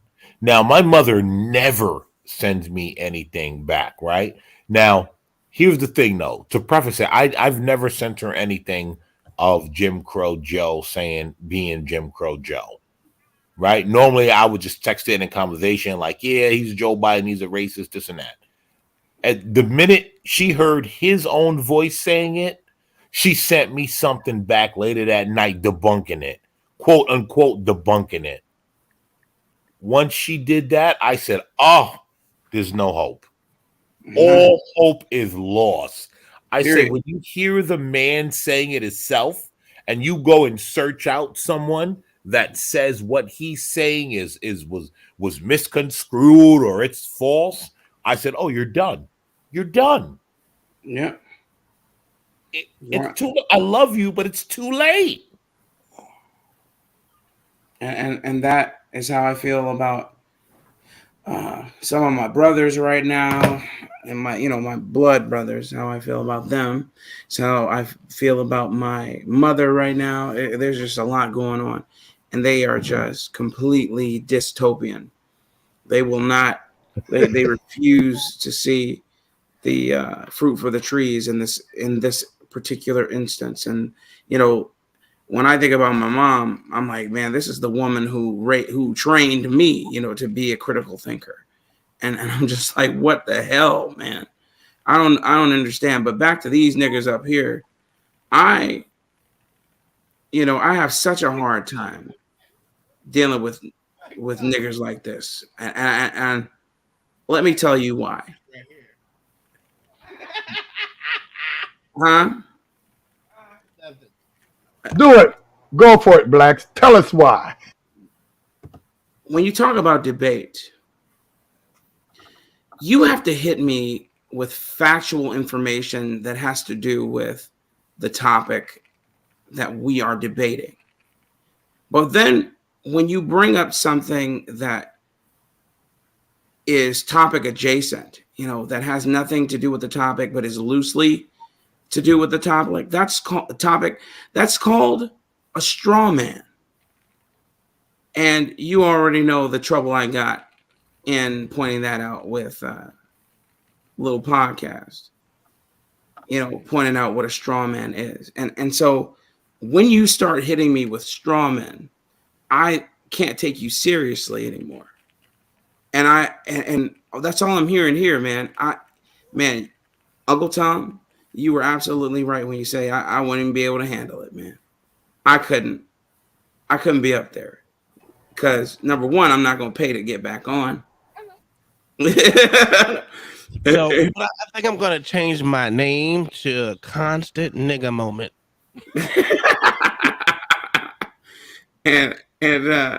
and two, because I just couldn't handle niggas up here, man. Because You talking can. louder.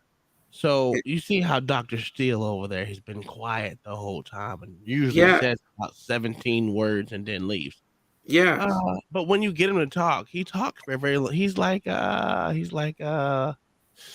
would say Gary, but I'm not gonna say Gary. He talks who talks for a very long time and doesn't say nothing.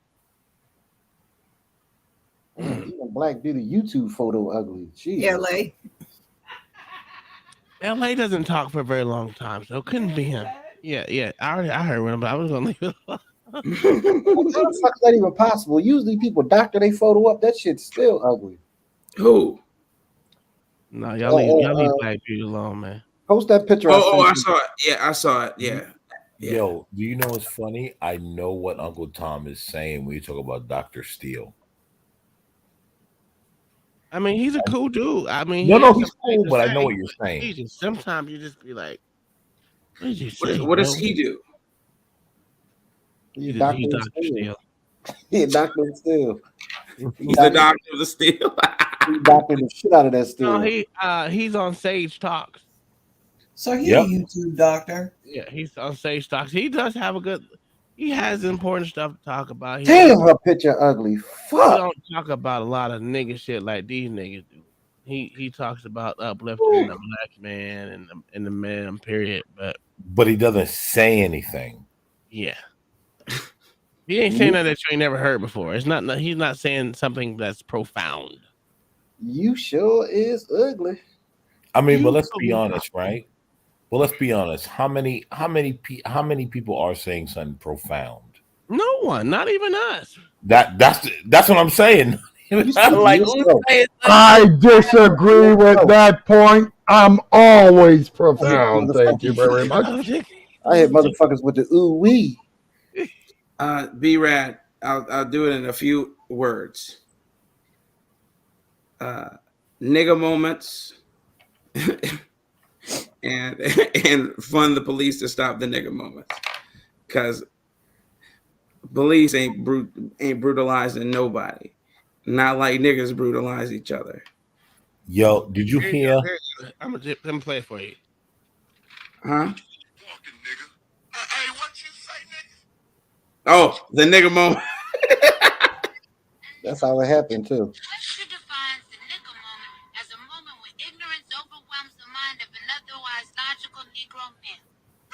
What the hell are you all watching that I can't see? Boondocks. That's the Boondocks. Just look it up one day. Okay. All right, cool. Look up nigga moment. You know what, matter of fact, Gary, watch the Boondocks. You know what? I can't play that. You'll get we'll get demonetized. I mean copyright. Yeah, copyright. But when you see it, you be like, that's 100% fact. Hey, do you think we could play that, Tom? Nah, bro, you gonna get they exonate the Boondocks. Yeah, they gonna kill us for that. So let me tell you what was funny, right? Yeah. Somebody said it, right? The whole police, that whole thing in Atlanta that they're trying to build the police to the whole training facility. police. You Mhm. know why they're doing that, right? Why? I heard a couple of things on it. Hey, listen. Again, somebody from Atlanta, Kwame Brown said it Yeah. because someone important's niece or daughter died down there, Mm-hmm. and guess what? What they say, Buckhead is rich. Yep. Buckhead don't want that niggerdom down there, Nope. and so they paid to have a police whole scenario. What's the name of it? God damn, what is the name of it? Either way, the whole police building that they were building, that all Yeah. them white liberals who fund police in their neighborhoods, telling you shouldn't have police because they are anti-blacks with money. Guess what? That's why they building it, because them folks in Buckhead, they don't want all of that bullshit. They want police. They want them funded, and they want blacks, whites, and Hispanics that are niggas out of their neighborhood. Period. Period. They want them But out of when did they start allowing these people in their neighborhood? when black people started being so goddamn dumb. I mean, like, we don't really have any of the N words in our neighborhood. We have lots of black people. You know what I'm saying? Because everybody in our neighborhood got something and they really don't really. We don't have any graffiti or pee in the hallway. And when did we start including the hood people as black people? When we started listening to white liberals many years, I'm Oh, just that's gonna keep it 100. I'm not gonna listen. I'm not gonna keep sitting here fronting. I know what the problem is. Malcolm X knew what the problem was, and I say it all the time to these quote unquote pro blacks. Why you following liberals when you were told liberals are your biggest enemy? You claim to be so pro black. Oh, I'm blackety blackety blackety black. But the one people you follow was the one people you were told not to follow. Yep. But you blackety blackety black. Get up out of here with that bullshit. Get up out of here. And it never ends, man. And it never ends. I'm with LA. You know, I gave up on Negroes a long time ago. Man, got to, man. It's so fucking irritating. Yeah, man. It Yeah, you never. have to. You can't. And everybody's like, oh, you know, you hate your own. I'm like, they not my own. Intelligent people are my own. Oh, yeah. Like it's like this black community thing I hear about. I find that funny. If you don't live in my neighborhood, sorry, you're not in my community. I don't care what color you are. This my blood, but they don't You're own. and they don't own anything. They don't own anything on it. And this is my block. And then when they die, the people who do own everything on the block sell it, and your Grammy or your mother or Medea, you know, to this day I haven't ever. Anyway, that's neither here or there. Or whoever whose house that is that 10 generations grew up in, they have nothing to show for it because the house belonged to the white Jew guy or the Polish guy or the now Mexican guy who's been owning it for the last 30 years, and then they sell it to a condo or high-rise developer for $500,000 or more, and yo behind got to go. So, what generation is that? What's the age of them? What generation? Will you trinkle in some 40s, 50s, and trinkle It's with your kids, Grammy, and I'm not your saying children. necessarily your kids, but like the generation of kids that you had. That's where they started failing everything. Even more so. All right. Like my mother, like that was the failed generation. Because you want to know what? No, I'm being honest. No, I ain't Because talking about you. what? I'm talking about fucking dump that. Listen, you so stupid. Hey, y'all, go please subscribe to Black Shooter 5. Go order some of his loudmouth flavors, spices. This black jigaboo, half Asian, is going to bed. Yeah, I can see he's getting real Asian. My brain is hurting, so I'm Black gonna go ahead and thoughts, are you wait. saying the baby boomers? That's what you're saying? Mm-hmm. Yeah, Okay. they failed. They failed. I'll be listening in the back. All right. His ass going right over the Fight Club. I don't know why y'all I, listening I to this bet nigga you I'm life. not. This jigaboo life. If I see you on there, I'm gonna sit you the fuck down. No, I'm giving you fair warning. You ain't gotta worry about me sitting down. I'm out of Nah, yo, listen, y'all didn't hear him. Y'all didn't hear him last week. He said he got to sit down during the week. His wife ain't hearing it no more. That is so And he funny. right. And nah, listen, I'm not faulting him. He right. Go to bed, bro. Listen, my girl, she been saying the same thing. She looking at me. She like, you working 7 days a week now. You better learn to go sit your ass down. Yeah, Like my, you ain't fucking up my life. I says the same, man. I be sleep. I be sleepy as fuck, bro. I've been doing this since I was fucking like 14, bro. Just can't sleep. But I need to learn how to sleep. Yeah, the bro. You Gary gotta, drop down. Uncle Tom, do you like the ring sounds? No, I can't do anything when I sleep. It's bad enough my wife leaves the TV on. That's just no. nah, I sleep in pitch black. Me too. I need to. I can't. I can't. I can't sleep with any light on. I need it to be pitch black, and I need it to be cold. And I need silence. Let me tell you something. The one thing people don't understand is lights and noise. Your sleep Brain is moving. yeah. It Like does. you will never go to sleep. No. I cannot. That's why. That's my problem. That's why I'm gonna go ahead That's and why so many niggas right now are moon crickets. But what was I gonna say? Cold.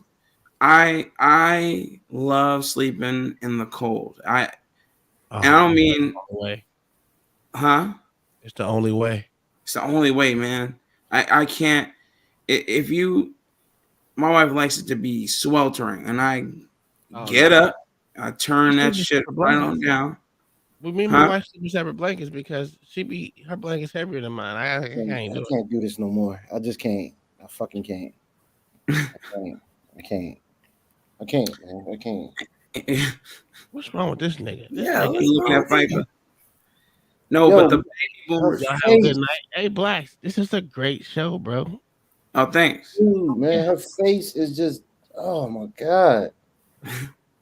Good night, Uncle Tom. Yeah. Imagine waking up beside that and turning over and just looking at her face early in the morning.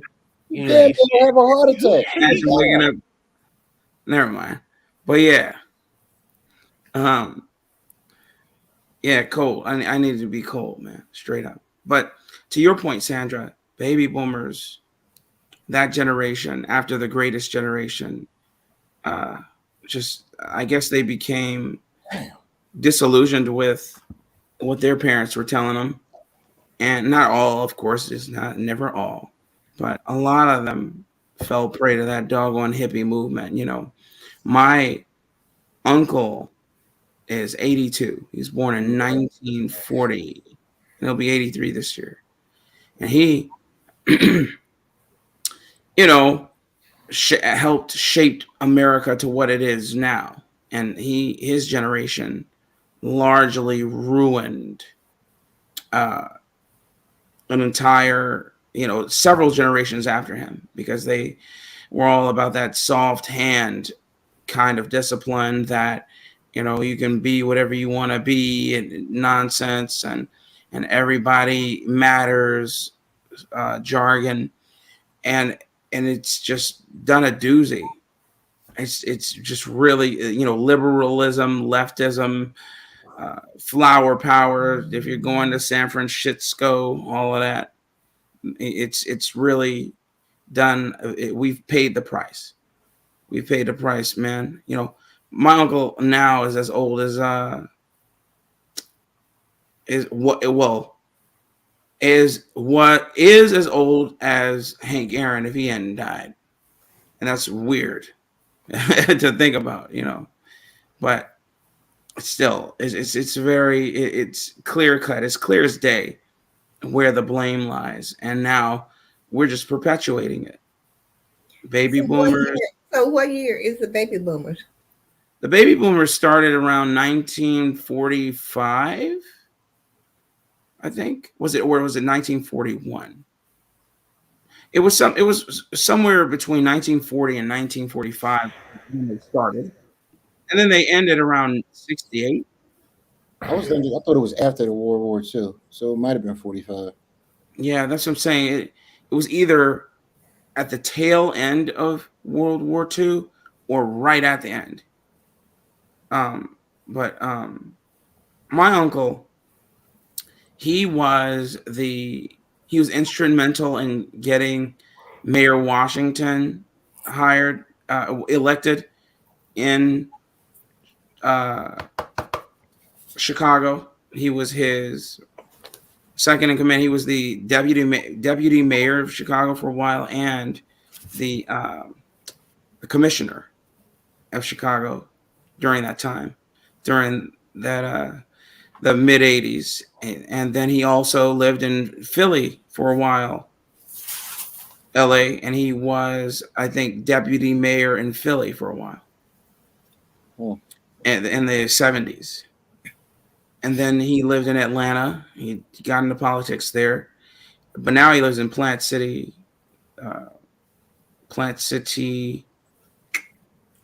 Florida, and he lobbies the federal government. So he's one of those terrible lobbyists.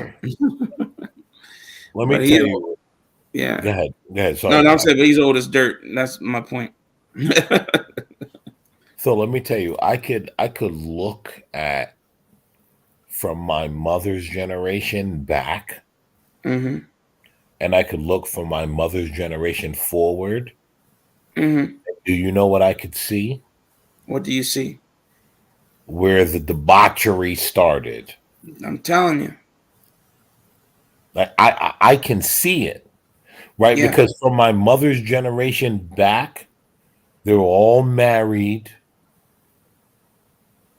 And here's the crazy part. Now, my grandmother was highly educated, so Mm-hmm. was my grandfather. But the generations back that built stuff and had strong families and everyone that did well, they weren't this quote unquote educated that they're telling these people to be. Yes. Because I'm going to be honest, in 2023, what does educated mean? Absolutely nothing. Like, Not in. what is? Sorry, go ahead. No, I was going to say, not in the sense from your mother's generation and back. Exactly. Like, what does educated mean?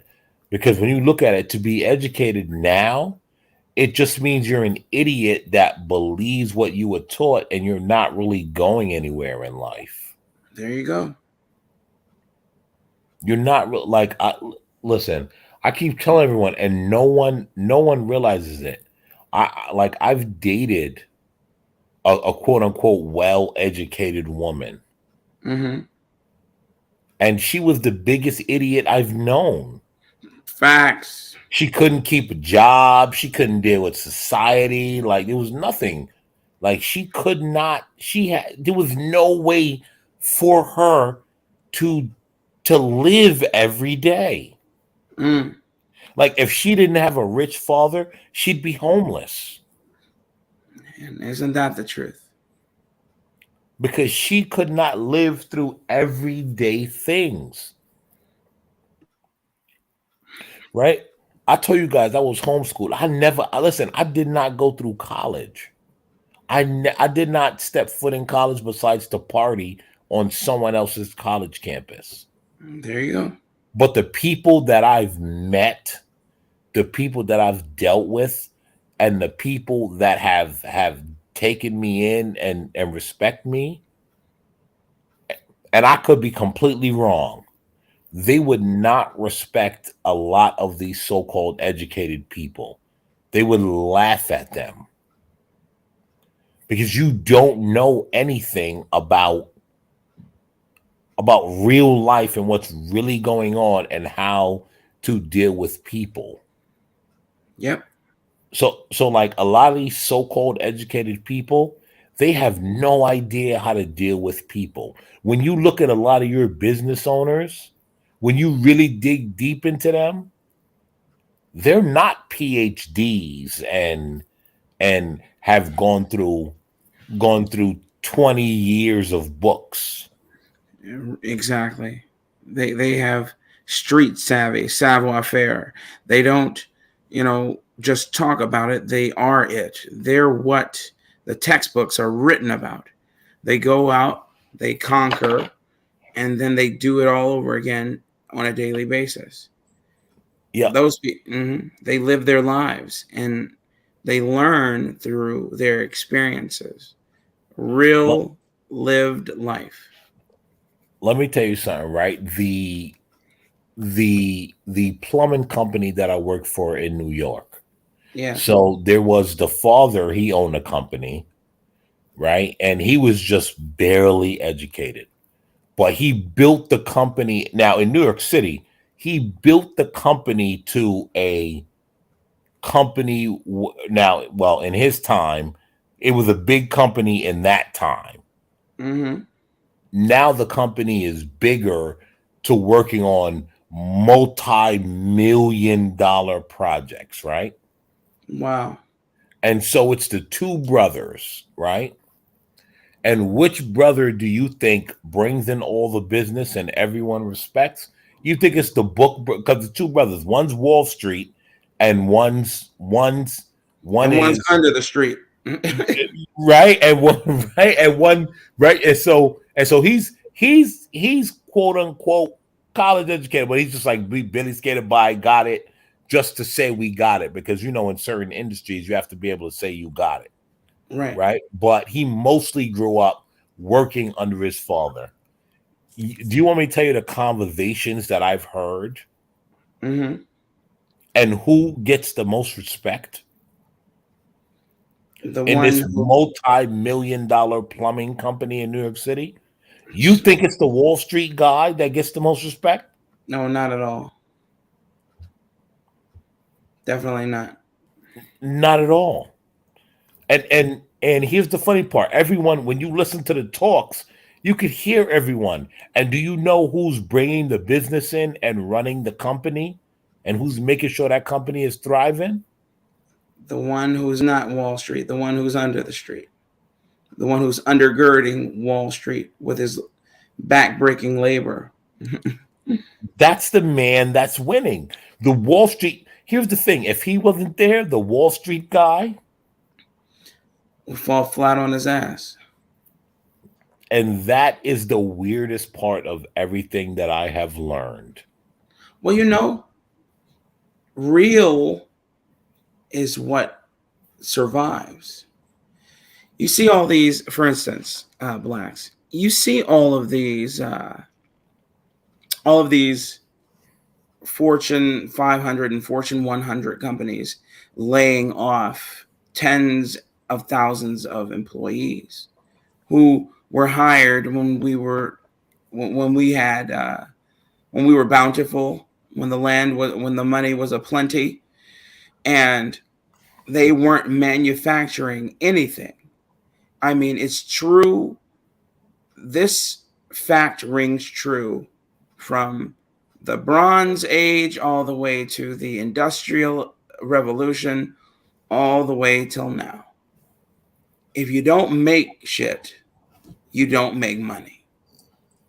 All these people who grifted off of the surplus we had, that shit's over. We don't. So Google doesn't make anything, so that there's no way for them to maintain a status quo of hundreds of thousands of employees. They have to fire people. Thanks, the Uncle Tom. I appreciate it. You just paid yourself because I don't have I can't get super chats. What was I going to say? Yeah, They don't make anything, so they can't keep people employed. Apple doesn't make not Apple. Facebook or Meta doesn't make anything, so they have to get rid of people. I mean, it's the Twitter same. doesn't make anything. We say again. Twitter Doesn't make anything, but see, Elon recognized that, and he was the first to fire people. Remember, as soon as he Yep. got in, he fired people, and then what did they do? They lambasted him and said he was wrong. Then after that, what did they do? They came behind him and fired people too. Excuse me, guys. It was a good show. Identify. Thanks, Sandra. Y'all be safe, okay?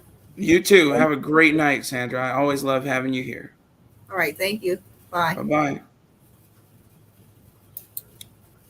So yeah, but with that, guys, I'm tired as hell, and I got to get up in the morning.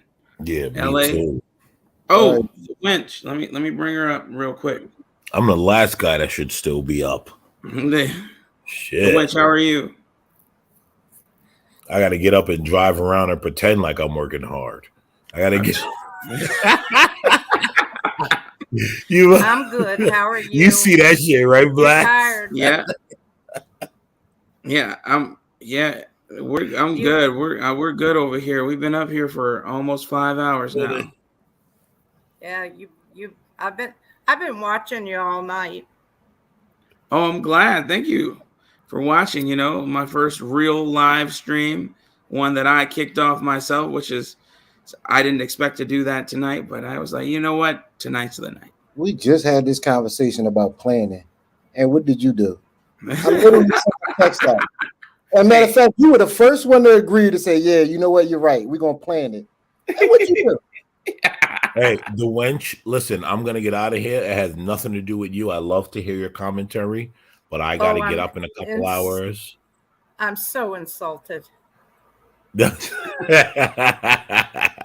You guys have a good night. The wench, listen, thank you for coming up. Thank you for supporting Blacks with the Fly. Blacks with the Fly, thank you for coming up. Absolutely, brother. Thank you for doing your thing. I love your commentary, and I hope to see you again up here. Holding your own soon, LA.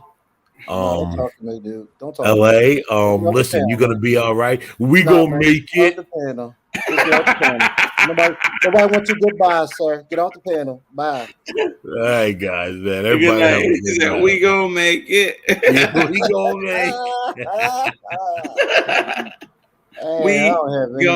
make it. We go. I don't have many friends. We're gonna pick on LA. They just mess with me so LA bad. deserves it. He knows it. What's the use to having friends in the bad times?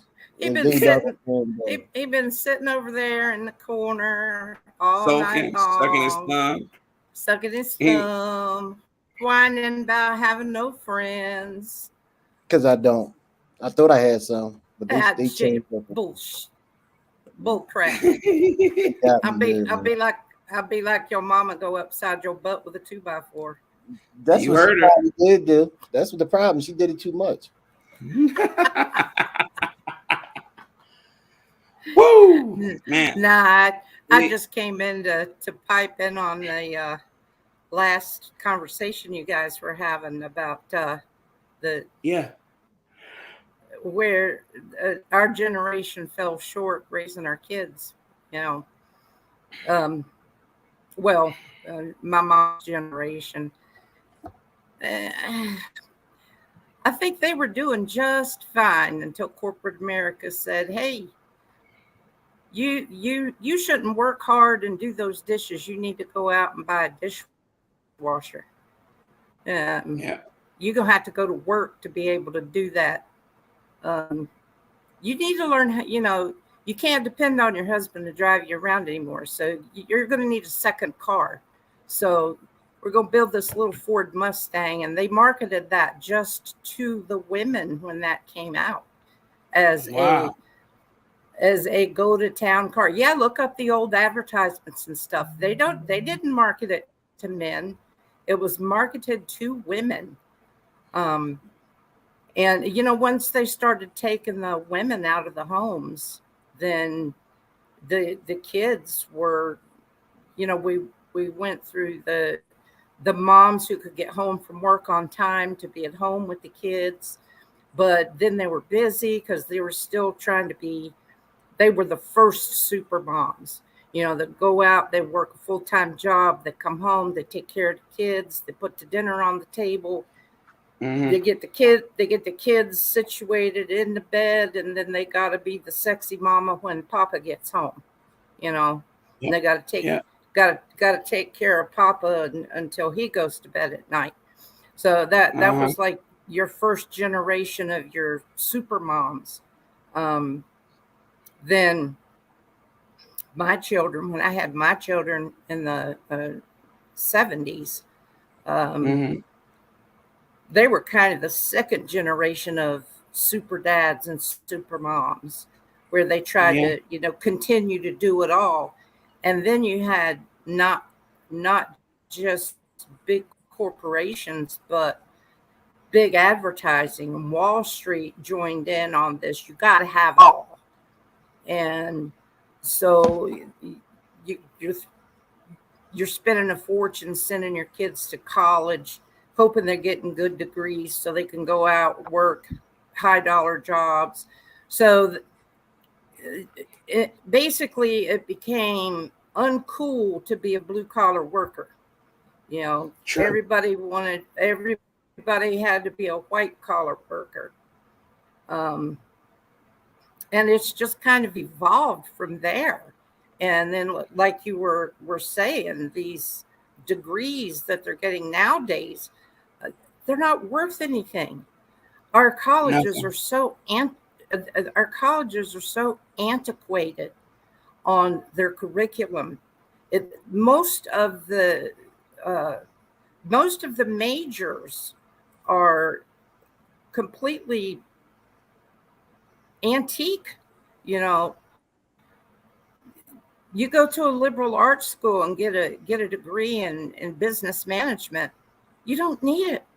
Why do you need to spend $150,000 to get a business management job when all you got? I mean, I know people that graduated high school, went to work at McDonald's on the ground floor, and now they're managers at McDonald's, and they're making good money. Yeah. They didn't need a degree to do that.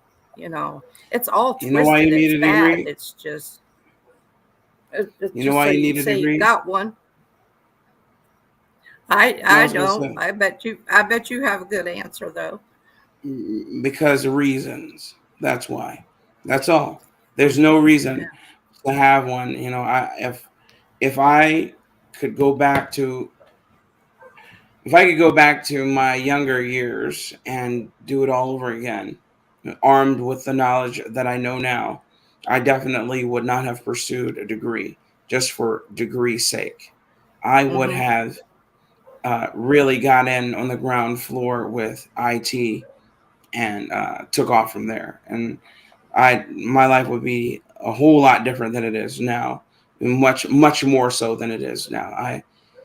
I definitely should have taken advantage of that when it was presented to me. I'm like, no, I'm gonna get my basket weaving bachelor's degree, and then I'm gonna get my basket weaving master's degree, and then I'm gonna go be a doctor.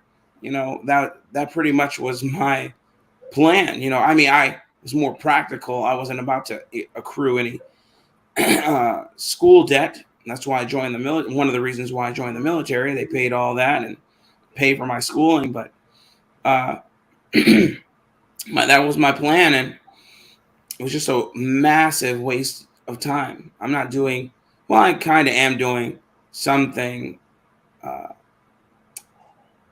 associated with my master's degree, but it's still.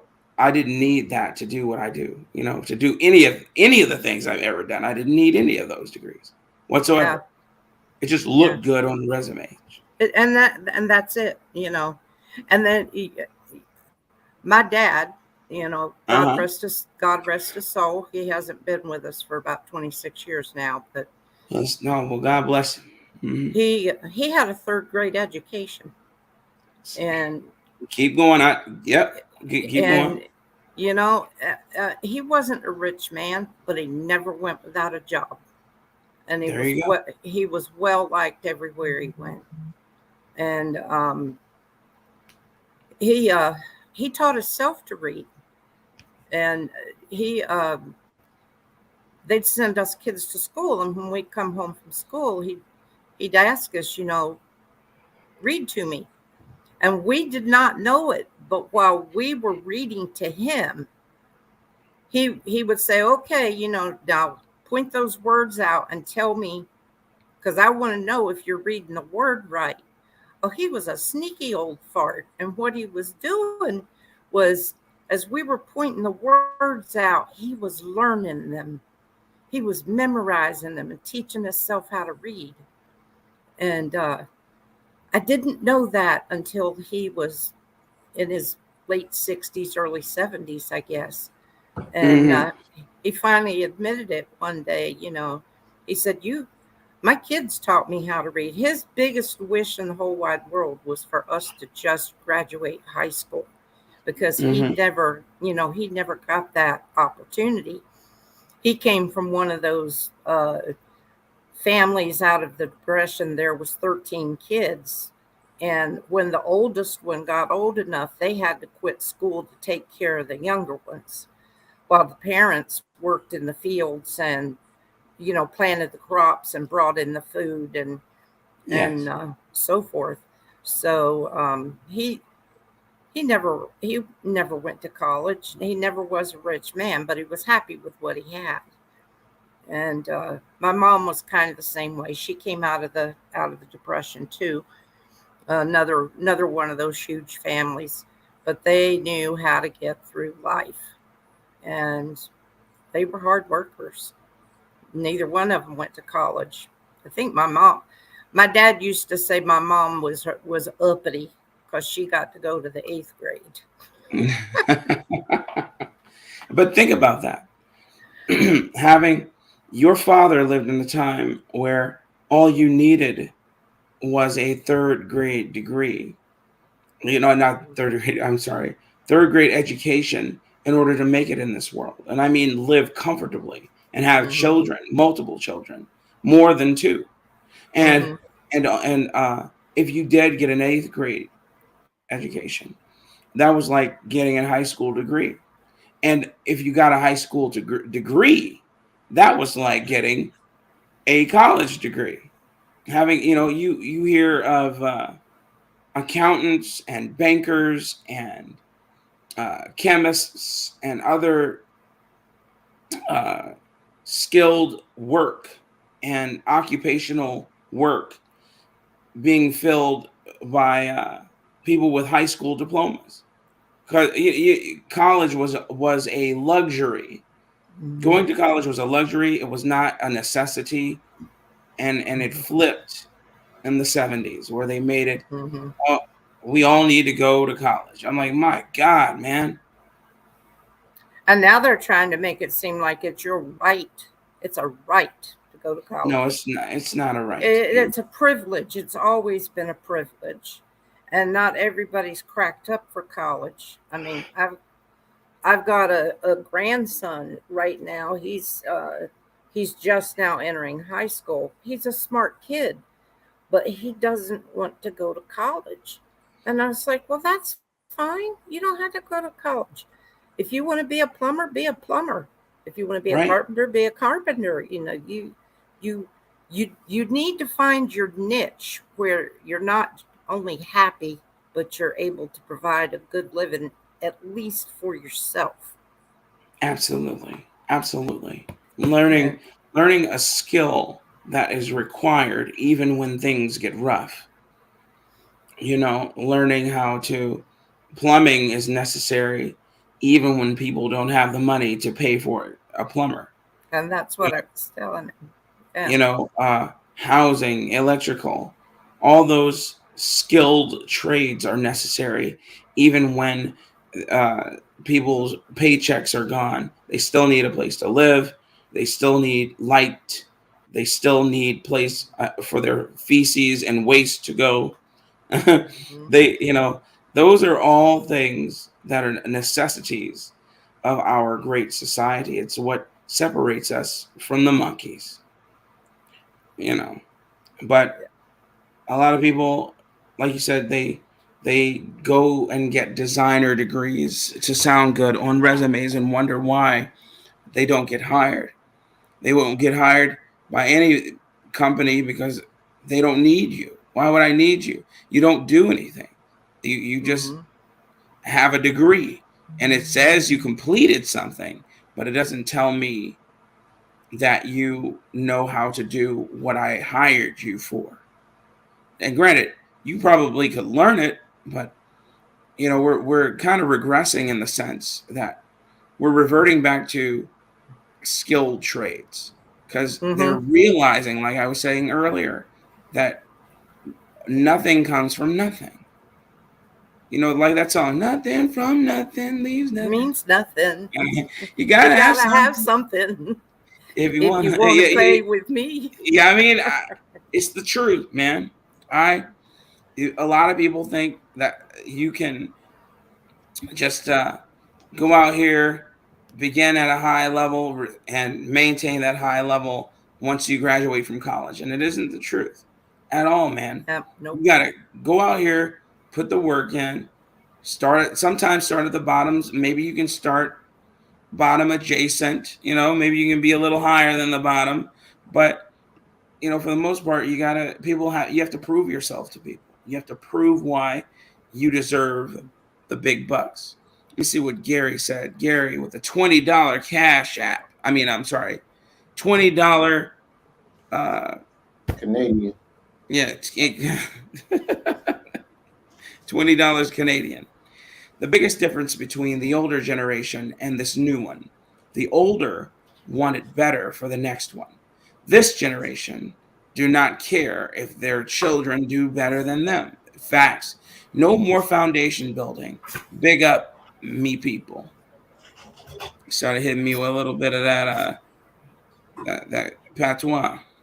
Well, this current generation, I've never seen anybody as selfish as they are. You're right.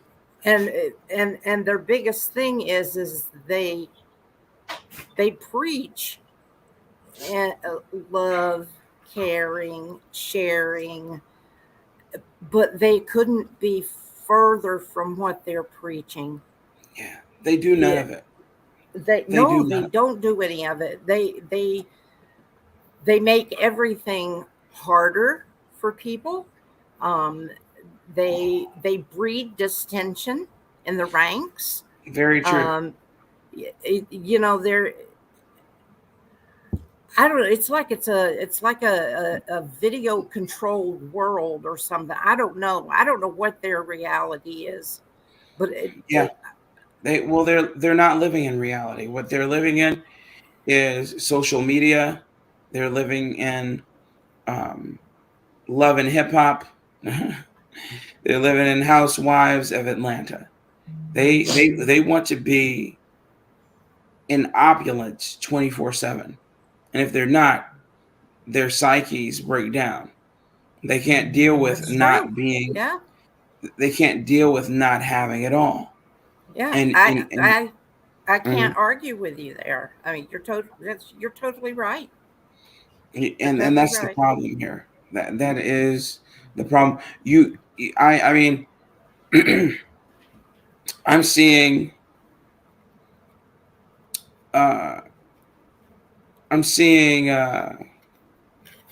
older people now, participating in this debauchery. And you're like, my God, man, when does it end? They're dragging you into it now. I remember for the longest time, I fought tooth and nail about having a Facebook to be a part of, like a mailing list or something like that. They're like, oh, if you want to get information on this, you go to our Facebook page. When before you could get an email or you could go to their website. They've foregone websites and just use a Facebook page or an Instagram page. And so then they force you to be a part of that system.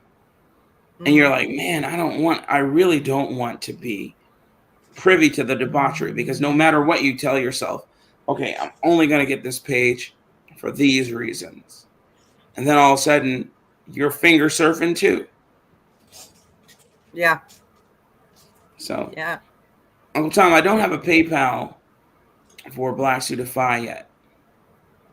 I'm going out to, well, I think I do. I'm going to look. Let me. No, I don't. I don't have a PayPal for Black Suitify. Yo, Black, I'm dropping down, man. All I'll right, catch you brother. I'll tomorrow. see you later. See you later. All right, yo. Good night, LA.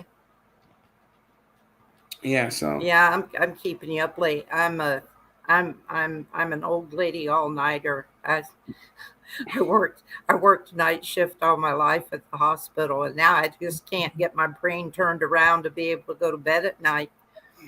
I understand. It's crazy. So, but yeah, my circadian rhythm is just all screwed up. I worked night shift for about 30 years. So my brain thinks that, come midnight, I can just be so tired sitting here nodding off. And come midnight, it's like, boing. Yeah, then you'll wake up. Yeah, all of a sudden. Wide I awake. do know that. But anyway, let me put this out here because I'm about to roll out. Let me see. So, guys, you see the banner. This has been Black Suitify, my inaugural live stream. Thank you very much for participating. Thank you to all those who came up and chatted with me. Thank you for all of you guys in the chat who subscribed to my page. And let's see where the numbers are now. Let me see. Let me get a tally. If you'll bear with me, I can see real quick how many people have subscribed to Black Suitify on YouTube.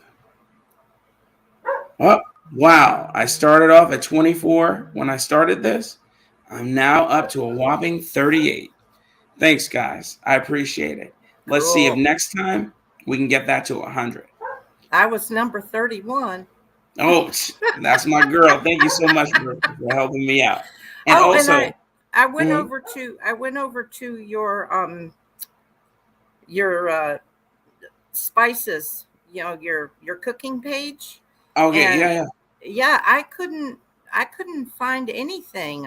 I clicked on all of the links, and on www.loudmouthflavors.net. And one of the links I clicked on, it was just like all kinds of Russian comments that came up on the drop down.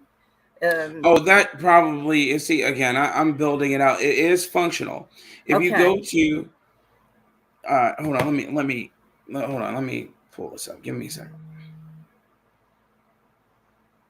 Yeah, I try to support the people I follow on YouTube. I try to support small businesses. Maybe someday you'll be a huge multi-million-dollar business. Maybe. I hope so. I'm hoping the Rocky franchise sues me for using Italian Stallion as the name of one of my spices. Hey, that's one way to advertise free, through the news broadcasts, Yep. The mainstream media. Yep, the lamestream media. Hold on. We're making all types of typos. I'm so doggone. You're tired. I can see Yeah, your give me eyes one. are just.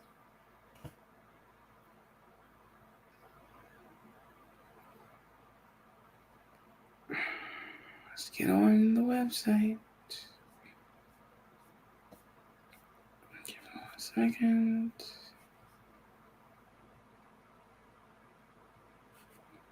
So you go to, all right.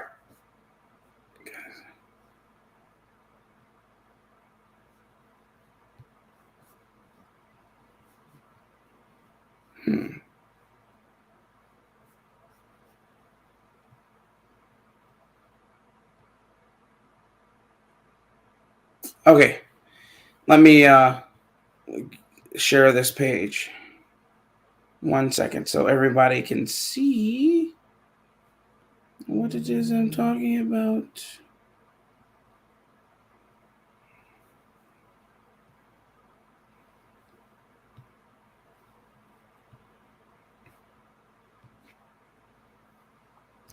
Okay, can you see that? I can. Okay, so what you would do is go. So let's say you were going to the website. Okay. Okay. I saw that page. Okay, let me go to the. So here we spice blends, allow mouth flavors. There's a lot of extra stuff on here. Okay, if you Okay. go to the very top, if you go to the one that says spice blends, allow mouth flavors here. Okay, and then you click. If it doesn't automatically take you to this page, you would go to shop, and it'll take you there. Okay, and then you can click on it. Okay. Okay. And you can add whatever you want, the quantity, however you want in there, and you add it to cart. Okay, view cart, and then cart, yeah. and then you can check out whatever you want. Okay. So that's exactly how you do it. It's real easy. There are some navigational things I have to fix on this website, but right now it is fully functional, and you and anyone should be able to purchase whatever you'd like from the page. I will play around with it as I'm sitting here tonight while you're hopefully sound Sure. asleep. Sure. See what I can find. I don't do real spicy though, so. Oh, none of them is spicy. Yeah, that's Tangy good. Taco. Tangy Taco is more savory than anything, and Italian Stallion is not spicy at all. Italian Stallion, like I said, you can use it in any sauce, in any spaghetti sauce, in any lasagna, masticholi, ravioli. You can also put it on your chicken if you're baking chicken, if you're frying chicken, if you want to make a sausage with it. It's good. The other day, I used it to season tomato soup. I made tomato bisque at home, and I used that as the roux base for the soup. It's a very versatile spice blend, and it's not spicy at all. You don't have any kick. You're not going to burn your tongue. Yeah, my son-in-law is Indian, and he Wow. he when he cooks for us, he always tells us that he has to cook the white people version of the Indian food. So, we love him to death. He's so comical. But yeah, he made something for us one time, and I took one bite, and I was like, "Soam, are you trying to kill me?" It was like it's like, oh, he did that one chip challenge. Have you seen people do that? Yes, I have seen people do that. That's the purgatory. I don't know why they would do that. He almost died. I've never seen him get that choked up on a spice before, but yeah, when that happened to him, I was like, I don't even want to smell it because I know it's going to be bad. Especially those vindaloo and those curries and yeah, they can be killer. But anyway, guys, go to the website loudmouthflavors.net. Get your spices, load up on 2, 5, 6, 7, 15 of them, and also support the channel. Thank you for supporting the channel. Please drop a like, share, subscribe, and I will talk to you guys a little later. The Winch, thank you for coming here and closing it out for me. Thank you for having me. All right. I'll see you later. Good night. Good night. Hey, good night, all. You guys have been great. I couldn't have asked for more. I couldn't have asked for better audience and better friends. I consider you guys to be really close. Love you all, and I'm out of here. And for posterity's sake, I'll end it like this. Is this a nigger telling me what to do?